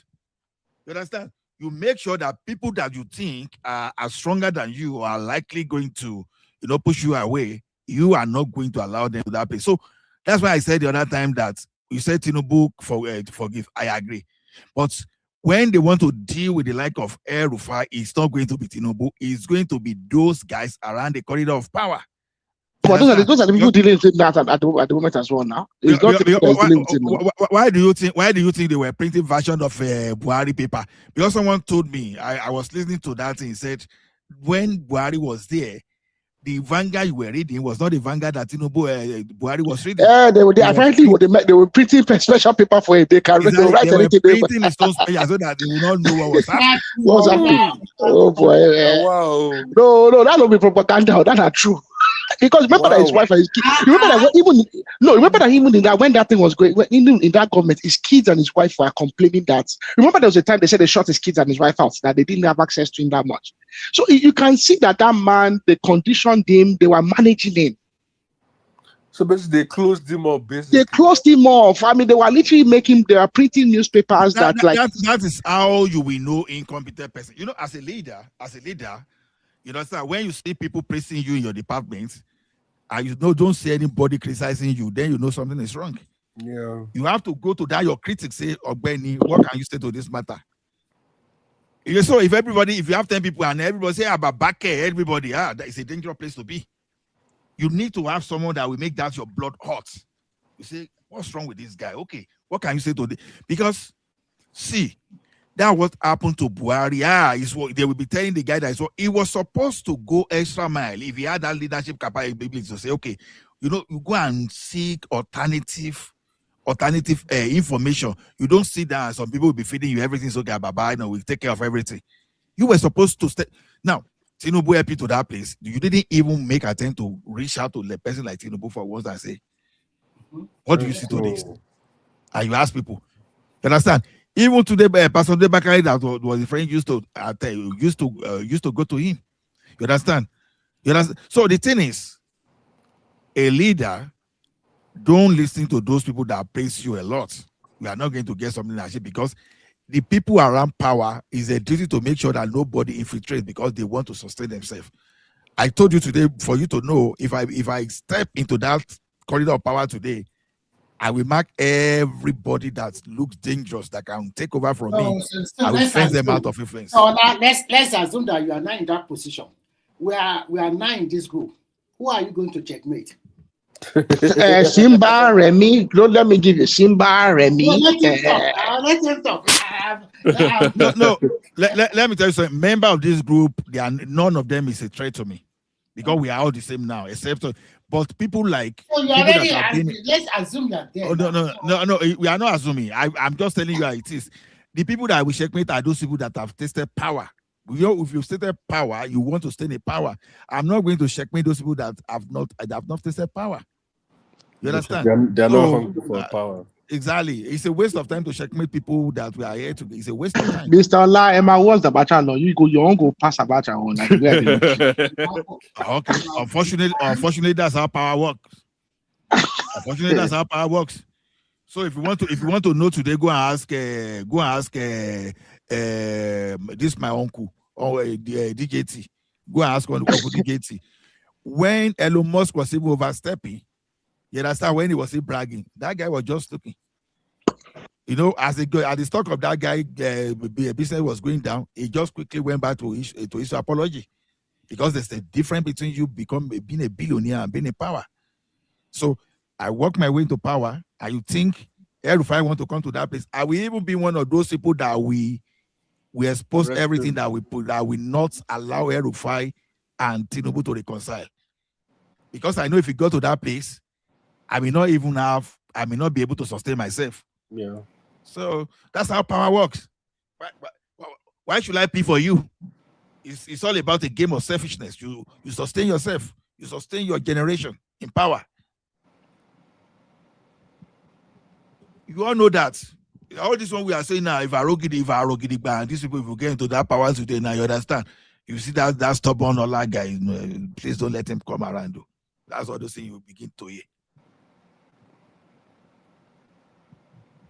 I guess that's the reality. Really. So that's why I'm surprised. When you read some opposition in Nigeria, they will be saying, please, it does not give us beating face. Are you kidding? We are competitors. So I should just allow you to take over me like that. We're at war, yeah. This is war. So sometimes I just laugh when they come. How can they do that? How can they do this? How can they do that? So you take part, it's a child's game. So that is why majority of obedient, they are fed up. Some of people already left because they think that the person we are following is not good enough. Some of the criticism or some of the things you are doing is just too childish. Come on, man. When this guy is coming with city people, you are not coming with village people. Who gave you that kind of advice? Why did you think out of the box and do your own thing differently, for God's sake? So sometimes when you see the way they are doing, okay, this is February, we are already in March already. March is knocking on the door. You said yourself you are collate, you are into ADC. You do not have ADC membership card. Yeah, which is crazy. Anybody that is following that kind of politician will also have to sit down and think. You are not in Labour. You do not have ADC membership card. So which party do you want to go to? You want to go to ABGA? ABGA is in Labour. Technically, he's still in Labour. Legally, still in Labour. Because he has yet. I don't think he has actually reached. He has not written to his Labour board to. Let's say there are two candidates. One is from Labour Party. One is from ADC Party. He's going there to campaign for ADC candidate. Even if that candidate is from his own side of Labour Party, has he ever went there and campaigned for them? This is not the way. This is not a good strategy. This clearly shows that this man is already confused. So, because if you are not confused, you cannot be dancing to left and right at the same time. That is not the way to play politics. And that is why people will not be loyal to you. The politicians in Nigeria have successfully caged Obi. And if care is not taken, it might not really be on the ballot. If care is not taken, it might not be on that ballot. You guys are saying that is a place, so it's a lie. That is also wanted to contest, and he might get that Labour Party presidential candidate. Presidential candidate before. And this is the best time for him to also. This is the best time for him to decide to become president. To do that. So against 2031, then he will be ready to go full swing. He should do that. I agree with that. He should go do that. He should not wait for Obi. Because Obi is just doing nonsense, as far as I'm concerned.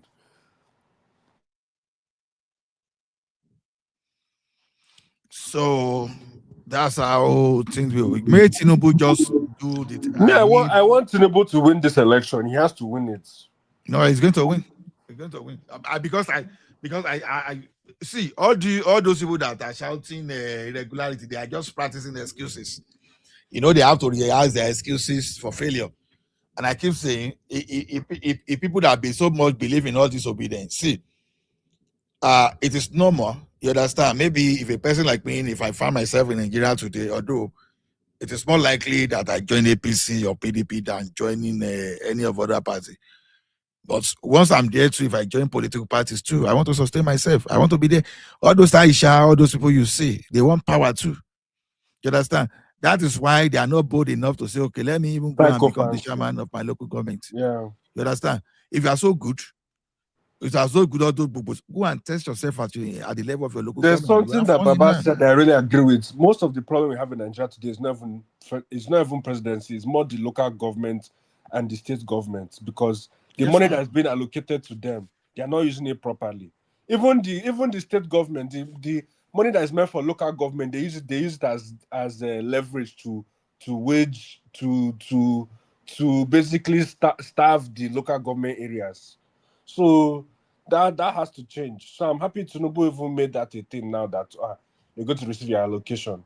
Even I like that he passed the executive order for NNPC. Said now all the crude oil, all the is coming straight to Federation account. Nothing like NNPC going through NNPC before it goes to Federation account. It comes directly to Federation accounts. You know, I actually looked at those numbers, man. Before that change, man, it's literally like they didn't even give anything to Federation. Yeah, they'll first cut 30% over here, they'll cut 40% over there. Everything that's coming for maybe even like just at the end of the day, maybe they literally just nothing. Why do you think people that are going to our president? That is exactly why people want to become president. You understand? That is the reason, because see how and that's what we're saying. Now, Buhari, you see the way they shouted about TSA, Treasury Single Account, blah blah blah, and they never followed. They never obeyed. Yeah, that's true. You understand? Look at that thing. How the federation money, as some people are pocketing it, and even the governors they are not even talking to. You understand? So that money was not. It's not. Although that money is not NNPC money, it's for the federation. But they shift it. You understand? And nobody's talking. That is why they want to. Because that's what I'm saying. That if you can slice all those money, everything will just trickle down to local government properly. You understand? Even if one Olori Buruku occupies that place tomorrow, we know that your region will not suffer. Because that's why you see, Tinubu go feel whether he's going to win. Okay, I don't think that he's going to win. 2 seconds, please, Ola. I think it was Madam Zita was saying yesterday, and we debated this before. Well, why do you think? I know you have so much confidence in the local government, which is fine. I believe in the subsidiary of governance. I too. But why do you feel so comfortable? I mean, are the local government people are they not Nigerians? Why do you think they're going to do such a good job? Is it because they're close to the people? I mean, when did that start? Let me tell you one thing. You know, it's unfortunate that the incursion of the military, has made us made us lose competence in that local government administration. Yeah. But even other Abacha, there was local government now. My neighbors up the man across from us. No. Local government. Local government was becoming. It was already getting destroyed at that time. To be honest, you understand? They already it was just like more of a money sharing. Mr. Ola, let us blame the person that we should blame. It was Obasanjo that collapsed our local governments. It wasn't Abacha. I'm not absorbing. I'm not taking Obasanjo away from the problem. You understand? So I won't even go to the matter of Obasanjo. I will speak generally. Now, when you lose the experience of management, you understand? Like I asked the other time that, have you ever looked at all the APC states? You look at APC state, let's say in Ekiti, for example, their policy is different from that of Ondo State. Ondo State is different from that of Lagos. It wasn't like that when we used to have because UPN, anything they needed not tell you before okay, this is UPN state. Oh, that's MPN state. You understand? That's it's a GPRP state or whatever. You will know all those states by you understand by their policy. But today you can't connect LA of Ogun State and Lagos State look policy. You can't connect they have different, you understand? So we've lost that knowledge of administration, and it's going to take time to rebuild. It was like, it's not like when we learned this thing from the British and we're able to extend it to our own. So we have to relearn. That's it. But Elijah can hear me. How much time are you talking about? What's your estimate Alan's going to take? 5, 10 years? 20 years? Well, it depends. Now, look at Tinubu, for example. It did not even take him time to learn. Yeah, it didn't. It didn't take him time to learn, because he looked at, okay, we love this thing. What do we do? he first of all find a way to build the financial base of Lagos. Yeah. He knew that the money is there, but how do I track the money and capture the money? Okay, no. Tinubu is not your average politician in Nigeria, so let's not go there. I mean, the only reason why, the only way it's going to work, in a much shorter time would be if the governors put a structure in place and monitor this local government. Then we're going to see some real results in a short period. But other than that, I see that corruption also not any differently from the other politicians. Why they're so special? Prince Daddy as well. I think a big part of it is putting also technocrats in those local government chairman positions, because, like you said, the average Nigerian politician, yes, they're not Tinubu, right? But if you put people like technocrats who are very good in management from private sector, moving from private sector, or people that have very good experience like Tinubu did, I think we can get that right. Because Nigeria has a lot of talented people. We can't deny that. Nigeria's issue has never been talent. It has never been talent or experience or people that have the credential. We never had that problem ever. Okay, and these are the same people that rob the country, that steal from the country. So I'm just trying to see. I know, again, I'm complete support of local governments, but now, how are you going to make it work? It's not going to work if you don't monitor the system. If you have structure and system in place. We agree. I was trying to paint a picture. I said people already lost. We've already lost the knowledge of how those things were built to military incursion. Now, I now gave an example of Tinubu because Tinubu, you said, is not an average, you understand. But it came up with something that people started copying. Yeah. So you only need someone. One person to set the blueprint. Maybe a Prince Daddy can go to the government in Ijebu now, and go and replicate everything you see where you live in New York. You go and replicate everything. So that's what I'm saying. By the time you see one or two, three people. Ola, sorry for cutting you. I'm very sorry. Do you know this our Tinubu you are talking about? People just think, some people just talk about him like that. Ola, almost every state in Nigeria now, they are copying the template of BRT. Am I wrong? No, that's exactly what I'm saying. Almost all the states. When I travel home last far, I said, wow. So now your state now have like their own fix of BRT too. Alpha, Beta, and in many states today. Alpha, Beta, and many states today. So the thing is, you just need a couple of people. You understand? Like I told you, I'm not bragging. You understand? I'm not bragging. If you carry me, go manage my local government. But I'm not saying I'm going for politics. You understand? For sure, I'm going there to do different things. You know, I keep saying I'm not going to construct road.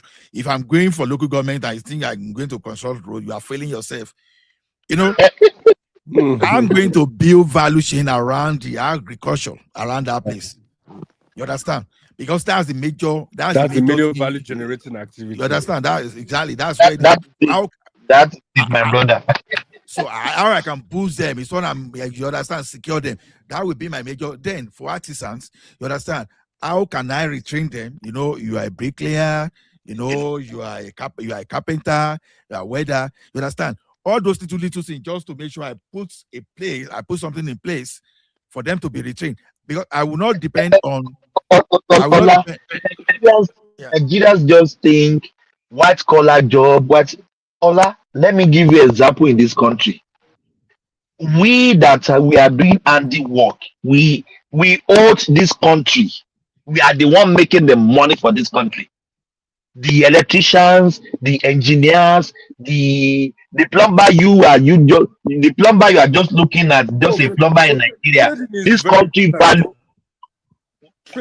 value them more than you that you are in the office. Yes, so that thing you just mentioned is difficult to acquire than degree, and I will tell you why. Yes, so yeah, you will go to school for 4 years, so practical. while you are doing your apprenticeships. You understand? Even the software that I learned here, you understand? The software I learned here, I was doing apprenticeship and I was going to school for software development too. You understand? And that course was not, this country, they don't joke with handyman work. Any artisan, they don't joke with that's them. what I'm saying. When They you are don't going joke for with them. mechanical, Some of them when you are going for auto mechanic, you understand, you will be doing your apprenticeship, you will be real time, you'll be working with master mechanic. Ben, yes. And you'll be doing You it. can even open your own company. They are doing, like artisans are doing well. We are making money more than the people in the office. Yes, they're millionaires. Your car will spoil. The top of your house will spoil. Yeah. It's like if you add one year on that's why I'm saying that it is easier. It is easier for you to get bachelor degree, master degree than to become an artisan here. To maybe you have the rest here. It is easier for you to get your master degree and all those stuff for you to becoming at the real serious level of artisan here. So to know how serious that are the kind of things some people will look down on you. This rough mechanic and all those stuff instead of improving them. You understand? So like me as a local government chairperson, you understand? I will focus more on value around agriculture and trade. You understand? So you won't be bringing people from Togo to come and be building for our people here. So those are the major things. But you can, if you like, you go although there will be caterpillar in there will tractor in the local government to grade the road, but then don't expect so much about come and tar a road. Maybe the maximum I can give you is central bowl. Ola, this handwork we always look like anybody that finished secondary school in Nigeria. It doesn't go to the university. You are nobody. People go from secondary year to technical school, artisan. They are making millions. They are okay more than people in the office. We are millionaires, my brother. You And can it's overnight too. Yeah. Not like people are making fortune with hard work here. It's not about education. I always like you always talk about. Let me tell you one thing here. You understand? I wanted to become a train conductor. You understand? You know, when they mention train conductor, people will say the people that live in it. You understand? I wanted to become train conductor. We see it there. We see it. Those people make a lot of money. I have correct money anywhere. You can make 140,000 to 160,000. More than that, sir. If they do even I know. I'm just being. You understand? When I go make mistake, go the. But you will not have a life anyway. Have a life, no. It's a very stressful job, actually. I go make mistake. Go put the above high school diploma. No, nobody. Why you go? Nobody go. Me, I don't know now. Me, I don't know. You just say I know. I will even tell them things I know. Even pass my secondary school finish. One day I was driving at night, and their road construction is at night. They don't disturb you during the day. You do your thing during the day. When it's 8 o'clock, 9, they shut the road. And they start. Somebody was telling me, "Do you know those guys are working?" I said, "Yes." Do you know how much they are collecting per hour? As you see them, I said, "How much?" They said $150 per hour. Yeah. I said, $150 per hour. You know, as an electrician, how fast you are will determine what you can make. If you are slow, you are not that good. Maybe you can make 60,000 in a year. If you are very fast and aggressive, maybe you can make 180K. Yeah. I said $150 per hour. I said, yeah. I said, then me, I'm in the office, I'm collecting $50 per hour. I said, I'm a big boy. I said, no, those guys you see, they are making, they are the biggest boy. I don't know what to do, Thomas, but I tell you, so everybody said, I'm in IT, I'm in software development. Let me shock you. Some software and IT guys are now earning $18, $20 per hour in Abata as I speak to you. And now there's too many people now. There's more supply. $18, $20. So yeah, there's more supply now. There's more supply of It's engineers not the now. supply. They are automating AI too. So It's not just that. There's more supply, and the No, supply is before global. AI, See, there's more supply, and the supply is global. If you need an electrician, it has to be local to you. You cannot use an electrician that is across the world. Exactly. Arogidigba, I said $150 per hour. I said yes. They started by 9. They finish at 5 in the morning. $150 per hour. That is per hour. Inconvenience allowance is there. Or midnight allowance is there. Laundry allowance That's is like there. about 1,500 per shift. They are not Thomas, let me taking shock you. allowance. Let me shock you. When I first got here, you understand there's a very big recruiting agent SI system. You know, that time they were quoting me for like 120, 130, although the contract could be like 3 months, 4 months. 3 months, yeah. Then, Offer not depends on I know I was doing project. No, I was just doing project management based on when you know something and they need someone. I was still doing project management that time. You understand? It did not even take 2 years, 3 years before I was pushed out of the market. Today, the same thing. When you are someone is still quoting $100, you understand? Someone else is quoting everyone just go $20. about $28, $25. You know what? You said you're in Alberta, right? Yeah. The reason why is because of all those Indians. You know, when the immigration, all those Indians just flooded everywhere. Not God even will bless Alberta, you. Toronto. You know. No argument again. You get them. Let me shock you. Before when you say you want to do side gig, now maybe there was a time I was earning it for the Novo. Yeah. What will I do that just to maybe I have 1 or 2 guys that just came and say, guy, this how to repair this thing. Just have your electrostatic mat and all those kind of things. Put it there. That time a PC. Just to work on the computer, you understand, maybe it will be around there. It depends on where the thing is coming from, whether you are dropping it in your area to work on or you are going to that site. It averaged between $80 to like $180. You understand? So when this guy came, we're doing it per PCO, right? Mm-hmm. When this guy didn't, you know what we're doing? They go bring people they were paying $18. And they'll be shouting on you on the side. Hey, you have to, you understand? And don't be surprised they will collect the same thing. They're not going to price attention. What Canadian government did was bad. The way they just expect Indian people. The way Indian people are gaming, you see like 10 people will live in one apartment together. They are working, the job they are working, they are paying them $18 an hour, $12 an hour. They are just reducing the wages down. You'll be wondering what are you working for? Now if Canada go you know when the bad boys when the Petro Canada had issue with the cyber attack. Yeah. So we were to now make provision for about 40,000 devices that time. Now you see what happened though. I see what happened. See the gimmick. Now the major vendor that deals with the people there, they are from India. I don't want to mention the name of the company. No. A very big tech company. Now, they contracted. They didn't get the contract inside. They contracted that company to one company in Mexico, right?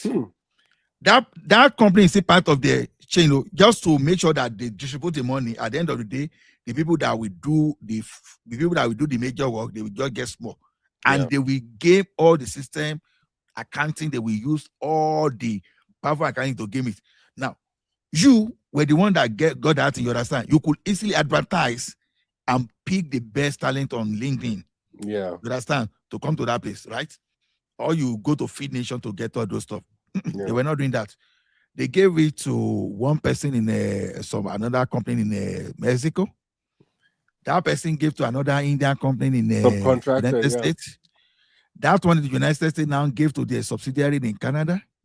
The subsidiary in Canada, they now say they have one payroll partner. They gave it to that payroll partner. From that payroll partner, it now come to we contractor. And we contractor, you say you must be incorporated. If you are not incorporated, you are not going there. Yes. or incorporated value, where you understand. Now we are going to bring our own. Now, for just one PC, you've run trip that in around 7 point of value. Yeah. You understand? You've already put some hub, some intermediary up to 7. We didn't want to.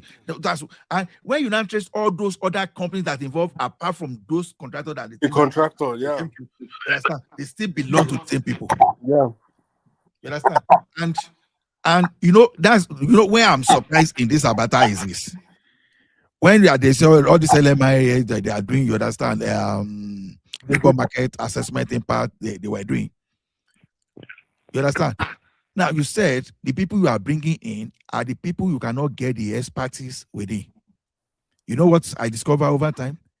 Indians were bringing people to come and be doing desktop support in Canada. Yes. Desktop support that you will train people within 30 minutes. They will be doing desktop support. That is what some people are telling you, that you don't have the expertise in Canada. Is that terrible? They gave everything. Yeah. The person that followed me to go and work there, that man, a microbiologist that has never done anything, the man has been driving. I just less than 15 minutes. This guy was making provision, and even when I step away, they will ask this man the right question, and this man will still answer the right question. It's telling you that desktop support is not that difficult. But these guys are telling you that they don't have someone that can do desktop support in Canada. Yeah. It's not just Alberta, it's everywhere. Toronto, Ontario. Even over here, for even this side of the world as well, it's the same thing. In Ireland. Yes, they know if it's Sabia, they don't enter this. You don't game all the system. These people, Yeah. But the problem is something's gonna happen at some stage, and it can't last. Oh, it's already started now. Canada don't lock border now. Now the immigration, the Canada don't tighten up now. Now to bring over people, they're difficult now. It's not like before where I remember then. Unlike us that if we get dual nationality, they can't. They can't, yeah. They can't. So those guys they verse me like anything. Nigeria we didn't get dual citizen. I have a friend here, he's a UK citizen, he's an Australian citizen, and he has Nigerian as well. Three, yes. So when and Australia and UK, it's almost the same thing. If you study a lot of people from Australia say be UK. You don't need to study in the UK. Your certificate in Australia, you can use the same king. The same king can get now. They only have one king. It's the same king we get, same queen, the same everything. Commonwealth. Commonwealth. So one of my guys, when he started of Australia, he will go to UK, stay for 2 years, will come back to Australia. That's just that's all what he does. Well, it's very good. Nigerians can, and I'm just hoping. No, Thomas. There's nothing as sad as many Nigerians came from Nigeria. Some of them spent like almost 50,000. Yes, so master degree. University of Calgary. Some of them University of Alberta, and these people they spend money to study STEM program, and it's not as if these people just managed to pass. So these people they were on top of their class, so making the dean list. So one person will say they are not qualified to get job here, but they have to go and bring someone that is speaking like Govinda. They go, my master, what can I do? We have to go and bring all those people there to come and be working. The funniest thing that I sometimes when I saw them here, I don't want to mention that you only mentioned them. I don't want to mention them again. Even when they speak English, I'll just say, what are they talking about? Like, I know the painful thing. They're gonna ask them way smart pass. No. They don't know nothing. They don't know only one of them go sabi the thing. The others go. Let me tell you now. One of them was not understanding my accent one day, so he was now saying, I say you don't speak good English. I said, really? Now he said, ask people, and they will tell you. One guy just said, Are you sure you don't hear this guy? If you don't hear this guy, then you have problem. You are the one that. Is that even white here? That problem. Ola, even sometimes they will say, but they say Africa is bad. But you speak French English. I said, I've been speaking English since I was 2 years old. They taught us Even in when you school. go there, you know what, Everything even is because about I English in don't our go there country. before. I don't go their country before. You know, there are some places where you could go and my eye open.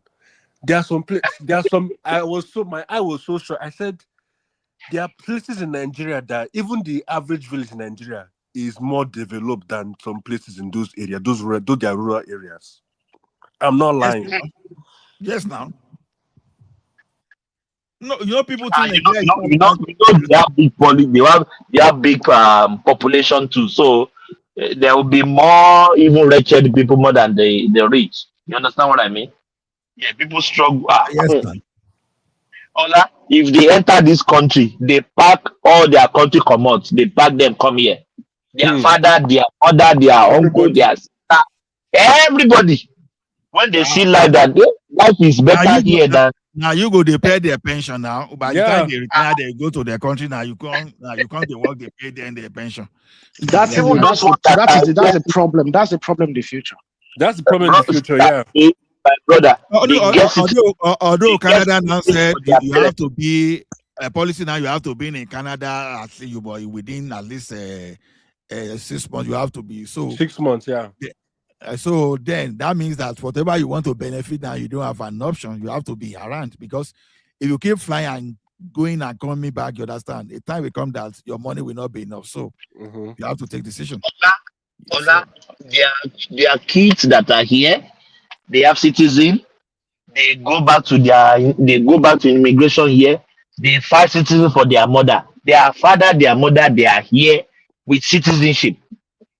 They leave their country because they find better life here than their country always claim. No. They know they do that one. They don't get the problem for them. I say I will tell you with everything I don't know. The problem for them, I say they don't feel do dual. Okay, yes, so that's the first. Yeah. So that's the first thing. They don't feel do dual. The next issue for them, I say, they can't own property. They can't own property. Yeah. They have to get they got to be citizens to own property. So usually what you see now, say here, maybe the children will be citizen, the wife will be citizen, the husband would keep his, and through that they go buy property. So they don't have the flexibility that we have. Yeah. You know, but they are tactical. We know they're tactical. We don't think. We don't think. And we don't tell. 99% of my neighbors, 99%. Listen to what I said. 99% of my neighbors, 99%. Imagine in a neighborhood, brand new neighborhood, 99% are them. They don't get two heads. They don't get two brains. And it's not like they are special or brilliant or anything. No, I just say they're tactical the way they manage their, and they join together do things. Everybody, all man for himself, God for us all. But them, they like to come around and use mass. By the time they're plenty, then I beat these guys on site now. You understand? Although I know I acknowledge that the people they are bringing, they are not the top experience, but those people they are parading are the experts. I beat them. See, when we're making that provisioning, I told that guy, say, when you put a stick, when you are making provisioning, once the thing completes the file, just take it and put it on to another so exactly. that within 30 minutes, you understand, you can make provision for like 25 systems. You understand? Now, you know what those people there were doing? They put that stick there and they will allow the thing to run. No, they didn't know that you could actually remove that stick once they copy the file. They started coming. How were you doing this thing? How can only one person be more efficient than this? And I say, no get brain. You understand? So see, that's kind of smartness. You see, this guy, they will tell you that they are good in software development. They are not too. Oh my. No, there's only one of them that knows the work. The others don't know it. Is that one they'll be going to? Actually, I have friends that work with them in office now. He's always complaining. Let me tell you what some idiot did there. They were working for a major company, so they were working for a major company. So this guy, they got like 2 jobs. Now, whenever they have issue, they will go to Upwork. They go to area like Upwork or they will get someone, and they will give access to someone to be doing the work for them while they are doing another thing. Now, there was a day some guy was dancing that. Where is this IP coming from? I was like, but really? Were you even supposed to see that such kind of IP within your environment before? What were you doing? So now Edmonton. The guy said they were living in Edmonton, so they got the job remotely. So whenever they got that job, they will go to Upwork or Fiverr. They will look for freelance. We will be doing the work for them. And these people were supposed to be your IT guys. Hey, that's huge cyber risk. You see how the head of the IT even managed to escape that, because I won't deceive you. If I were in that organization, I would have fired him. I don't care. Now, of course, I will fire. No, I won't joke. I will tell you the truth. I will fire that IT guy. He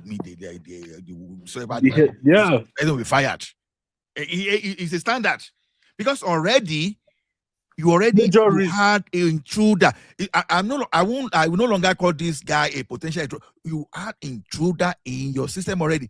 You gave someone, and you could not protect your network to the point that the person could even give a freelance person access to your network. You understand? So these are the kind of people that they became experts. Now, okay, when I was working for AY is not there. I was working for one of the company. You understand? One day they wanted to do secret tests for me. You know those secret tests, they will ask for my mother. My mother made maiden name, all those stuff. You know the thing that first annoyed me when they were now giving me a paper to fill. They now gave me an Excel. I said, "Una dey crazy." Why you no cuckoo ask for my immigration file? So now, if I gave you my mother's maiden's name, what is left for me in this Canada that you don't know? Because already it's as good as I'm giving you already have my SI number, social insurance number. Yeah. You understand? Now, you have my passport, you have my driver license. So what type of that thing you want to do? Then if you are going to do, how would someone in India be doing secret clearance for someone in Canada? Like seriously? Like seriously? I just told that to say, no, I don't think I'm comfortable with this. I know what to be the worst part, Seth. The society now in Canada now, it don't reach to point where say. I remember when I did Toronto, I take Uber with Uber driver. The Uber driver, they come from Pakistan. In the young me say, since they bring those people come, that's a social problem they have every other day. They just keep to themselves. They know they integrate to society. They stay on their own. They build their own this thing, and it's causing mass problem. Whether in wages, whether it's in society, you see, then every day they're having robbery, or there's fraud, or there's something else. But those people they do that side, they don't do that one. What I know of them, I say, I don't know them to be involved in petty crimes. Oh no! In Canada, in Toronto. Let me tell you, these guys, they are hotter Yahoo boys than our people. Yes, no. That are the way to they do Yahoo clean. Now that are their job. Now that they're the biggest ones in the world. Exactly. The problem with our people, like say, if a person now just win like $100 today, now they will start screaming. They start screaming. No, that they be the capital of Yahoo now. That look at me, that they are placed with the capital of Yahoo in the world now. If you just go on YouTube, and see videos of that, you see their computer lab.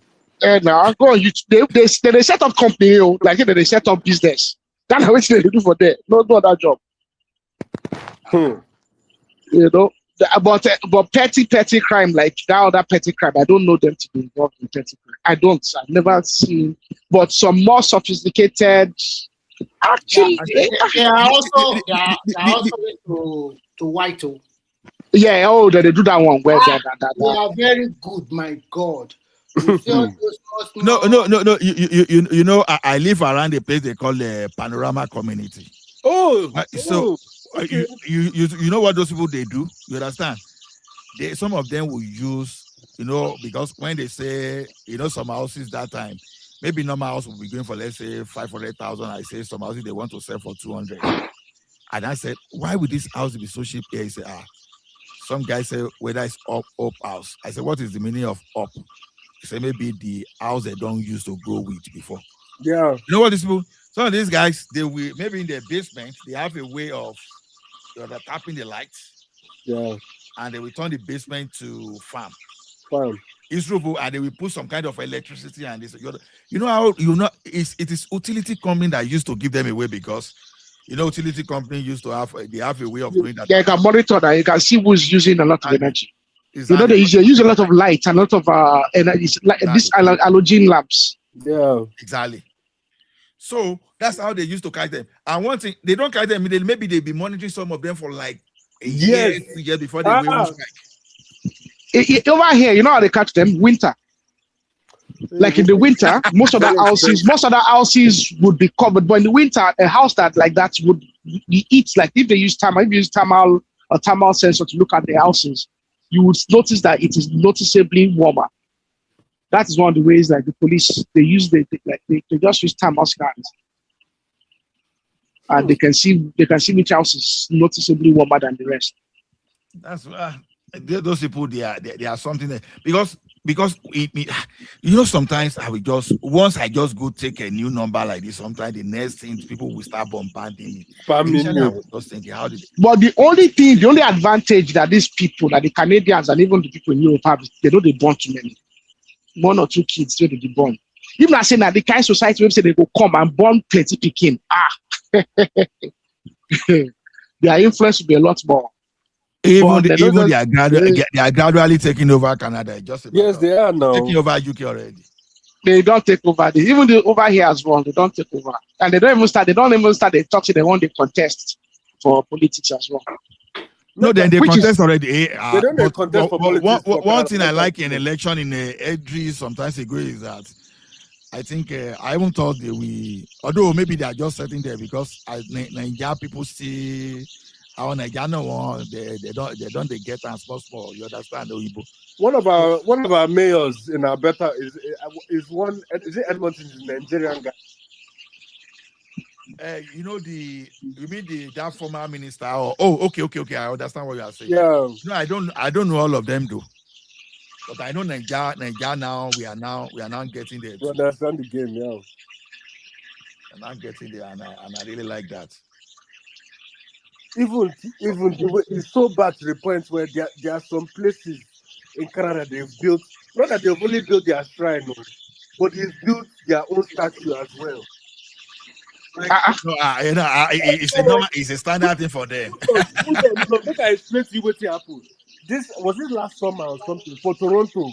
They get place for Toronto come Mississauga, Brampton. That's where they did. I know Mississauga and Brampton. Yeah. So every year they get to their festival, right? So they built a huge statue, and they were using it as parade to move around that Mississauga axis. If an African person try that nonsense, they don't arrest all of us, carry us go jail. But for them, they don't do anything. What think they won't do them? I think they won't do them. And you know what funny? Immediately one of the guys just got to power the other time. You understand? Yeah, they go to enter. That's why they're plenty for years as well. That's why they had plenty for years. The guy will become waiting in Papa now from their side. And when the person got there, you understand, the first thing they went to Nigeria and go there and say, everybody is now coming here to talk about the Agege, and they're saying Boko Haram, they pursued them. Now he went to that place. He didn't go to his country, and at them they circumvent that thing past. Yeah. You understand? But you know one problem I get with Nigeria. Listen. all those entry parts, all those entry routes to this place, all these Filipino and all these people they are getting it. Immediately Nigeria started getting that thing. They're exposed. They're going to shout. They're going to shout 2000.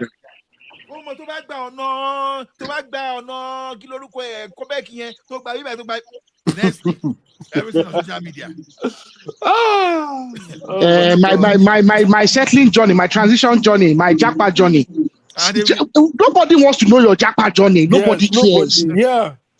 Nobody cares. If you have a friend or if you have a personal friend that needs an assistant, the person will contact you in person, ask you in person, you help the person in person.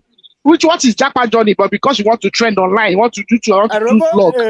Everybody want to do vlog. My jackpot journey. I don't know. My 1 year journey in Canada. My 1 year journey in UK. Who cares? Who cares that you came to UK 2 years ago? You came to UK. Yeah, don't boy like that. I know.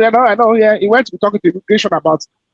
My UK journey. I've only been in UK for 2 years. I bought a house. Nobody cares that you've only been in UK 2 years. You bought a house. Nobody cares. He can't talk say, oh, all the Nigerian people when they call UK understudy now no be true now because they want to remain for UK now. Why did they come through that axis? I said, look at this idiots. UK don't close. They don't close things now. They don't close the other unifications that matter. Sponsor and all. They don't close them now. None of that anymore. Funny thing, they say no because they abuse them. Now these people they abuse them. If you know what these people do during COVID, then they forge fake clearance, fake clearance, fake vetting, everything that they do. They forge them. But our own people, once we do like this, they shout, they make. I don't know, man. I don't know. Are they surprised for my people? Our people, we are interesting people, to be honest. Yeah, so. Those even this H1B thing for US, now them will they do and pass. And now, you know why Trump just got angry, and that thing is justifiable because I understand. Now, a company who have let's say 10,000 staff, they be doing that job over 2-3 years. You will lay off like 8,000 to 9,000 of your staff. Now bring people through H1B. Why will you be chasing your citizen away to just go and bring some people from foreign to come and work? Because they can work for cheaper. Is that not madness? That is exactly what is happening in Canada with all this. Yes, no. You understand? And their brother that was in the immigration, I think he favored them. No. When they treat the always do is they try and put someone either in immigration or in government. That one's one that's been influencing policy. Even in the UK, look at the UK. Yeah, Braverman, all of these people, they try and influence policy. So that's what that's the system they do. They put someone there, they try and influence policy. So that's why you see that they always target like being in government. And the other thing they always do, I say, they separate themselves from all the other immigrants. So they're going to make sure, say, if Dudu gets one small offense, they're going to hype him. So that any anti-immigration sentiment, they go towards the others. You get. I say our man become the justice minister in Abata. Before you know, we don't personalize them tribalistically. Yeah, so we don't tribalize them. Don't they tribalize them? Until that guy enter Wahala. You understand? They just cut that phone. They cut that for a man they use phone. You understand? Although he's still a politician anyway, but that guy messed himself up as well. Now that guy was getting involved in things that he didn't need to get involved in. Exactly. He messed himself up. He exposed himself. Wait, what concerned him with protest in Nigeria? What's your name? NSAS. You don't get yourself involved in things like that now. You probably expose yourself to things like face your business. Face your business. You are a minister over there. That's your business. That's what concerns you. If you are invested, if you want to involve in things in Nigeria, do it using a proxy. Yeah, true. Do it using a proxy. Yeah, don't make it personal. You are here. You are the one. As all these people where they for okay. Look at UK now. as soon as talk saying gay pride, I ever see when Sunak talk saying they get involved in politics for India? No. But he getting proxy. He getting proxy. His father-in-law is the richest person in the country. His father-in-law is the richest person in the country. He himself is one of the richest people in that. So what it concern them? They get proxy. You use it through proxy. You know, when they talk say they do they put leg for. Oh, that's waiting. There are people shall we know but that's the difference between us and them. They shall be out to we know they are about to we don't open our mouth. To open our mouths. There's no decorum. There's no there's no decorum. There's no all of that stuff. These ones, if they enter any society, then they take over. Yeah. In fact, in my neighbor, 99, almost 90% of my neighbor, 90%. And before they go to this way, you cannot do wuru in a mortgage. Yes, so you cannot. Now they just mess up mortgage. Even mortgage don't mess up. Oh. Before, if you go to Igbo, if na 300, you qualify for na 300, you. Now here you could see someone who don't even qualify for 100, they qualify for 1 million. 1 million, yeah. And you know sometimes how you go know the value of the house we get eventually, say how it be that your insurance, because someone be selling house for you for 500,000, but the insurance will say they cannot insure you for more than 350 to 400. So are you getting the message there? Yeah, that's what these people do. That's what they do. So how did they cover their insurance then? If they really cannot afford it, if they are. Because technically, what you are saying is they are over leveraged. Yeah. Yes. Over here as well. I see that they gather money together. Yes, that's what they do. They gather money. That's what they do over here. Some of them go borrow you money and you go put in your account to boost it up. They go organize genje this thing for you genje work. Yeah. And they be show you all those stuff. They will circumvent everything. Yeah. And maybe this person they are doing maybe someone that is super driver that is making maybe 40,000 and maybe after the person pay tax maybe even make 20,000. 20,000. All of a sudden the person becomes someone that is making 200,000 in a year. So that I know say that they gather money for here. I don't know what they gather money together, but possibly the other thing that they get work as well as possible. Ingo get fictitious earnings. Boy. They understand the game very well. Our own people, with the people when they play football together, we cannot sit together and talk, say, okay, we want to even gather 20 euro a month. Fight to go use collector for some people hand. Serious fight. I even get one of them will be my friend. I remember that time I did find money and I asked him make him borrow me money. The guy give me the money. You know what he tell me? I give him the money back immediately. He tell me say, if for example he won't borrow 1 million now, if he get 1 million under 1 week. I tell her, I was like, what? What do you mean? He said, yes. I still get 1 million under 1 week now. Because them get network, their network. As soon as you just reach this person, if you gather 500,000 right now to do what you want to do. I tell her, say, what happen if, for example, you not pay that money back? He said that they cannot afford not to pay that money back. That if they not pay that money back, that their family, they all know each other. That is shame to him. you gather money for Nigeria. You go carry the money wrong. Yeah. Not only will you carry the money wrong, you gonna see them on all social media. They spend more money, they enjoy. I cannot do anything to you. I won't say something, but I know if we talk maybe I won't know if we talk openly. You understand? Yeah. One guy just help a guy like with money like that. You don't know this guy before, but just help the. I know, but I won't talk. I know. So yeah. So they just gave the guy like a 20K now. Instead for the guy to return that money. The thing you don't get that money. Use this money. The next thing, please now, you know I'm in need. Yeah. The person I just gave you 20K, I don't know you before. All of a sudden, you can't say you are in need. The person that doesn't even. Ó ti lọ ná owó olówó. You can imagine.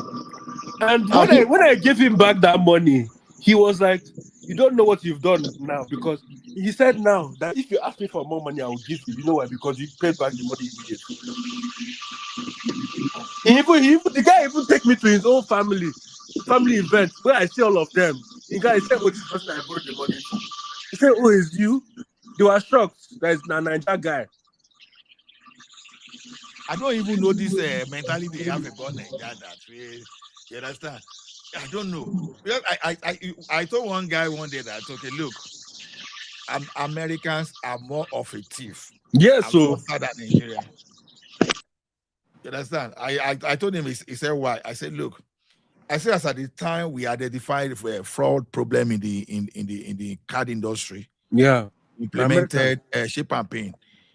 After we implemented it, America they were still arguing about the cost, about all. They see the use swipe. They see the use swipe and sign for America now. Yes, exactly. And the insurance they pay. I said, what was that supposed to mean? You encourage fraud because you know what we stop fraud. We are not stopping. So I said, between Nigeria and you, who do you think is more credible? We, because we are stopping the fraud, but you are depending on insurance. You are depending. Yeah. I said, we don't even want that thing to happen. So between you and Nigeria, who are more fraudulent? Man, Nigerians are hardworking. We're too hardworking, man. We too they work. No, we know we are. No, if not that hard work, we get hard work. But the people who get GPT they get that GPT to the call. Yeah. But the only thing that this our own rogue, they no get sense. Yeah. We did too loud. That's the problem. We did too loud. Even if you do Yahoo, should not begin to spread. You that okay now. You do Yahoo today, you eat. If you are wise enough, if you know you go rest. Yeah. I'll just go find something to do. But for you to be winning several, they will blow the money. Okay, Baba, look at Lagos now. You look, go to Lagos. Go to Lagos now. Go to Lagos now. See the amount of all these young boys. If they insist more money, then don't go buy Benz. Yes. There's not more G-Wagons. There's not more G-Wagons in Lagos, I'm convinced, than anywhere else in the world. You see waiting my eyes see for Lagos now. Lagos, when they go club that time. So I just guys say, this guy no block me now. They talk say, Alaye ma fi kora mommy o. To ba lo mate computer o. Me amura computer mate that new. I just look I say, where did they do this one? You understand? And you know these guys once they start making that money, they think they've made it and they're loud. And the guy was even me waiting I go get now the car even they use that time now my company car where they use they do my normal technician work around. So this guy they will just pack up the club and you will see them be wasting champagne. You just need to. Why I do not encourage this thing, but if you know that you are that cook like that, once you do that thing, just go and get away. But that means the fact that you are not getting away, you are not living that crime, like it simply means that you don't have value for yourself. Yeah, that's why you think you have to continue in crime. Ola, they don't know how to manage the little success that comes their way. That's true. Because they didn't create the success to start with. Yeah, because it's an easy money, and they thought that it always come like that. And if it does not come that way, then they are go to ritual.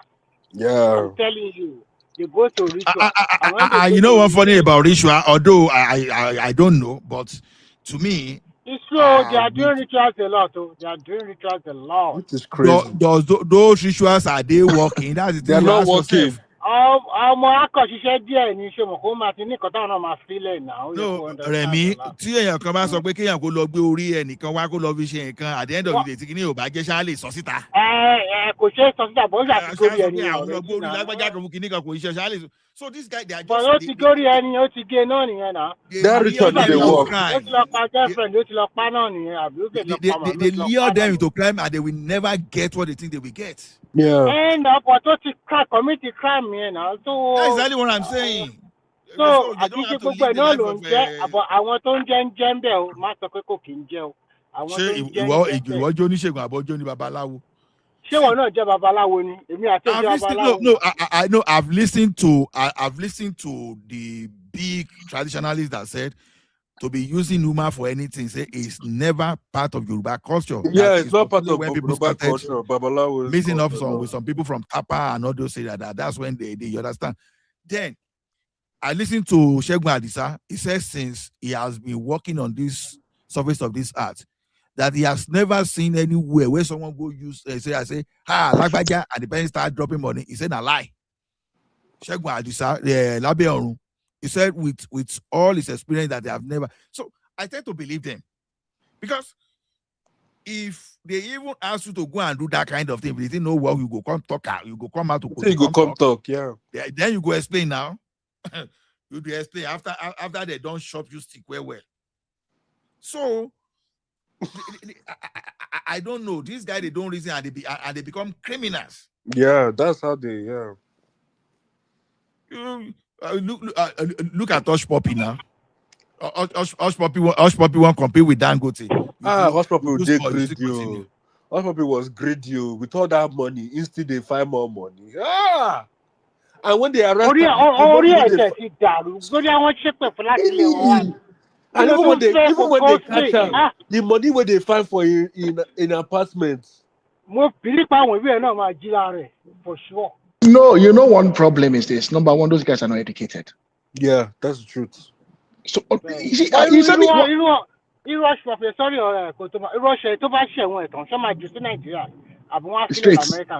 straight. Sure, I'm American. Malay, now he's using it. Like he did arrange in Malaysia. That's the document he's using now. He did arrange in Malaysia. That's the document he's using. So he's actually not a citizen of anybody anywhere else but Nigeria. Nigeria passport colony. He only has Nigeria passport. Yeah. He just did arrange in Malaysia. That is what he's using. Because the to deport Malaysia. More than only for the last 6 months, more than 2,000 Nigeria already deported. Malaysia no? Because Malaysia or something like that. So it's like a fraud. No, going Malaysia Thailand. Thailand, yeah. Thailand ìlú aṣẹ́wó ni, ìlú àwọn transgender ni. Sorry. Báwo ni wọ́n ṣe mọ̀ pé ìlú aṣẹ́wó ni? Ẹ̀gbọ́n bá lẹ́yìn ṣe mọ̀ pé ìlú aṣẹ́wó ni. Ọmọ mo gbé ń bẹ̀ náà mo lọ bẹ̀rẹ̀ ìlà kí ló ń ṣe náà? Ó rò pé mo ti travel. Mo fẹ́ mọ̀ bóyá ẹni kọ́sítọ́mà ni iṣẹ́ ẹni kọ́sítọ́mà ń bẹ̀ ni sà. Èmi ò ní kọ́sítọ́mà bẹ́ẹ̀ o, mi ò ní kọ́sítọ́mà o. Mo kàn ń sọ tèmi ni o, mo ò ní kọ́sítọ́mà. Mo kàn sọ pé ìgbádùn wà bẹ́ẹ̀ o, to be frank. In terms of oúnjẹ, 5-star hotel. Kọ́sítọ́mà dáadáa ni. Nǹkan tó kàn ṣẹlẹ̀ ní gbogbo sáìdì ibẹ̀ yẹn ni pé sórí tí yóò bá ti débi kankan rí àwọn pípọ̀ yẹn náà ti lọ o in terms of development.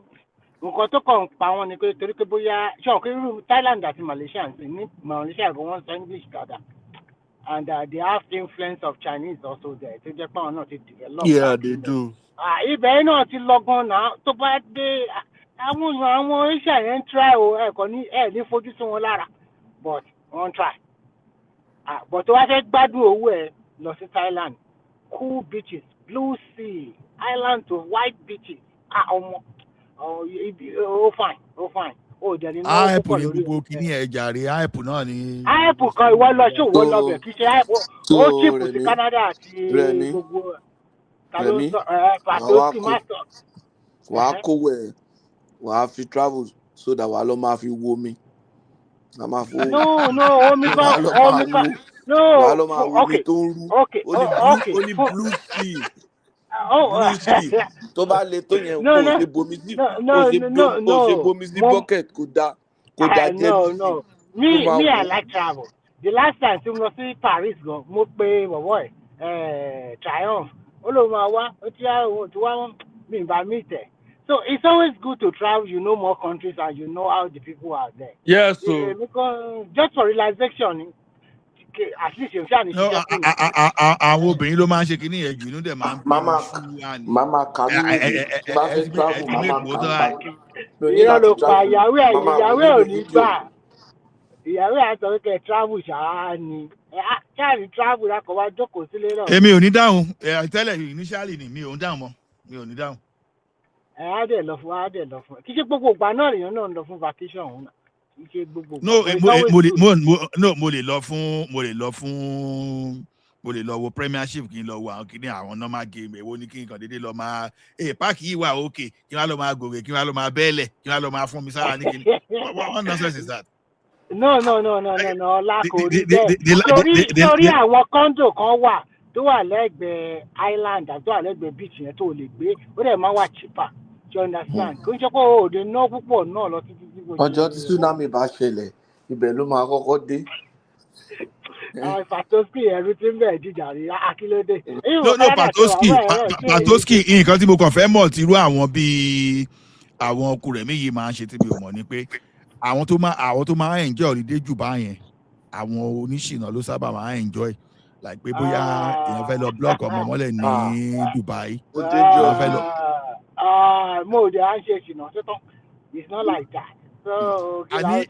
Àní mo lọ Dubai ní Dubai tí mo lọ last that was 2011. Kí ló lọ ṣe ń Dubai? Kí wọn náà lọ ṣe ń Dubai? Mo lọ ṣe training ni so mo lọ ṣe training ni. Wọ́n ní Dubai pé wọn kì í ṣe pé kí ni oh my goodness tí mo ń gòkè bọ̀ lásán mo ń lọ rú mi ní ringi tone tí mo ń gbọ́ ní along the corridor yẹn oh my goodness. Oníṣìnà burúkú ni wọ́n ń Dubai náà. Àwọn aṣẹ́wó máa ń fi bẹ́ẹ̀ káàdì àwọn aṣẹ́wó máa ń lò díẹ̀ business card. Aṣẹ́wó wọn complimentary card làwọn aṣẹ́wó wọn máa ń fún yàn náà. Aṣẹ́wó tó ń lo complimentary card. Ìbàdàn ṣe ń develop bẹ̀yẹn máa ń jẹ́ àwọn obìnrin àwọn expatriates ẹgbẹ́ náà. Skin is just a color. Everybody is the same thing. If you have good black man, you also have good white men. Terrible black man, terrible black white. It's the same thing. Torí gbogbo developed nation tá a máa ń pariwo yìí. A lè compare Nigeria because tax tó ń gbà lọ́wọ́ àwọn èèyàn. System tó wà yẹn kò ṣòdè mọ̀. Nigeria ò ní fẹ́ gbarú nǹkan bẹ́ẹ̀ yẹn náà because we are just like gbogbo jìbìtì akọ yẹn. Èmi bí lè gbọ̀ngbọ̀n Amẹ́ríkà. Nigeria máa gbà with time wọn tí gbà nísìnyí. Aṣòro bàbá. Bó kí lẹ sọ pé sorry jàre mi I didn't hear your discussions. Kí ni nǹkan tó ṣẹlẹ̀ lẹ́dọ̀ yẹn ṣé ADC crisis ni àbí. Now ADC crisis ni so what happened is there's a faction there's a Oyegun faction in ADC and that Oyegun faction is Oyegun and some of his APC. Oyegun faction yẹn ni Obi faction náà. No, I think they are both contesting to secure Obi. Okay, so they are both contesting to bring Obi over. Now the problem is there's also a PDP faction. That PDP man was a senator that was a former senator. Is the Atiku version now. No. There's a PDP faction. There's a senator. No. In Edo, yeah. So it's a yes. And there's this former there's former senator, yeah. And so they now call a meeting in Oyegun's house. I think those people are trying to bring Obi into their. I think they are probably trying to push Obi as a candidate. So I think it was So Obi, in general. So they set a meeting for Oyegun's house, and then some people with the PDP faction were denied entry. Oh, why? Because I think those people, I think the Oyegun faction want to cut them off. Yeah, they want to cut them off. They want to monopolize. That PDP faction is pro Atiku. Atiku, yeah, possibly something. There's something there anyway, so they didn't invite them in for the meeting. Anyway. Can you imagine? So those ones got to the gate. They got to the gate and now so they got to Oyegun's house and then they found out that. Aro. So I think it's those people. It's those people. This one that is becoming the face of ADC everywhere. Don't you think he's going to cause problem?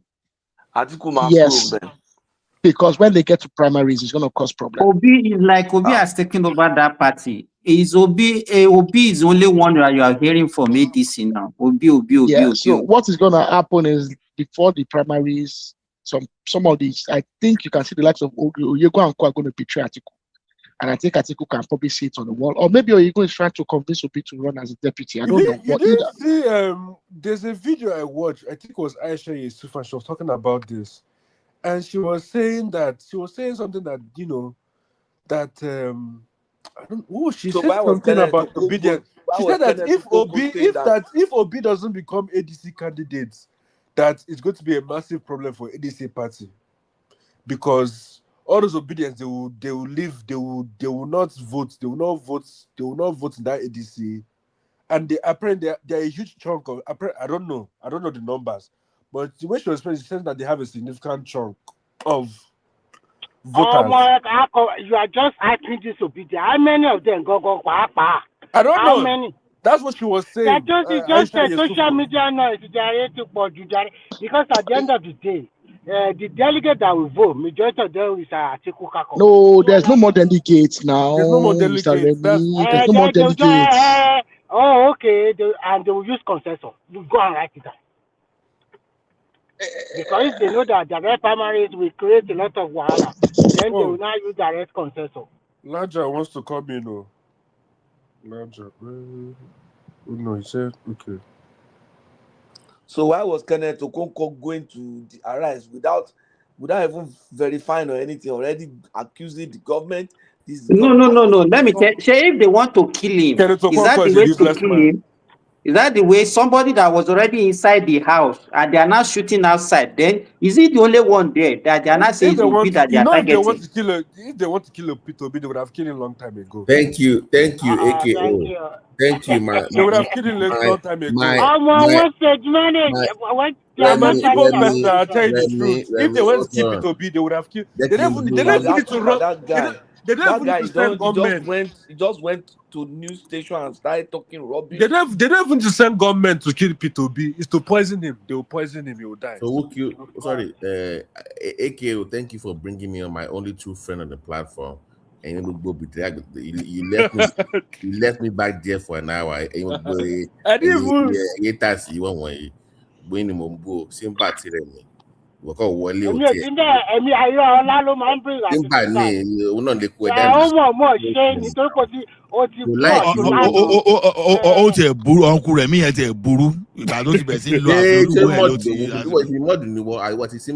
You saw me back then now.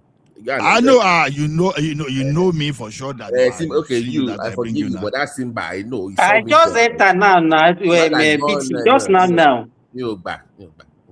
She won't back there saying to them back there saying to leave me. Thomas ti lọ yan kangaroo lórí iná ni. Ó ti mú kangaroo kan mọ́lẹ̀ tí ó bá ti wá yẹn. Ẹ máa wẹnu ẹ̀. Ó jẹ kangaroo ju èṣù lọ. I have a question. Sorry, for that ADC primary. Yeah, is it that according to Remy, they're gonna make an article consensus, or they still gonna have that primaries? If they do you see Obi winning with this momentum now, so-called momentum? No, he cannot win at the end of the day, because at the end of the day, all the northern delegates will still file out behind Atiku because it's Atiku's party. Can he win what? Can he win what? Delegates now. There's no delegates. Can he win what? Because I'm confused. But they will. When they are doing the primary, Shoma win as the president and Shoma win as the candidate. I don't know. Candidate in answer. Only win as a candidate because we're going to get member ADC, Emma filing, but the way things are shaping up, if Atiku know that Obi have a better chance, they'll just go to consensus because you have consensus on direct primary. So they just consensus to knock him out. It doesn't have the chance. Just forget it. It doesn't have that chance. It doesn't. Only look at all the big wigs in all the south or southwest.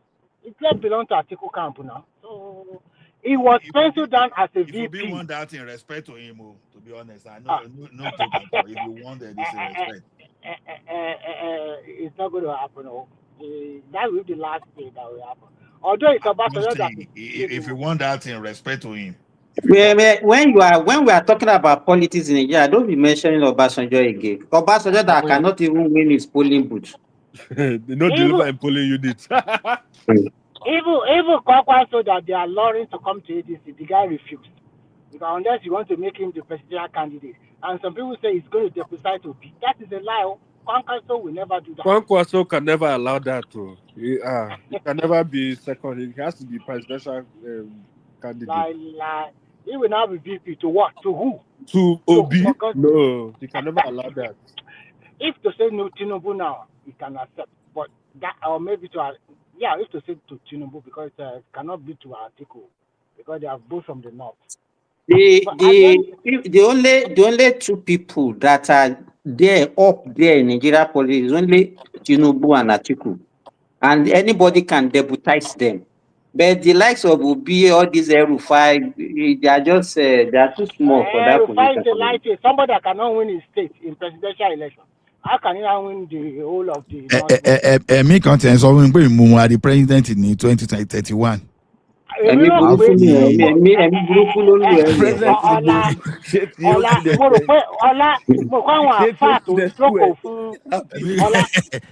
Àwọn ẹ̀mí rádaràda ló ń lo ẹyẹ. Símbà mo rò pé àwọn àfáà tó ń jókòó fún nírúurú bàdúrà àtàwọn àǹkó ó dà kọ́ ti sà. Ọlá ogun máa ń praise Èkìtì máì kí n bú Èkìtì lálẹ́ yìí. Àwọn ẹ̀mí rádaràda.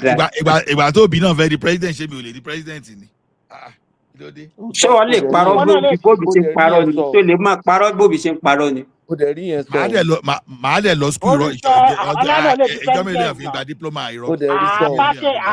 Package ẹni náà. A kò máa wá madman kan tó máa advice ẹni. No, ní èmi ni vice president ti Trump torí pé wọn lajúlẹ̀ ni wọ́n ṣe mọ́ gbà yìí. A kò máa wá madman kan tó máa advice ẹni.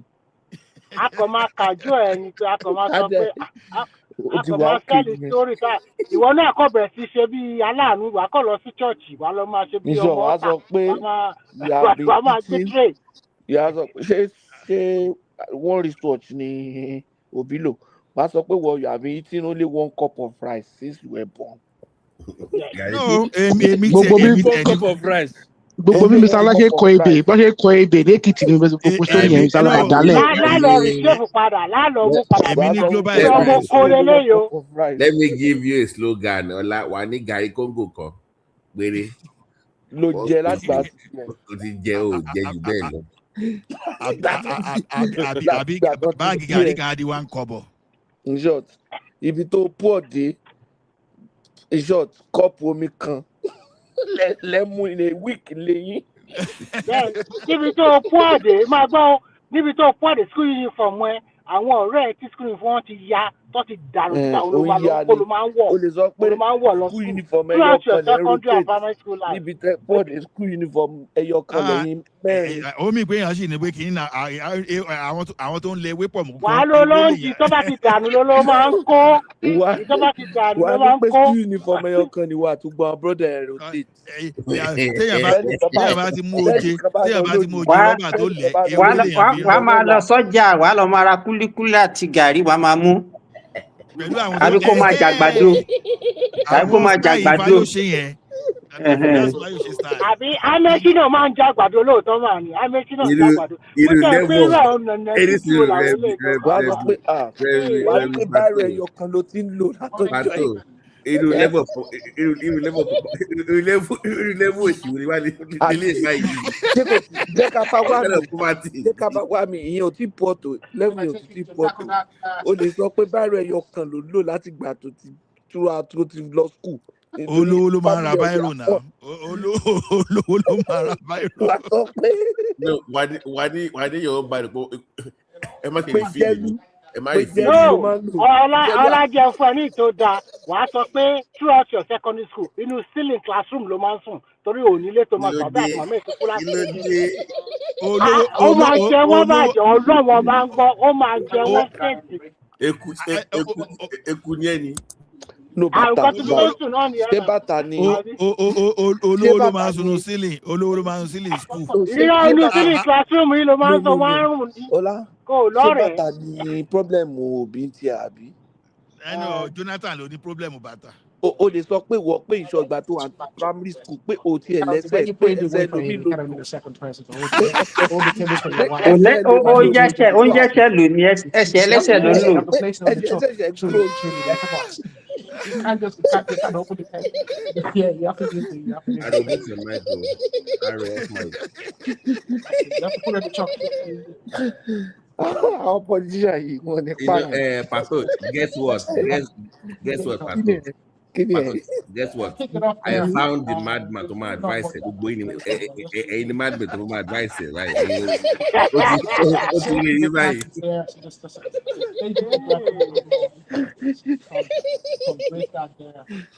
Àwọn tún mad tó.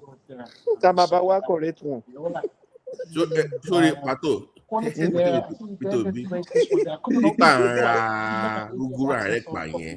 Nobody's fooled by it now. Could anybody? Could anybody? Jonathan, just like it's ridiculous. Why would anybody? Arogidigba, meet your mic now. Can you meet Aro? Aro's on come on, live show. Kuma lo sorry, the Erufayo. Everything went on. Aro. Kuma lo the Erufai si wa lorun. But are you shocked? Why are they spinning this like you heard our friend for that Tony it was APC. Why are they making it like it was APC to look back? What? I heard him saying that it was APC that was the one with that. So it was APC government. He says it's a genocide. Like in really? This is a genocide against opposition. What's the better massacre? So that one sorry, Pato. At this point in my life right now, I can't stomach Bukini anymore. Nonsense. For the past 3 years, we kind of endured it. At this point, I don't want to even interact with them. This over very ridiculous takes on issues. I can't stand anymore. But do you blame them? You can't blame them. I saw one video. You can't blame them. I blame the Nigerian media. I don't blame this because it's Nigerian media that allow all these useless people to come on air to say a lot of nonsense that is not true. The man is there. You guys watch the interview between Charles and that AMAC chairman, ADC chairman candidate. I didn't watch the guy really dealt with him because he was not actually falling for all those excuses that the guy was giving. He was try and watch it. In fact, the guy was just talking rubbish. Charles dealt with him, on Arise TV. So Charles dealt with him, Abi. The Charles dealt with him. He didn't allow him to be blaming every other. He said he was attacking ADC. He was telling them that it was the fault of the party. And even this summer, summer now. Yeah. Summer dealt with Rufai. Rufai that was saying the turnout was low, everything was shambolic, it was a shame. They said that was the best election that they have ever conducted in that local council. That even the turnout that we are saying that was low, that 9% was the turnout in 2022. That this one is even more. Yes, now. So the person that lost the election only had 8 votes in his own ward. Question: what happened to his family members, church members, as in his business? No, don't they like him? Like, honestly, I could tell me. If you're running for office in your own ward, you can't come on. You have only 8 people come and vote for you. And now, so you don't have any members in your church or mosque that even like you or love you enough to even show up to vote. That is. So offer Nabi. Okay. From a nuclear family. Oh, so I saw his interview today, Dr. Mo. I'm like, it was just the typical talking point, Hey, they read the election. Hey, but they are pushing him to go to court. They need to stop that nonsense. What court? Simba, what court? Oh, to raise They are money. pushing him to go to court. Let me guess. Tribunal. Our sister B. Our sister B. To raise funds. You know, I saw what they were giving that woman. 4 million, 2 million, 1 million. She was posting it now. See what Isa Yusufu is talking about Nigerian diaspora. He said you people are the most gullible people. Ó ti bẹ̀rẹ̀ sí ń bú wọn. You know that's and it was even on damages, so it was on Dr. Damages show. máa fi ọmọ ẹbí ẹlẹ́nu pẹ́pẹ́ yẹn lẹ̀ o tó máa máa pé power ló ń wá o. Nigeria diaspora ló dẹ̀ support wọn jù. ẹ má máa dán oníyẹ̀yẹ́ lóhùn power ṣẹ́rí gbogbo ẹ̀ bá ta they are looking for bad door to power. They don't really see when people mo ní wọn lọ́wọ́ ńgbà tí mo ṣe wà lórí Facebook dáadáa o. Ola, before you go on, Ola, before you let me ask you. Why would no, Ola, let me ask you. Put yourself in our shoe. Why on that? Why would you even show up to ADC? Do you know how shameful that was? Yeah. That thing was, I could not believe it. I'm like, embarrassing. He was like talking like, I'm like, dude, our people here don't move for years. So why you are? I'm like, oh, Lojutini. I could not believe what I was saying. Babati, you are not looking at those people you see. Nigeria are the person that they are not doing this thing for Nigeria. They too want to get to power. So let me tell you one thing. If I'm in Nigeria today, probably I will be one of those people you'll be talking again, becoming to be in politics too. Yep. You understand? Because the thing is this, these guys, they all want power. Yeah, they do. And the easiest way for them to be recognized is to join the like of Obi. But the mistake they are making, they are waiting for Obi to win for them to be appointed. Yeah. Meanwhile, right now, they can even play their local politics. Yeah. That is where you will know that they are not serious. Just imagine me following Obi, whether in ADC or whatever, you understand? I will be saying, see, I want to contest my local government because that is even a little bit sure for me. The Obi wave is over. Nobody is voting top to bottom anymore like the last time. So if you want to win, you have to actually go. You have to go do the work yourself. You can't keep riding the OB wave. That one is done. No, I want to. Yes, I agree with you. But I want to if you obey, if you make it, go and look at all those obedience. Go and look at their following on Twitter, YouTube. I personally don't see how Obi is going to win this election at all. Or I don't see because Tinubu is brilliant. I'm sorry to say it. He has all the you don't have to be sorry now. It's not everybody that is following Obi for. They have someone following Obi for commercial. Okay, for their own reasons, I don't know. Yeah. As Aisha made the, I don't know. After maybe I'm wrong. Have you seen the financial statement or that Labour Party financial statement? No, I've not downloaded it yet. Okay, they've not published it. I haven't seen anything, yeah. Okay. They don't get anything. They lack transparency. Now they are claiming to be Kiniko. I beg, leave that one. Yeah, but I don't see how Obi will win it. Tinubu has taken Obi lo ma win, you know. Tinubu is a legitimate president. I said there's no way Obi will win the election. You said Tinubu has done what? Tinubu has done. It wasn't me. It was a lot I said. No, let me remind you. You said no. I want to hear what he says, sir. He said there's no way Obi will win this election because Tinubu has done what? Because Tinubu has all the governors. Let me tell you the point that I see there. Obi is not going to win this election even if Tinubu had done nothing. Because Obi is even working against himself. Even if Tinubu no get all those people, Obi would have won this election. Obi has been campaigning. So you used to be an Obi supporter now. You want to change? Obi has been campaigning since 2023, non-stop. Who does that for 4 years? He has said so many things. All his messages are now flat. Incoherent. All his messages are flat. Mato, do you know why you're wrong, sir? Do you know why you're wrong? Why? Why is you wrong? According to the obedience, if Jesus Christ comes from heaven and competes against Obi, he will lose to Peter Obi. Oh, clearly. It's not me. That is what they said, though. It's not. That's what they said. So they believe that they can still beat. Obi is the one that is working against himself now.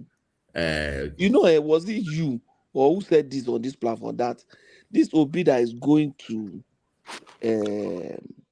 Abuja to campaign, that it looks like they are setting him up?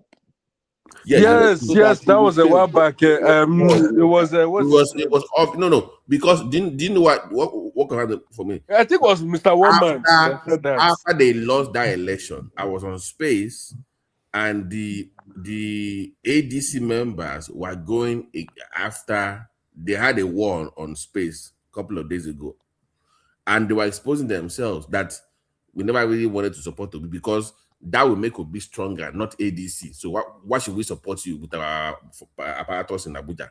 So that was the whole thing. They didn't see an ADC win in Abuja as an ADC win, really. It was more like a way of Obi increasing his own party. So they didn't. That was what happened. So they feel like they were sabotaged by the real ADC members.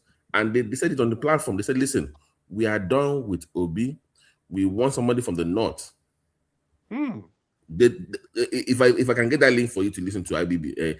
And by the way, I joined these spaces not because they're just regular members. So they are active members of the party. They are PAs to governors, senators, House of Representatives. So they are in the system. So when they tell you, you listen. I'm not hearing you guys again.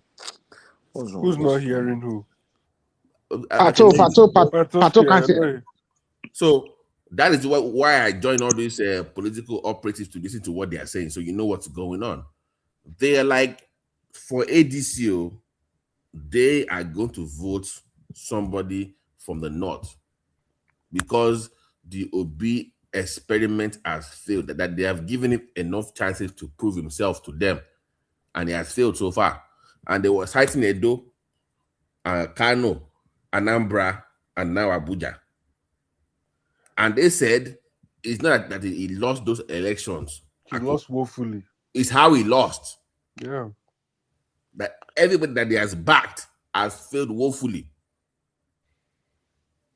So that is the. So I'm telling you what they are saying. I'm giving you guys the feedback from the political operatives in those political parties. Me, if I was P2B, I'll probably I'll just step away and just go to my corner. Because like I said, there's nothing you can do to win the election. Unless miracle happens. Obi didn't understand that. I don't know why he didn't. Can you guys hear me? Oh, Patusco, they hear you. Yes. Wait. So the Obi didn't see that they were selling him a dummy. I don't know what's wrong with Obi. I don't know. Obi actually cannot say he has voters or guaranteed. He's just betting on, okay, I'm used to, there's no way he can measure his popularity other than, okay, activity in the social media. So he cannot say, this is you understand, this is sure for me, or this is amount of vote that is sure for me. It's just knows that, I'm popular with these young people, and hopefully I'm able to gather that vote. That's all. They are not sure. But at least APC is relatively sure of their own registered members. Yeah. Even if they are not sure of the votes from all Nigeria, they are sure that if they are registered, if their party register has integrity, at least Pato Shengbomi. Yeah, we can hear you. Should I tell you where APC are guaranteed to get votes? South. The place the APC are banking on, in my opinion, is South. South, yeah, they will get it. That is what even APC can even bank on Southwest. That is how Southwest people want nonsense no. We can't trust we can't trust them best. You cannot trust our Southwest here, but South is where APC are. But and the way the South people like all these Benin people that were voting for Peter Obi, how they quickly switched from Peter Obi to like Tinubu or not. That is like this. If you see the South people, we are after performance. That's It doesn't matter. that Tinubu or nothing. Arrow, time out. No. Pato, you are a man. Don't do it. No, and what I mean is, you are a now. You're not. No, even in our Egba, now performance we dey look for no sentiment. Okay. Yes, now one performance. Now I want to go home and see. We can't trust the people from Oyo. I want to go one the king Gibe mo. Oba Fide ni Oba won ni Oyo yen ni nsin. Ah, le trust wọn. Abi Thomas.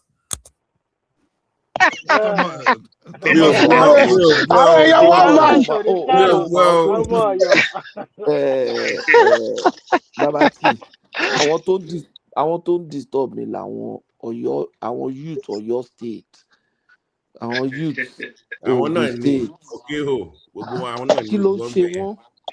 Okay, look at UI now. Look UI nígbà last election. Tito blow we go UI yẹn now. All that agbowo UI. Tito be one UI agbowo now. Take his feedback. Nǹkan tó ṣẹlẹ̀ ni pé gbogbo wọn kàn follow dogmatically ni àwọn youth tí ò ronú. Take his nǹkan tó ṣẹlẹ̀. Feedback. They are regretting now. All of them are regretting now. God bless you.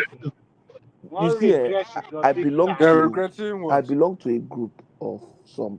I have a network of Christian pastors in Oyo State, as in people who are close to me, where they support Peter Obi that time, not because they have interest, but because they just felt, he's going to protect them against the insecurity of Buhari and all this. So when I now spoke to them, I said, how is it going? He said, he said, thank God that he didn't win. I said, There's one of them, the person that was telling me, thank God he didn't win. That person refused to talk to my brother because of Tinubu. We be brothers, so brothers, no be say we be the same father. He said no go talk to our brother again. And my brother in Bio, it's because of Tinubu. He said this man is that they are buying Southern, they are doing this one. When I now called him, I said, he said, thank God Obi didn't win. I said, really, what has happened? He said, he said, na deception. I said, so the way he was going to choice it will not work again. I said, but all this Southwestern, you say na lie. I say everything don't clear. He said they are now they know. So I now spoke with another church member. All those already say that they follow pastor enter anyway. So I now say, so are you going to support Obi this? I say, Obi wo. I say, what if your pastor? He said, want to beg. He said, if any pastor talk anything now, I say that pastor is on his own. They are not going to. I said, so you don't go listen to your pastor. He said, for where? So now all those pastors. The Christian Association of Nigeria, they named their secretariat in Lagos after the meeting with Tinubu yesterday. Oh, so that was and you know, I didn't even know that Remi Tinubu. You know Remi Tinubu in East and Atoese, yes, Tinubu. But I didn't know Remi Tinubu is is it her dad, her father, or her mother? Yeah, now that means it's Shekili now. Yeah, that means it's Shekili now. That means it's Shekili. Àwọn ọmọ Igbo wọn bú ṣégè sí bàbá yẹn lára. Tani yẹn? Who? Atoise. Because he gave one Catholic church 100 million naira and telling them, look, that this Tinubu is not tribal, that the man is helping them. The man was fighting things. Oh, one man to buy Romoton bu Atoise. Atoise has money. All of Atoise's boys are working for Seyi Tinubu at the moment. Yeah, all those Cubana, all those Zenko and Co. Who are Zenko? Money and Atoise's boys now. Yeah. Sọ̀rọ̀ mọ rírí tí àwọn èèyàn tó fi padà lẹ́yìn Òbí ni pé after that election àwọn Igbo náà manage success yẹn dáadáa. Wọ́n bẹ̀rẹ̀ sí insult gbogbo other southern tribes. Ó làwọn sọ pé okay àwọn. No, when have they not? No. When have they never insulted everybody? That's the thing. Àbọ̀tí yẹn ti pọ̀ jù. Ó ti pọ̀ jù. No, it's not all poor. It's that they were on the ascendancy and then they were cut short. Because you have to think about it. Peter Obi is the nearest. No. That's the thing. On a personal level, on a personal level, the bad man wanted to sorry, on a personal level, yeah, if you know the Igbo people are my friends that I trust so much that I can do so many things for. But I cannot denounce things and I cannot let you insult my family and insult my heritage because of your ethnic lineage. No, I can't. I won't let you do that. But I don't say no. I can do because we are friends. But let's code everybody pay. Let's code everybody pay. I don't like Tinubu. I don't know. Well, I can't say I don't know Tinubu from it, but it doesn't owe me anything. I don't owe him anything.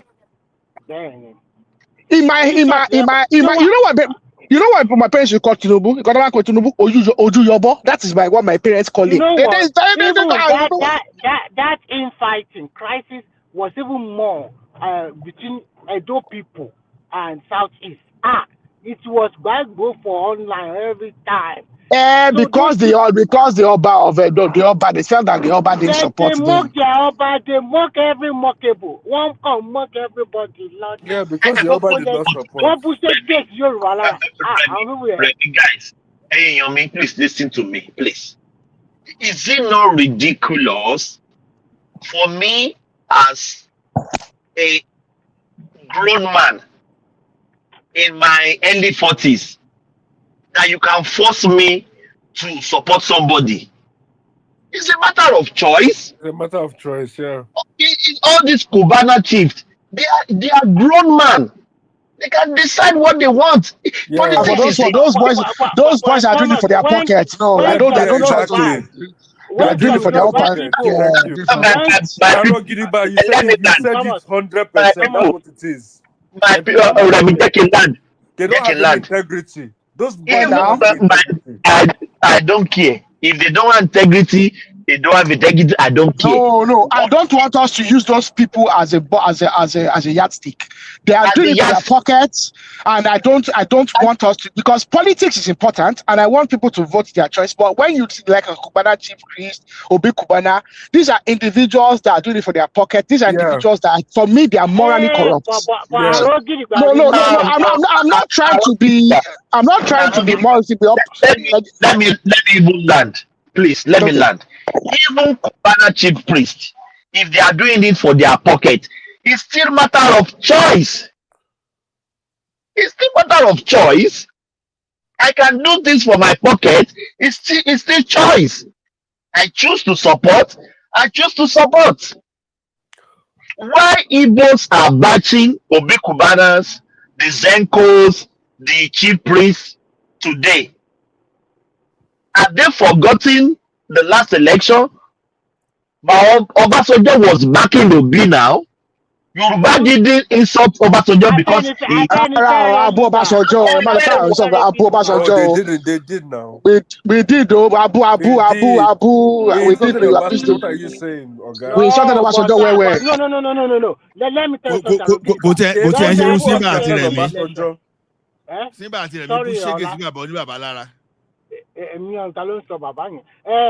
During that 23 election, most Yoruba celebrities they file behind Obi now. I want celebrity to show Nollywood movie. I want on file. You know what the problem I have? I'll tell you. I'll tell you what the problem I have with Cubana chief priest. I'll tell you the problem I have with Cubana chief priest and Obi Cubana. So when Obi was campaigning and coming to Alaba and all that stuff, Cubana chief priest and Obi, they were following him. Yeah, and they were parading all this ethnic stuff, you know. Yeah, even recently, even when Kanu got the sentence, look at the nonsense that Cubana chief priest wrote. Yes. So these individuals are don't see, because they are doing it with Sheyi. What they think is they can use Sheyi for their own political ascendancy. And at the same time, what Sheyi is doing is Sheyi too is doing it for his own personal benefit, because Sheyi wants to build his own army of people that can support him. He wants to take over his father when his father exits the political stage, and he's trying to build his own coalition of people towards that in the future. But so I don't see, because look at Cubana chief priest. Okay, they're greedy. when Peter Obi was campaigning, he was following Peter Obi up and down. Yes. The 1 week that was in between the presidential and governorship campaign, he was going to sit down with Larry. What is that? This is that Larry, that guy that used to follow Naira Marley up and down. What's his name? Sam Larry. So I mean, Sam Larry. So when you look at these people, they are people that morally they are bankrupt. I mean, look at Obi Kubana. Both Obi Kubana and Kubana chief priest. Are they intelligent people? No, normally they can't sit beside me and we can have an intelligent conversation now. They're the bottom barrel now. It's just like Nigeria because they have some small money. God knows how they make the money. Yeah. Even all the day. Okay, look at what Koshari said about what's them the other day now. Koshari, he flawed him. You know, those boys, their money is not pure. Both of them have ESCC issues, and they are trying to use Sheyi as a hide behind Sheyi. Kubana chief priest has been looking for a way. He's been hiding behind the Imo State governor since. This man was supporting Peter Obi throughout the Peter Obi's campaign. As soon as Peter Obi lost, he went to be hiding under Imo State governor. That one gave him an essay to the governor, Imo State governor, and was doing my papa. This is the same guy that is following Davido, and Davido is PDP. And when Davido is doing his campaign for the thing, introduced him to Tinubu. Yeah, actually, you were the one that brought to Shetima, not Tinubu, Shetima. Shetima, sorry, not Tinubu, sorry, yeah. And then Davido that introduced him to Sheyi when Sheyi Tinubu came for Davido's wedding. Yeah. Remember, he was one that was carrying Davido's money up and down, doing Davido's like doing the boy for Davido, doing Davido's wedding. That is where he kind of used cross start to enter the he was. I will tell you the person that brought Obi Kubana and Kubana chief priest to Sheyi Tinubu is actually that Zenko guy and that guy that owns the Del Roy, that hotel. What's in that hotel? That the Delboro Hotel. Delboro Hotel. That guy is obviously he has more connection. Yeah, that guy has more connection. I think he's actually fronting for someone because when I look at the guy's history as well, the way the guy just started. All those guys, they are just fronting for he started in oil and gas now. He started in oil and gas.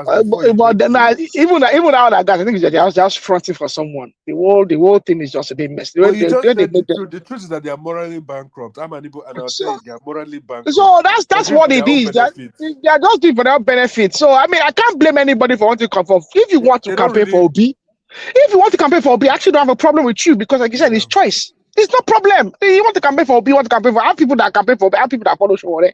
They're my friends. They will come and they will sit in down. They send all manner of these WhatsApp messages. They'll send up, but that's fine. They know my position. We were sitting one day before, like a year before the election, and one guy was saying, it's the article will win, flood down. Some people said Obi will win. I said, look, you know me. Yes, I can't deny that. I know people that I know people that are very well connected to Tinubu. But I don't have any personal relationship with him, me as an individual. I have no personal relationship with him. I've never gone to beg him for anything. And my parents have never gone to beg him for anything. So, but I will tell you the truth. The way I see it is, between all these people, I know for a fact that hands down, all things being equal, he's more intelligent than these other two individuals. Yeah. That is it's as simple as that. Ideally, I used to think that Tinubu was using style to campaign for Oshibajo. That I just wanted to secure the presidency for Oshibajo, the ticket for Oshibajo, and then pull out. But in the end, I saw that he was serious about it. What can I do? I would have preferred the Fashola Oshibajo if I thought the Southwest wanted to present a president. Ooh. I prefer Fashola Oshibajo. I prefer Fashola actually because therefore no but they would not have done well. They would not have pulled well. No, I think Fashola would do better than Oshibajo. I think Oshibajo is a fair weather friend. I think Oshibajo doesn't have the capacity to go through with the things he wants to go through with. Yeah. And I don't think he has a capacity to build trust and build confidence. Because really what Tinubu was not under will to stand up. To stand up to the heat. Because really what you see with Tinubu is this. He has the capacity to build confidence in people. Yeah. They had their renewed hope thing yesterday. Now one conference like that. Look at the people that were there. Former governors, former deputy governors, proper people like when Atiku has not. People are saying that Atiku is going to win the North. Tinubu is going to throw Atiku in the North. The way I'm looking at it. Like I don't even know why. I don't know why anybody wants to contest against Tinubu in 2027. It's a waste of money. It's a waste of time. They are hoping that the popular. There's a popular hatred for the incumbency naturally is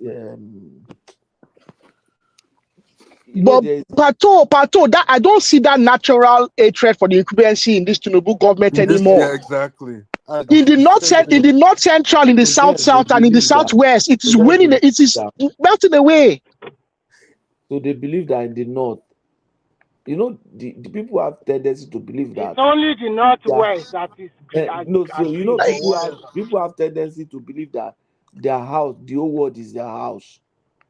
You understand? They live in their own. Even they live in their own cocoons, and they feel that everywhere. That's what it is everywhere. But okay, look at it, Pato. Look at it, Pato. Me and you know that the most intelligent voters in Nigeria in the north. When it comes to informed voters, the northern voter is more informed than the southern voter when it comes to the understanding the political dynamics. Yeah. Then they understand it better than us. That's the fact. All this one that we are just doing is just speaking in English. Yeah. I beg you, Jare, you are just hyping them for no necessity, Jare. No, those people. They're even more stupid in voting. No, they do block. They do block. You think that they vote in blocks. You think that the ideological vote is because just for the sake? No, the ideological vote as well is a position, is a political position. Don't think of it just as simple ideology. It's a political position. It is both expedient. It's expedient. They vote. So, look at the way we vote in the south. Now we vote stupidly now. Arrow, your gaslighting is. We don't vote stupidly now. I look at the last election. Okay, then tell me what part of the south that voted intelligently in the last election. Tell me which one. Ekiti and Ondo are the only people that voted intelligently in the southwest. So if you look at the northwest, you want no more for sure. Well, go and sit down, Jare. And okay, maybe Ogun State. Ogun State. Too late. Don't try to walk back now. Ogun voted intelligently, but that's because they insulted. That's because they insulted your governor. Now, if they didn't say would you be? No. Ogun State is for Tinubu from day one. Dakwa Abiodun is this guy now. Who's Dakwa Abiodun? Ogun State is for Tinubu from day one. No wahala. Only that you have to check that stupid government that is. That time he was with Oshibanjo now, because it was the primary. That is why Toshi Boo now. We can't claim that we voted. Look at the north now. Tinubu secured a lot of votes in the north. Yeah, he did. But he only won 3 states in the north now. He was forget the number of states he won. Okay, the main reason you have to look at is was he able to secure a lot of votes? Yes, he did. Yes, he did. I think the reason why he was able to secure that vote is because he has played his political something for a long time, for years. Yeah. Let's call it That's what Tinubu did very well for years. Basically, all those favors he's been doing for people, he was collecting them back. Okay. Did Tinubu not do favors for others? Did they pay him back in kind? Right. The reason why he was competitive, that's the reason. Look at it. The reason he was competitive in Katsina, Kano, and Jere, because he also put their son, Buhari, to be the president. So, why did the election people? Okay, because Aregbesola was an unknown. Nobody knew Aregbesola in Ijesha. They only knew him in Lagos. Nobody cared about him in Ijesha before Tinubu brought him to Ijesha, to Osun State. Those boys of Buhari boys, they did not really help matter for that party in that election. They just kept mute. If they have really came out to campaign for Tinubu, it will win landslide, even more than that 8 million votes. Most of them chicken out. But as God bless Tinubu, I'm not paying for anybody's demand. So, I guess the question I have now is, so what? Of course. I guess I have a question to ask. I have a question to ask. Within that APC faction. Let Patoski talk, please. Let him continue. Because Buhari disappointed these people go for them. So wọ́n lẹ́nu bẹ̀. So Tinubu ti wò pé wo àwọn people wọ́n lẹ́nu bẹ̀. Then you still don't want me. Jẹ́ kí n cut loss mi. Nǹkan tí mo like about him nìyẹn. Wà á rí pé kò lọ campaign east lọ títí. Jẹ́ kí n cut cost mi. Ó ti mọ And here he is in this election. He will focus south, north central. Try to In intensify Southeast, presence you will go to southwest. Southeast. Tinubu will campaign heavily in Southeast this year. Yeah, He will do he'll small, collect small Southeast. southeast That's for and leave sure. the rest. He won't My collect Southeast, but brother, he will, try my brother. northwest yẹn kò ní dààmú ara ẹ̀ No, púpọ̀. he will collect Tó bá Southeast. wọn kọ́ máa play good policy kọ́ máa Sorry, play Tinubu will ìjànú collect pẹ̀lú. Southeast. sorry ní election Ẹ yìí, máa collect ẹ̀ o. Tinubu ò lè focus púpọ̀ lórí southeast. Mo láìkẹ́ Kò kò ní kí ń focus waste níbẹ̀. energy ẹ̀. Ṣé gbogbo àwọn delta yẹn á lọ síbẹ̀ That dáadáa bó Delta ṣe lọ State will last time collect yẹn. it. Àwọn Last adẹ̀ time. sọ́nà àwọn 1 million vote fún àbí jù bẹ́ẹ̀ lọ gan Yes, pàápàá. then north central ó máa face ẹ̀ dáadáa. Then north east yẹn wọ́n máa Hey, face ẹ̀. Mr. Remy, did you say 1 million votes in Delta? You see, if there's a place where they are going to do block votes, everything APC, if that kind of Delta, I don't even think it will be safe Rivers for it to move. Delta àwọn yẹn wọ́n lè sọ́nà See, 1 million. Delta, Rivers, Edo, I don't even think it's safe for anybody to come to a polling unit and try to vote for anything but APC. Yeah. Àwọn náà máa ṣe nǹkan tí wọ́n ṣe ní Southeast ní 2023 for everybody ní now. Ẹ̀yin ò lè ṣe ní southwest. That is it. Ẹ̀yin ò lè ṣe ní Southwest, southwest. we are liberal. We are liberal. At all. We are liberal. We are liberal. We are liberal people. We are liberal. We are liberal. We are intellectuals. We don't do that. We are intellectual liberals. Yeah, we don't do that kind of stuff. Ẹ̀yin ò ẹwà intellectual ẹ̀dẹ̀ fẹ́ jẹ president. A máa dá wọn lóhùn àgẹ̀kà àwọn ará Ọ̀ṣun burúkú Àwa yẹn ní bí ká wá lọ abẹ́rẹ́ sí. ìtanú Àwọn politician. ọ̀rọ̀ ọ̀sùn yẹn mo wà disappointed, I'm telling you. Wọ́n burú o. Wọ́n jó bẹ́ẹ̀ náà ni. Ìjókòó. Wait. Slow. Just say Ede people. Ede. Just say Ede. No. Ede. Àgbọ̀gbọ̀ yín ni jàre àti ìfẹ̀jẹ̀sà àti gbogbo yín. Very shameful. You are just Very bad for, I shameful. don't know. Very shameful. Ó wà Is shameful. that Osun State? Pẹ̀lú gbogbo nǹkan tó ṣe fún wọn bẹ̀ ní Disgrace ni wọn. No. They just it was just. Hold on. The origin of Your governor in the source Edo. of Yoruba people. Tó lè pe Joseph ní. No, BT, I actually looked at that guy. Actually, I don't think he has an. It's not that he's not. He has. No, it's not fear factor. I think he has a reading. He has a reading. So when he's speaking, when he's saying his own words, dyslexia. I think he has. I think it's dyslexic. Yeah. So I think when he's speaking, Okwebolo, when he's speaking. So look at that video. Look at that. Yeah, no. Look at that video when he was addressing Obi and saying Obi shouldn't come to the States. You can see that he spoke very clearly. He didn't miss his words. But when he's reading, I think he has a reading difficulty. So I think it's dyslexic. So I think that's what it is. So I don't think. Yeah, I don't think it's anything about intelligence. I think it's just dyslexia. I want state low go. Did you see what that governor did? Which governor? He bought construction equipment. He bought serious job equipment for local government. You know how much be those equipment? Millions. You know how much a JCB is? You know how much a single JCB is these days? A single JCB is more than 400,000.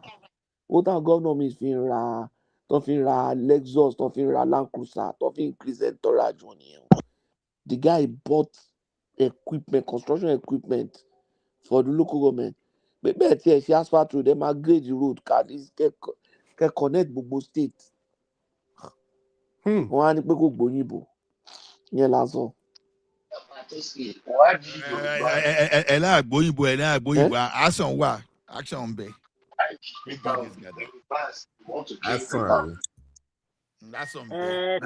Koyinbo is not the governor of the state. It's Nigeria. When I talk to my brother in Benin, they say, don't mind them. The one who if you speak English, we did there, what did they do?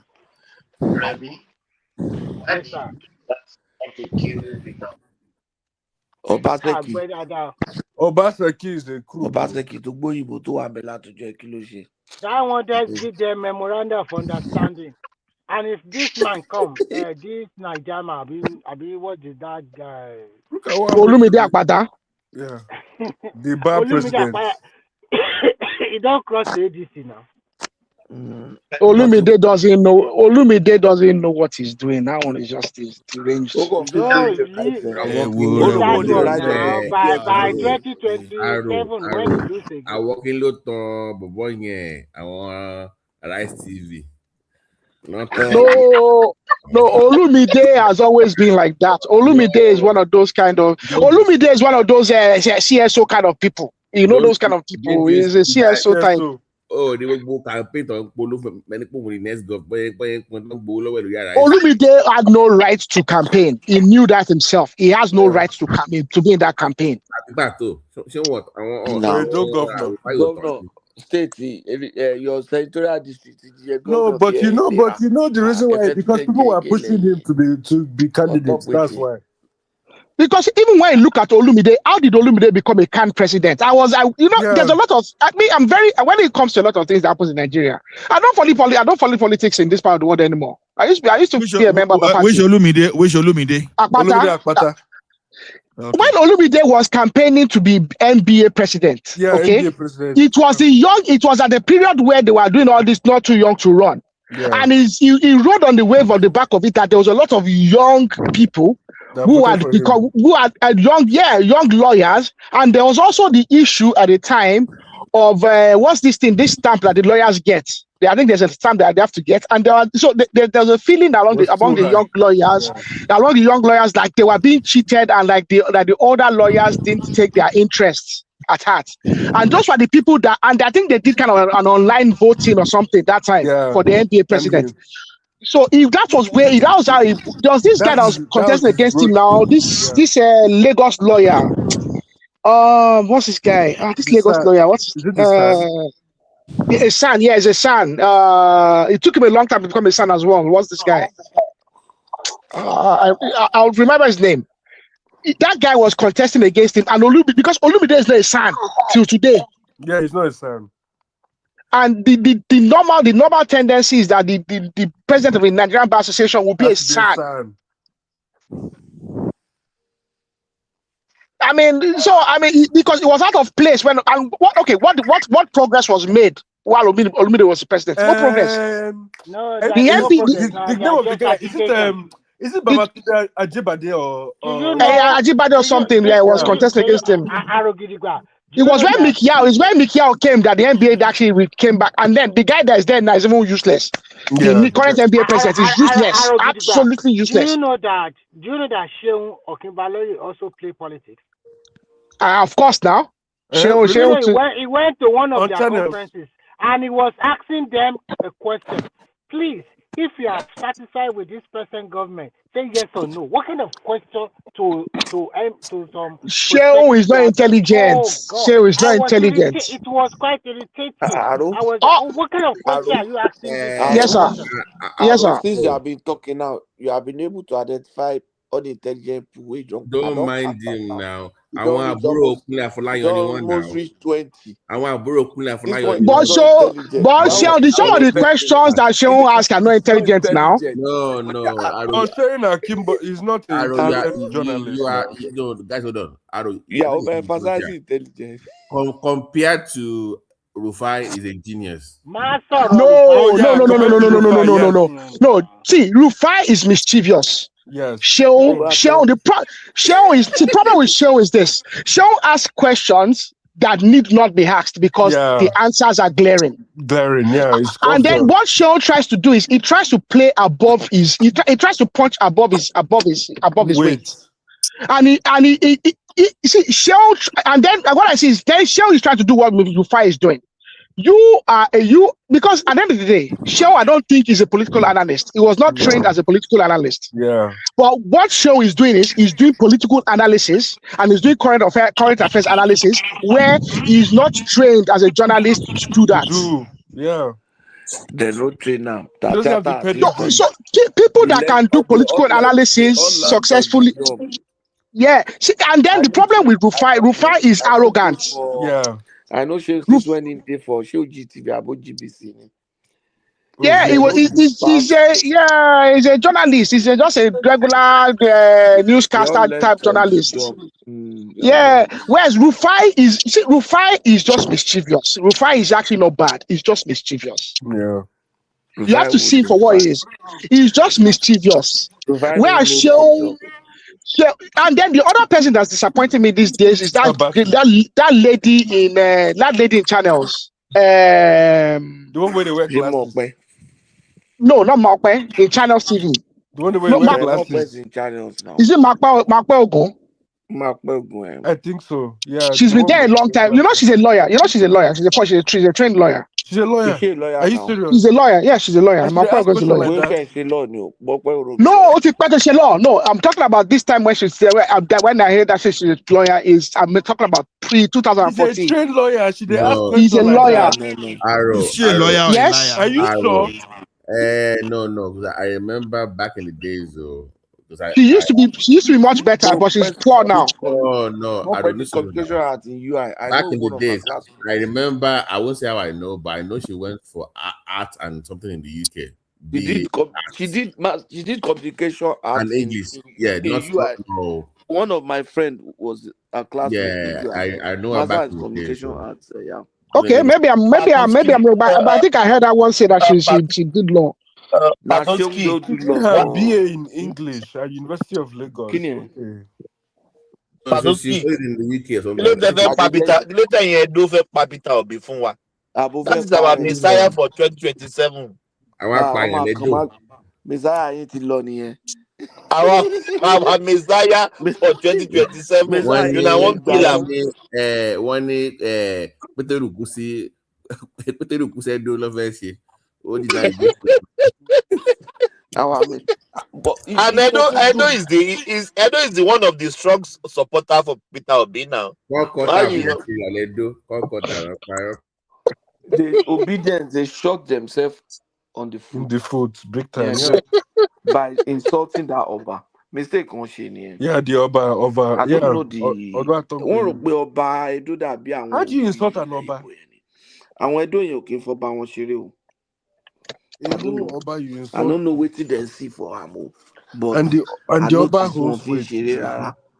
But the problem, they really went overboard with Oba thing. Even really when you are a governor, when you are a governor, you enter that Oba palace, you go kneel down. You comport yourself. Arogidigba, tell me who obedient doesn't insult. Tell me, just tell me one person. Obasanjo, they never insult Obasanjo. No, they never insult Obasanjo. Because Obasanjo is on their side. Obasanjo is on their side.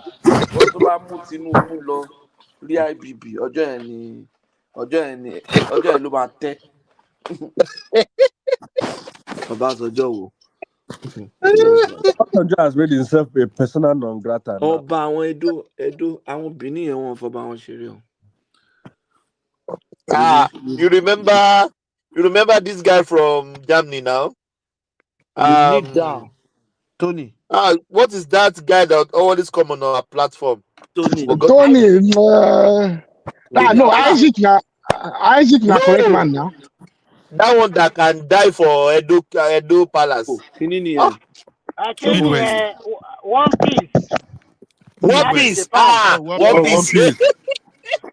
One Piece. If you mention that, he even insulted in our set. He even insulted us in this. We said, no. If you insult that Oba now, don't try to insult One Piece will show up here. Yeah, in front of any adult person, don't try to. Thomas, my the war ni. War gidi ni o. War. One Piece. One Piece no dey play with that their king. You know the funny thing about the one man's platform. You know that the Edo people dominate one man's platform, sir? Do you know that? Yeah. Somehow. No, when you look at it, the Edo people dominate one man's platform. You want to start counting? Like people that like contributors. I think contributors. Yeah. Midwest is from Edo. Midwest, Pato, Midwest, Isaac Black, Tony, AY, Aizon, Midwest people, comrades, Omolui, there are plenty now, and even others are there are plenty. Which Mike is Edo? Which Mike is Edo? Mike is Yoruba. Mike Ike. There's a second. There's a second one as well that came one time. Yeah, I think he lives in Finland or one of these places. One of these places. Ikorodu said this is Benin by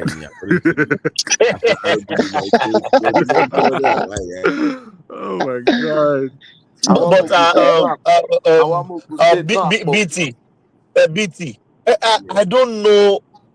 Somebody make a comment earlier on that anybody that is using his money to campaign 2027 is just disobeying himself. I said it. How can you win this? Anybody? How can you win this man? I don't know how. Let me tell you how I know you can't win Tinubu. No, that's what I was saying. Nobody can win Tinubu this election. Unless Tinubu buy, that's the only way. Do you know how bad it is? Anybody that contests on the ADC ticket is committing political suicide. Yeah, they are done. They are done politically. That's the end. Once you go over there, you can't go. You can't come back to APC or PDP. Even guarantee they don't have a lot of moles in that ADC. I'm sure that ADC is full of moles. Yeah, it is probably. The most way they for ADC, there is a difficult court case. Which court case? Court case. They might even no, because they might even cancel that party because remember they didn't meet the threshold for that is why let me tell you something that surprised me. You know that Abuja election, there is a lot of people looking for ADP. They want to thumbprint for ADP. People are telling them that ADP, not ADC at all. They wanted to because you know that INEC has now registered. They are all of them are still going to end up in ADA before in 2027. They are going to end up in ADP. Just like you said, that is the party there are more. To me, there are more moles in ADP than normal people self. But I think I'm more plenty past the party members who do there. At the end of the day, the party will dissolve. There's no party what is Oyegun also looking for again? Oyegun should be about. Oyegun might be a mole. That's the thing because when I even look at the man, but maybe he's upset with the way they removed him as chairman. Supposed to be about 85, 88. Maybe Oyegun might be upset because Oyegun might see that because I think Oyegun they removed him and it was Tinubu and them Oshiomhole that orchestrated that they removed him. It was Tinubu Oshiomhole that orchestrated his removal, so I guess maybe that is where is it so powerful like that? It's not so powerful like that now. No get political anything, no. What about Tommy Kimi? Is Tommy Kimi don't go away? No, Tommy Kimi there for APC. Don't learn.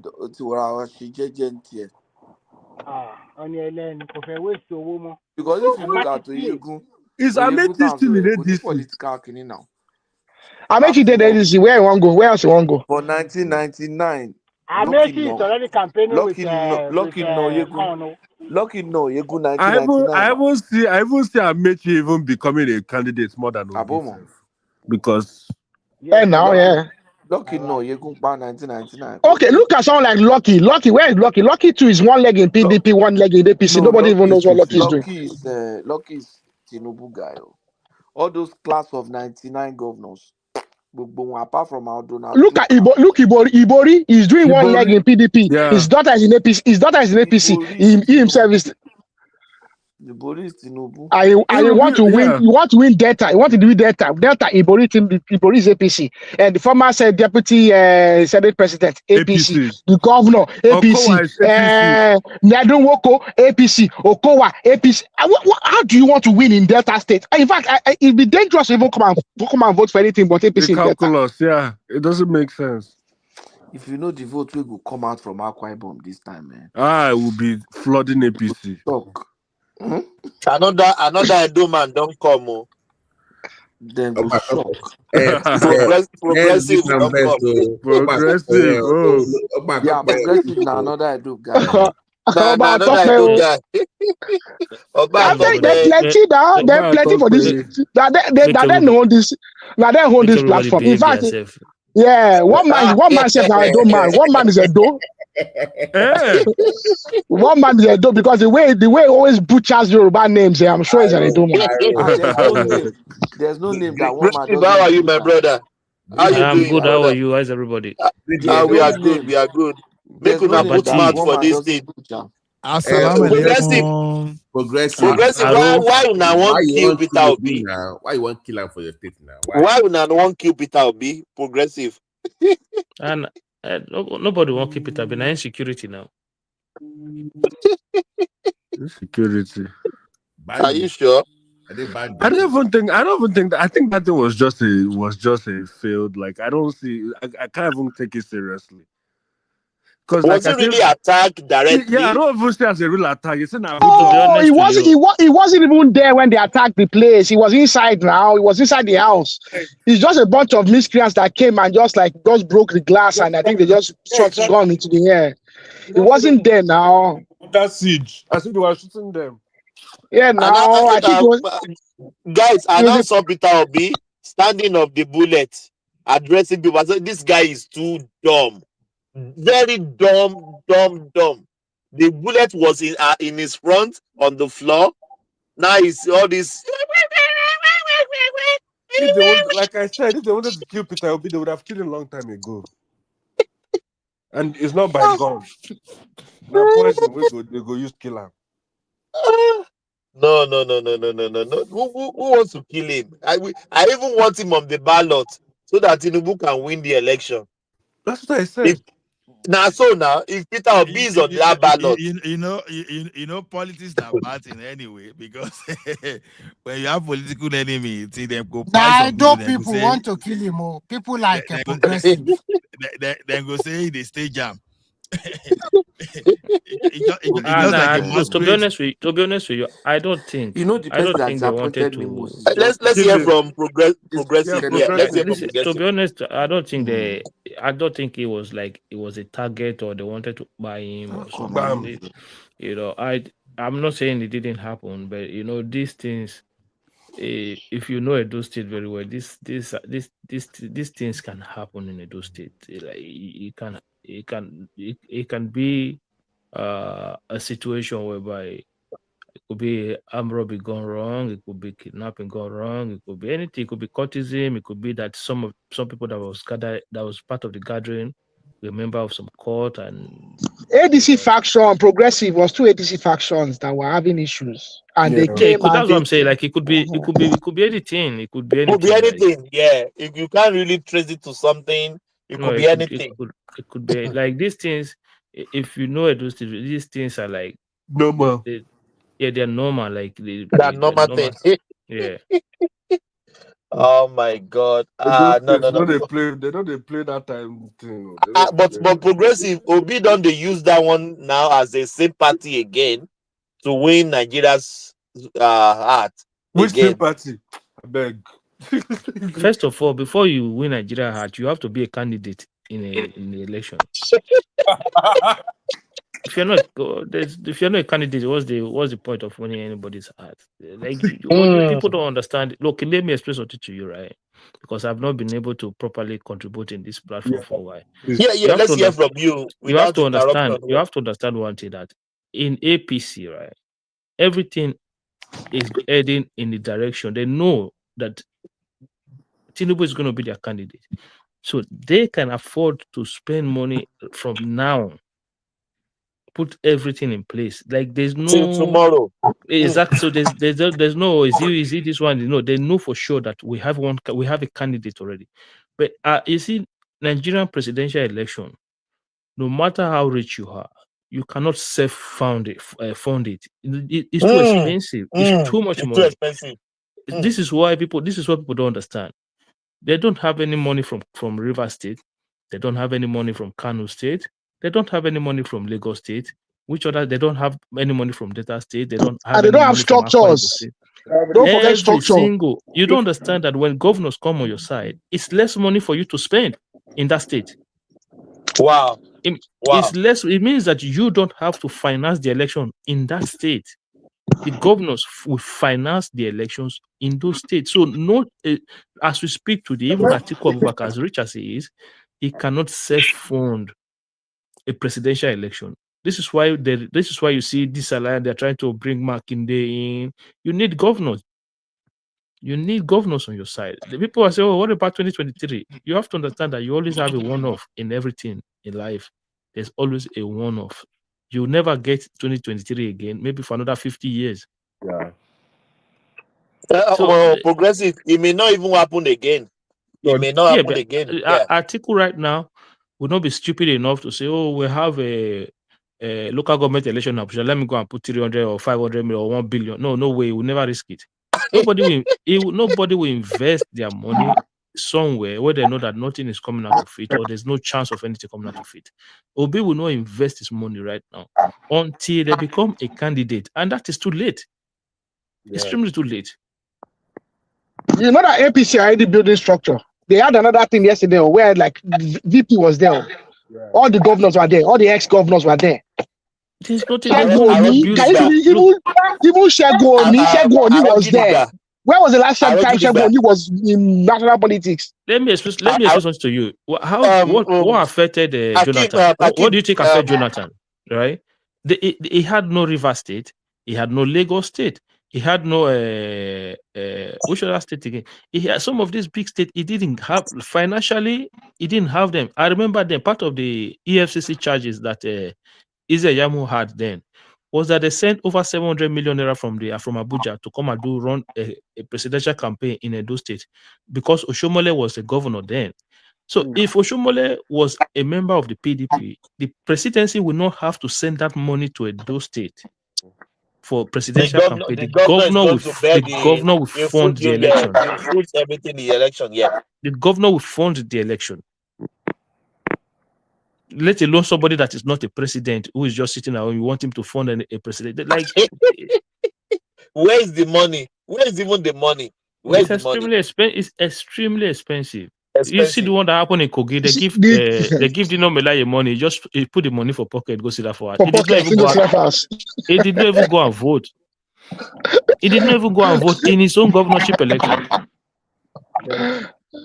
But the kind of money that I don't even think it's wise to campaign against Tinubu because the kind of money that's going to come out for him is too much. You see all these Altoese, all these Elumelu, all these Jimovia, Dangote. Do you think they'll be sitting around and not giving Tinubu money for his campaign? He doesn't even need to spend his own money. All these Bua Co. You think they're not going to give him money for campaign? He doesn't need it. I'm telling you. Even Obi Kubana and Chief Priest that when they don't get money, they don't. You see how many bosses those boys got? Tinubu is going to take money for NPC now, and these governors are going to be more richer, right? Yeah. It doesn't need Dangote. I'm telling you, states are going to get more money now, more security vote. Yo, it's easy. Akim, do you think there will be an implosion in the ADC by May? Or do you see them even on that ballot? Do you see them conducting a successful convention, or do you see an implosion in the ADC? They might conduct everything successfully. There might not be an implosion, but there will be an implosion.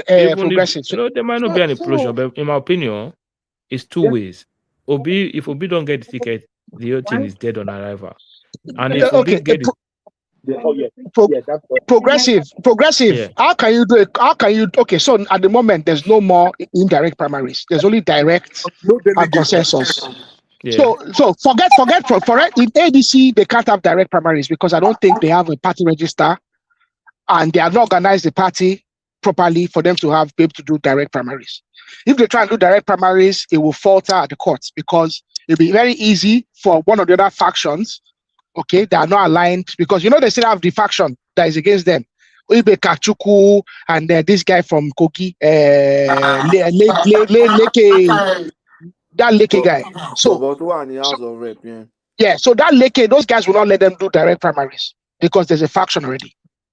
Okay, so now Tinubu guy. Tinubu guy, he doesn't hide it. When they went to sign You know, they hide them. You know, with a guy said that he said there's only one person that is campaigning Tinubu or nothing. So now the problem is they can't do direct. So they have to do consensus. Already, Obedient are saying Obi or nothing. And some of the people are saying that only Atiku, Obi should come and be doing deputy or whatever. There's no way they can have, there's no way they will be able to do a consensus. So they were going to be fractured. By next month, already, they just finished Abuja local government election. Before the day was over, they're already fighting themselves publicly. But then I have a question, right? So then what happens, like, after once they implode, because they can't go back to PDP, they can't go back to APC. No, some of them will go back to PDP. APC will not take most of the ones that have left will not go back to APC. Because the people that left APC, they left is kind of a scorched earth situation. The ones that left PDP can go back to PDP. So I think a lot of them will go back to PDP. Because even the ones that Wike will allow that. Wike will not allow that to. Wike is well, that is if Wike wins in the Supreme Court. Wike go win. Wike go win. You know his wife is Wike is waiting for them. Now serious one, no. But the land. But Wike's wife is in appeal. Wike's wife is in appeal court. So she's not in Supreme Court. She's not Supreme appeal court. Yeah, you're right. She's appeal court. They don't scatter. Finish. And Odili's wife has retired from Supreme Court, so there's no cover for, because if Odili's wife was still there, she can try and block Wike. But yeah, Odili's wife is not. Mary Odili is no more in Supreme Court. I don't know. Let's see what happens. But if Wike wins in Supreme Court, then if Wike wins in Supreme Court, I don't even think it doesn't make sense for anybody. Maybe Shawari and Co can campaign against Tinubu. It doesn't make sense for any serious political party. Any other serious political party.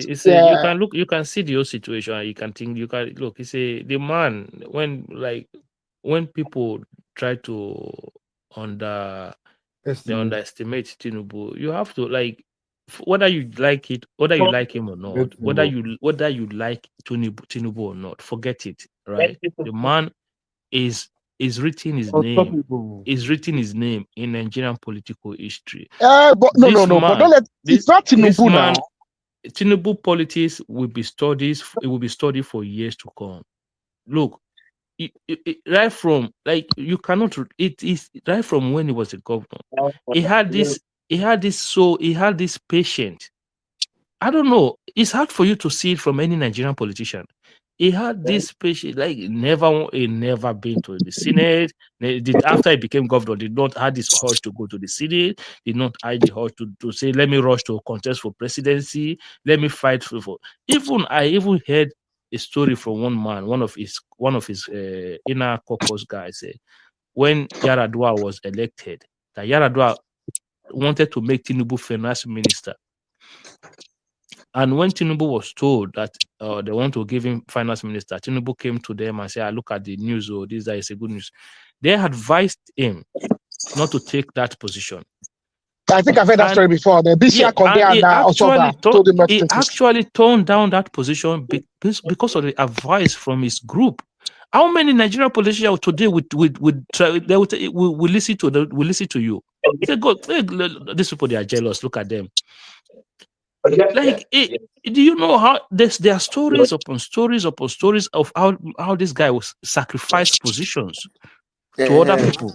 That's what I wanted to say. He has two things going for him that most politicians don't have. He has patience and he has that generosity. They have story upon story on how he sacrificed positions to other people. Yeah, he's very generous. Very, very. Even when the vice presidency issue came, do you know if he's the typical Nigerian politician? He will say he will not go and nominate Oshibajo. No, he will say, "If let them go and die, I will be the vice president." He will force himself on that ticket. But he said, "Okay, I'll give you so person, or I'll give you so person." How many Nigerian politicians behave that way today? It's rather them or nothing. Or nothing. Yeah. The guy has this. Akeem, do you know what really baffles me about him? He will leave his own state go and fight for somebody in Oyo, in Ogun, in like, you understand what I mean? Of He course, he fought fought. for Was it not Ladoja. him it was him that fought for Shomole when He fought for Oshomole Ladoja too lost when he election. He was fought removed for by Ladoja, he Obasanjo. fought for Aregbesola, he fought for a lot of people. Aregbesola. He put money there. He will put his weight there. He will like fight for you. Like I think so. the person that was trying to copy that was Wiki. Wiki was trying to copy that from him. Before But Fubara on his Wiki is still too greedy as well because, like, I don't think Wiki has a team that he listens to at all.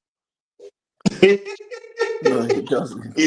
He's the father Yeah, of himself. I don't think he have a team that he listens to. I think he uses his own ways that I make the final decision. Whereas Tinubu was not making the final decision. The decision was coming Akeem, from a I group. even hear Tinubu have Baba Saleh that he Then consulted. plenty. You think someone like Aremosha Goshoba will tell Tinubu something and Tinubu just said Baba Egbetokun, or someone like Baba Bisi Akonde. If they tell him something, you see those those babas, they don't bother themselves, they don't go up and down. If you need Tinubu to do something for you, if you need Tinubu to do something for you, and what's the name of this Baba in Lagos as well? I can't remember Baba. There's one in Lagos too. I forgot his name. Yes, they said Tinubu can do Ogunwusi or something like that. All those Guys, Babas. you know where I finally gave it to Tinubu, where I finally say, okay, this man is an institution. Is when we had a city president. We had a city president. They were trying to manipulate Tinubu. Tinubu came out. He came out on the public and say if it was not for him, Buhari would have not been president. Buhari was still the president of Nigeria at that time. He doesn't even care. I'm like, wow, like this is peak. This is different level. He knew. He came out and he said it publicly. And he said, if it was not for me, this man would not be president. Akeem, some people saying that day, that is the deliverance of Tinubu.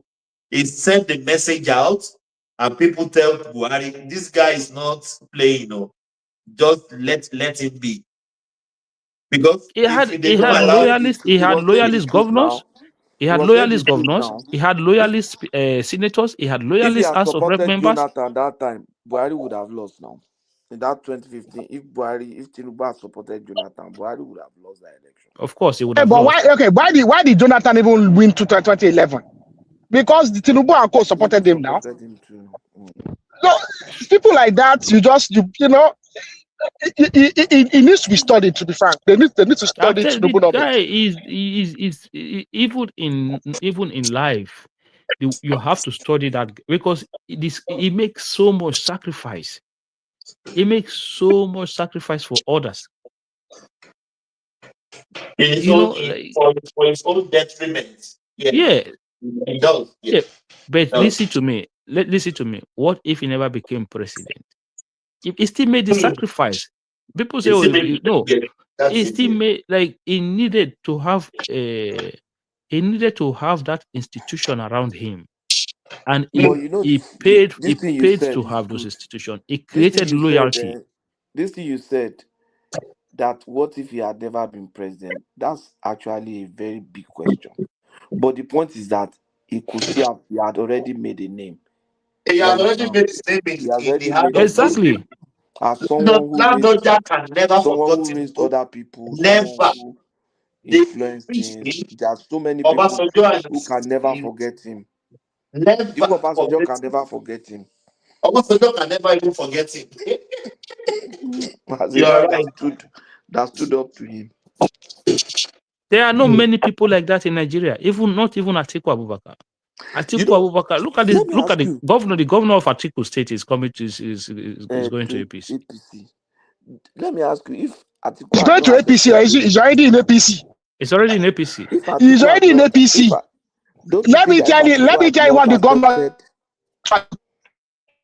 If Atiku had not accepted the vice president, the governor, wouldn't he have been better off?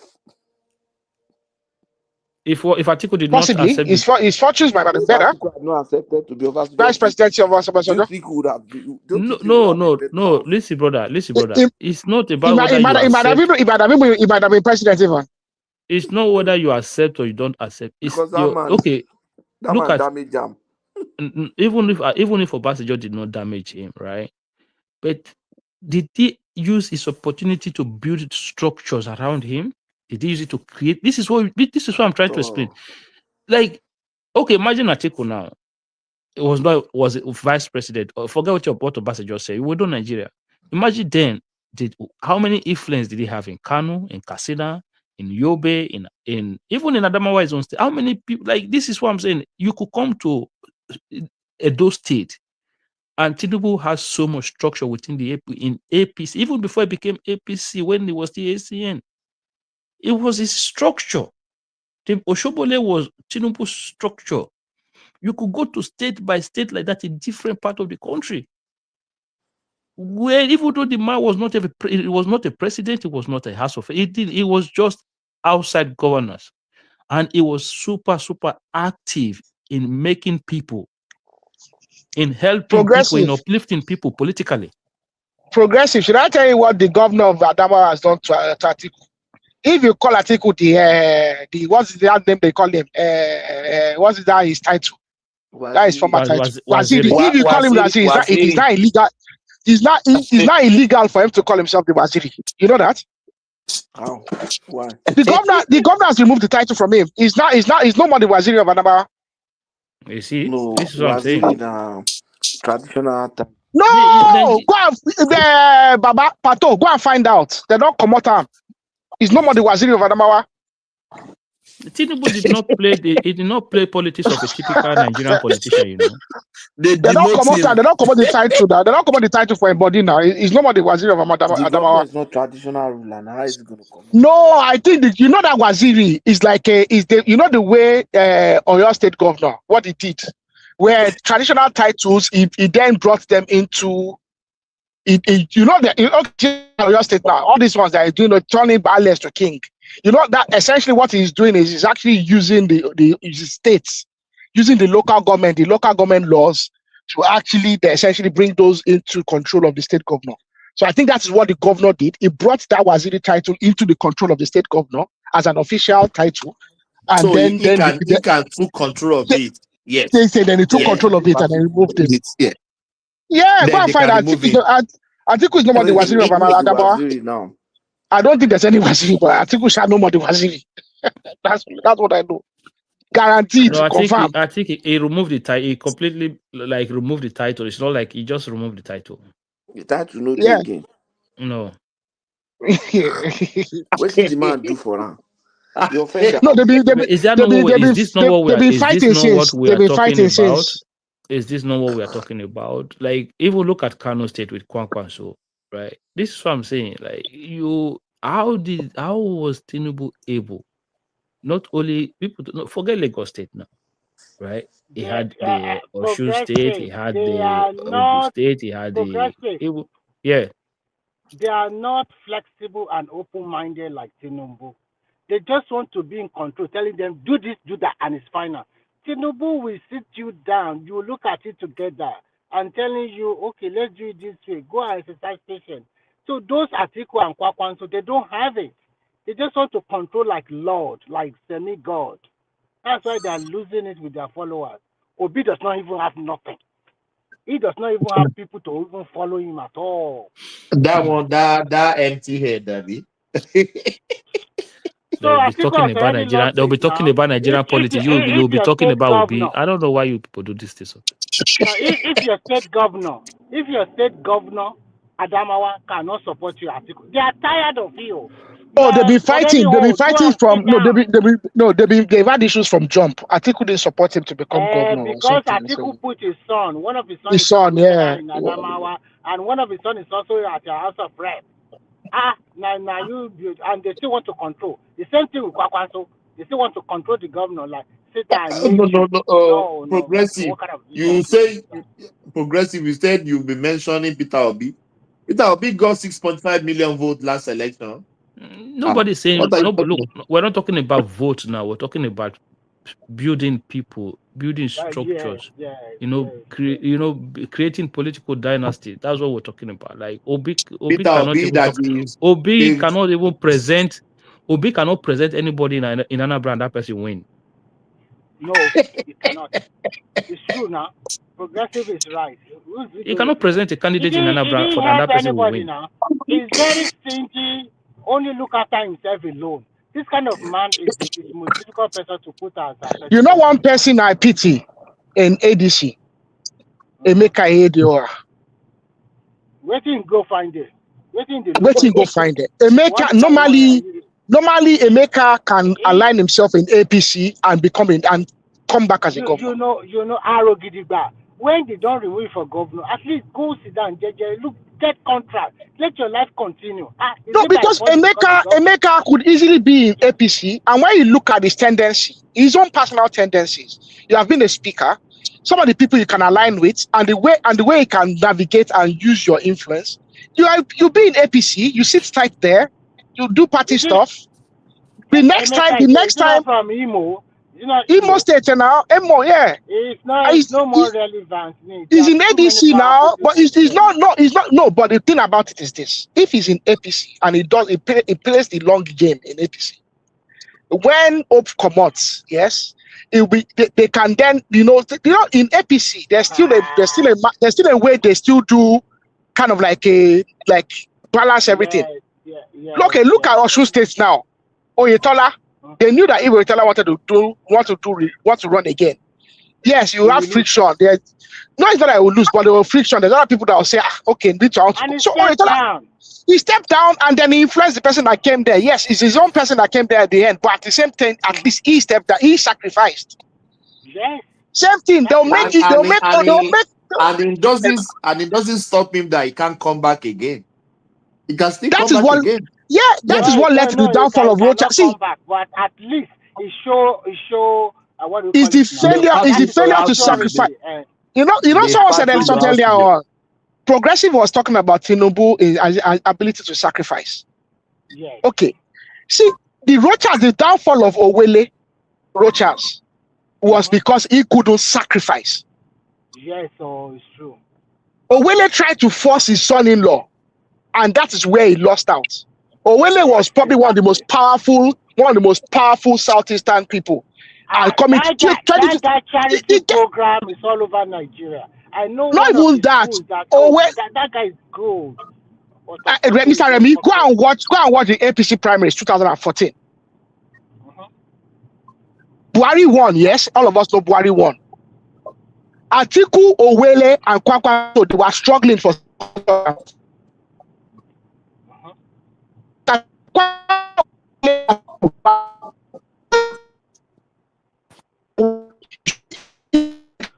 Your voice is cracking, You are breaking. You are breaking.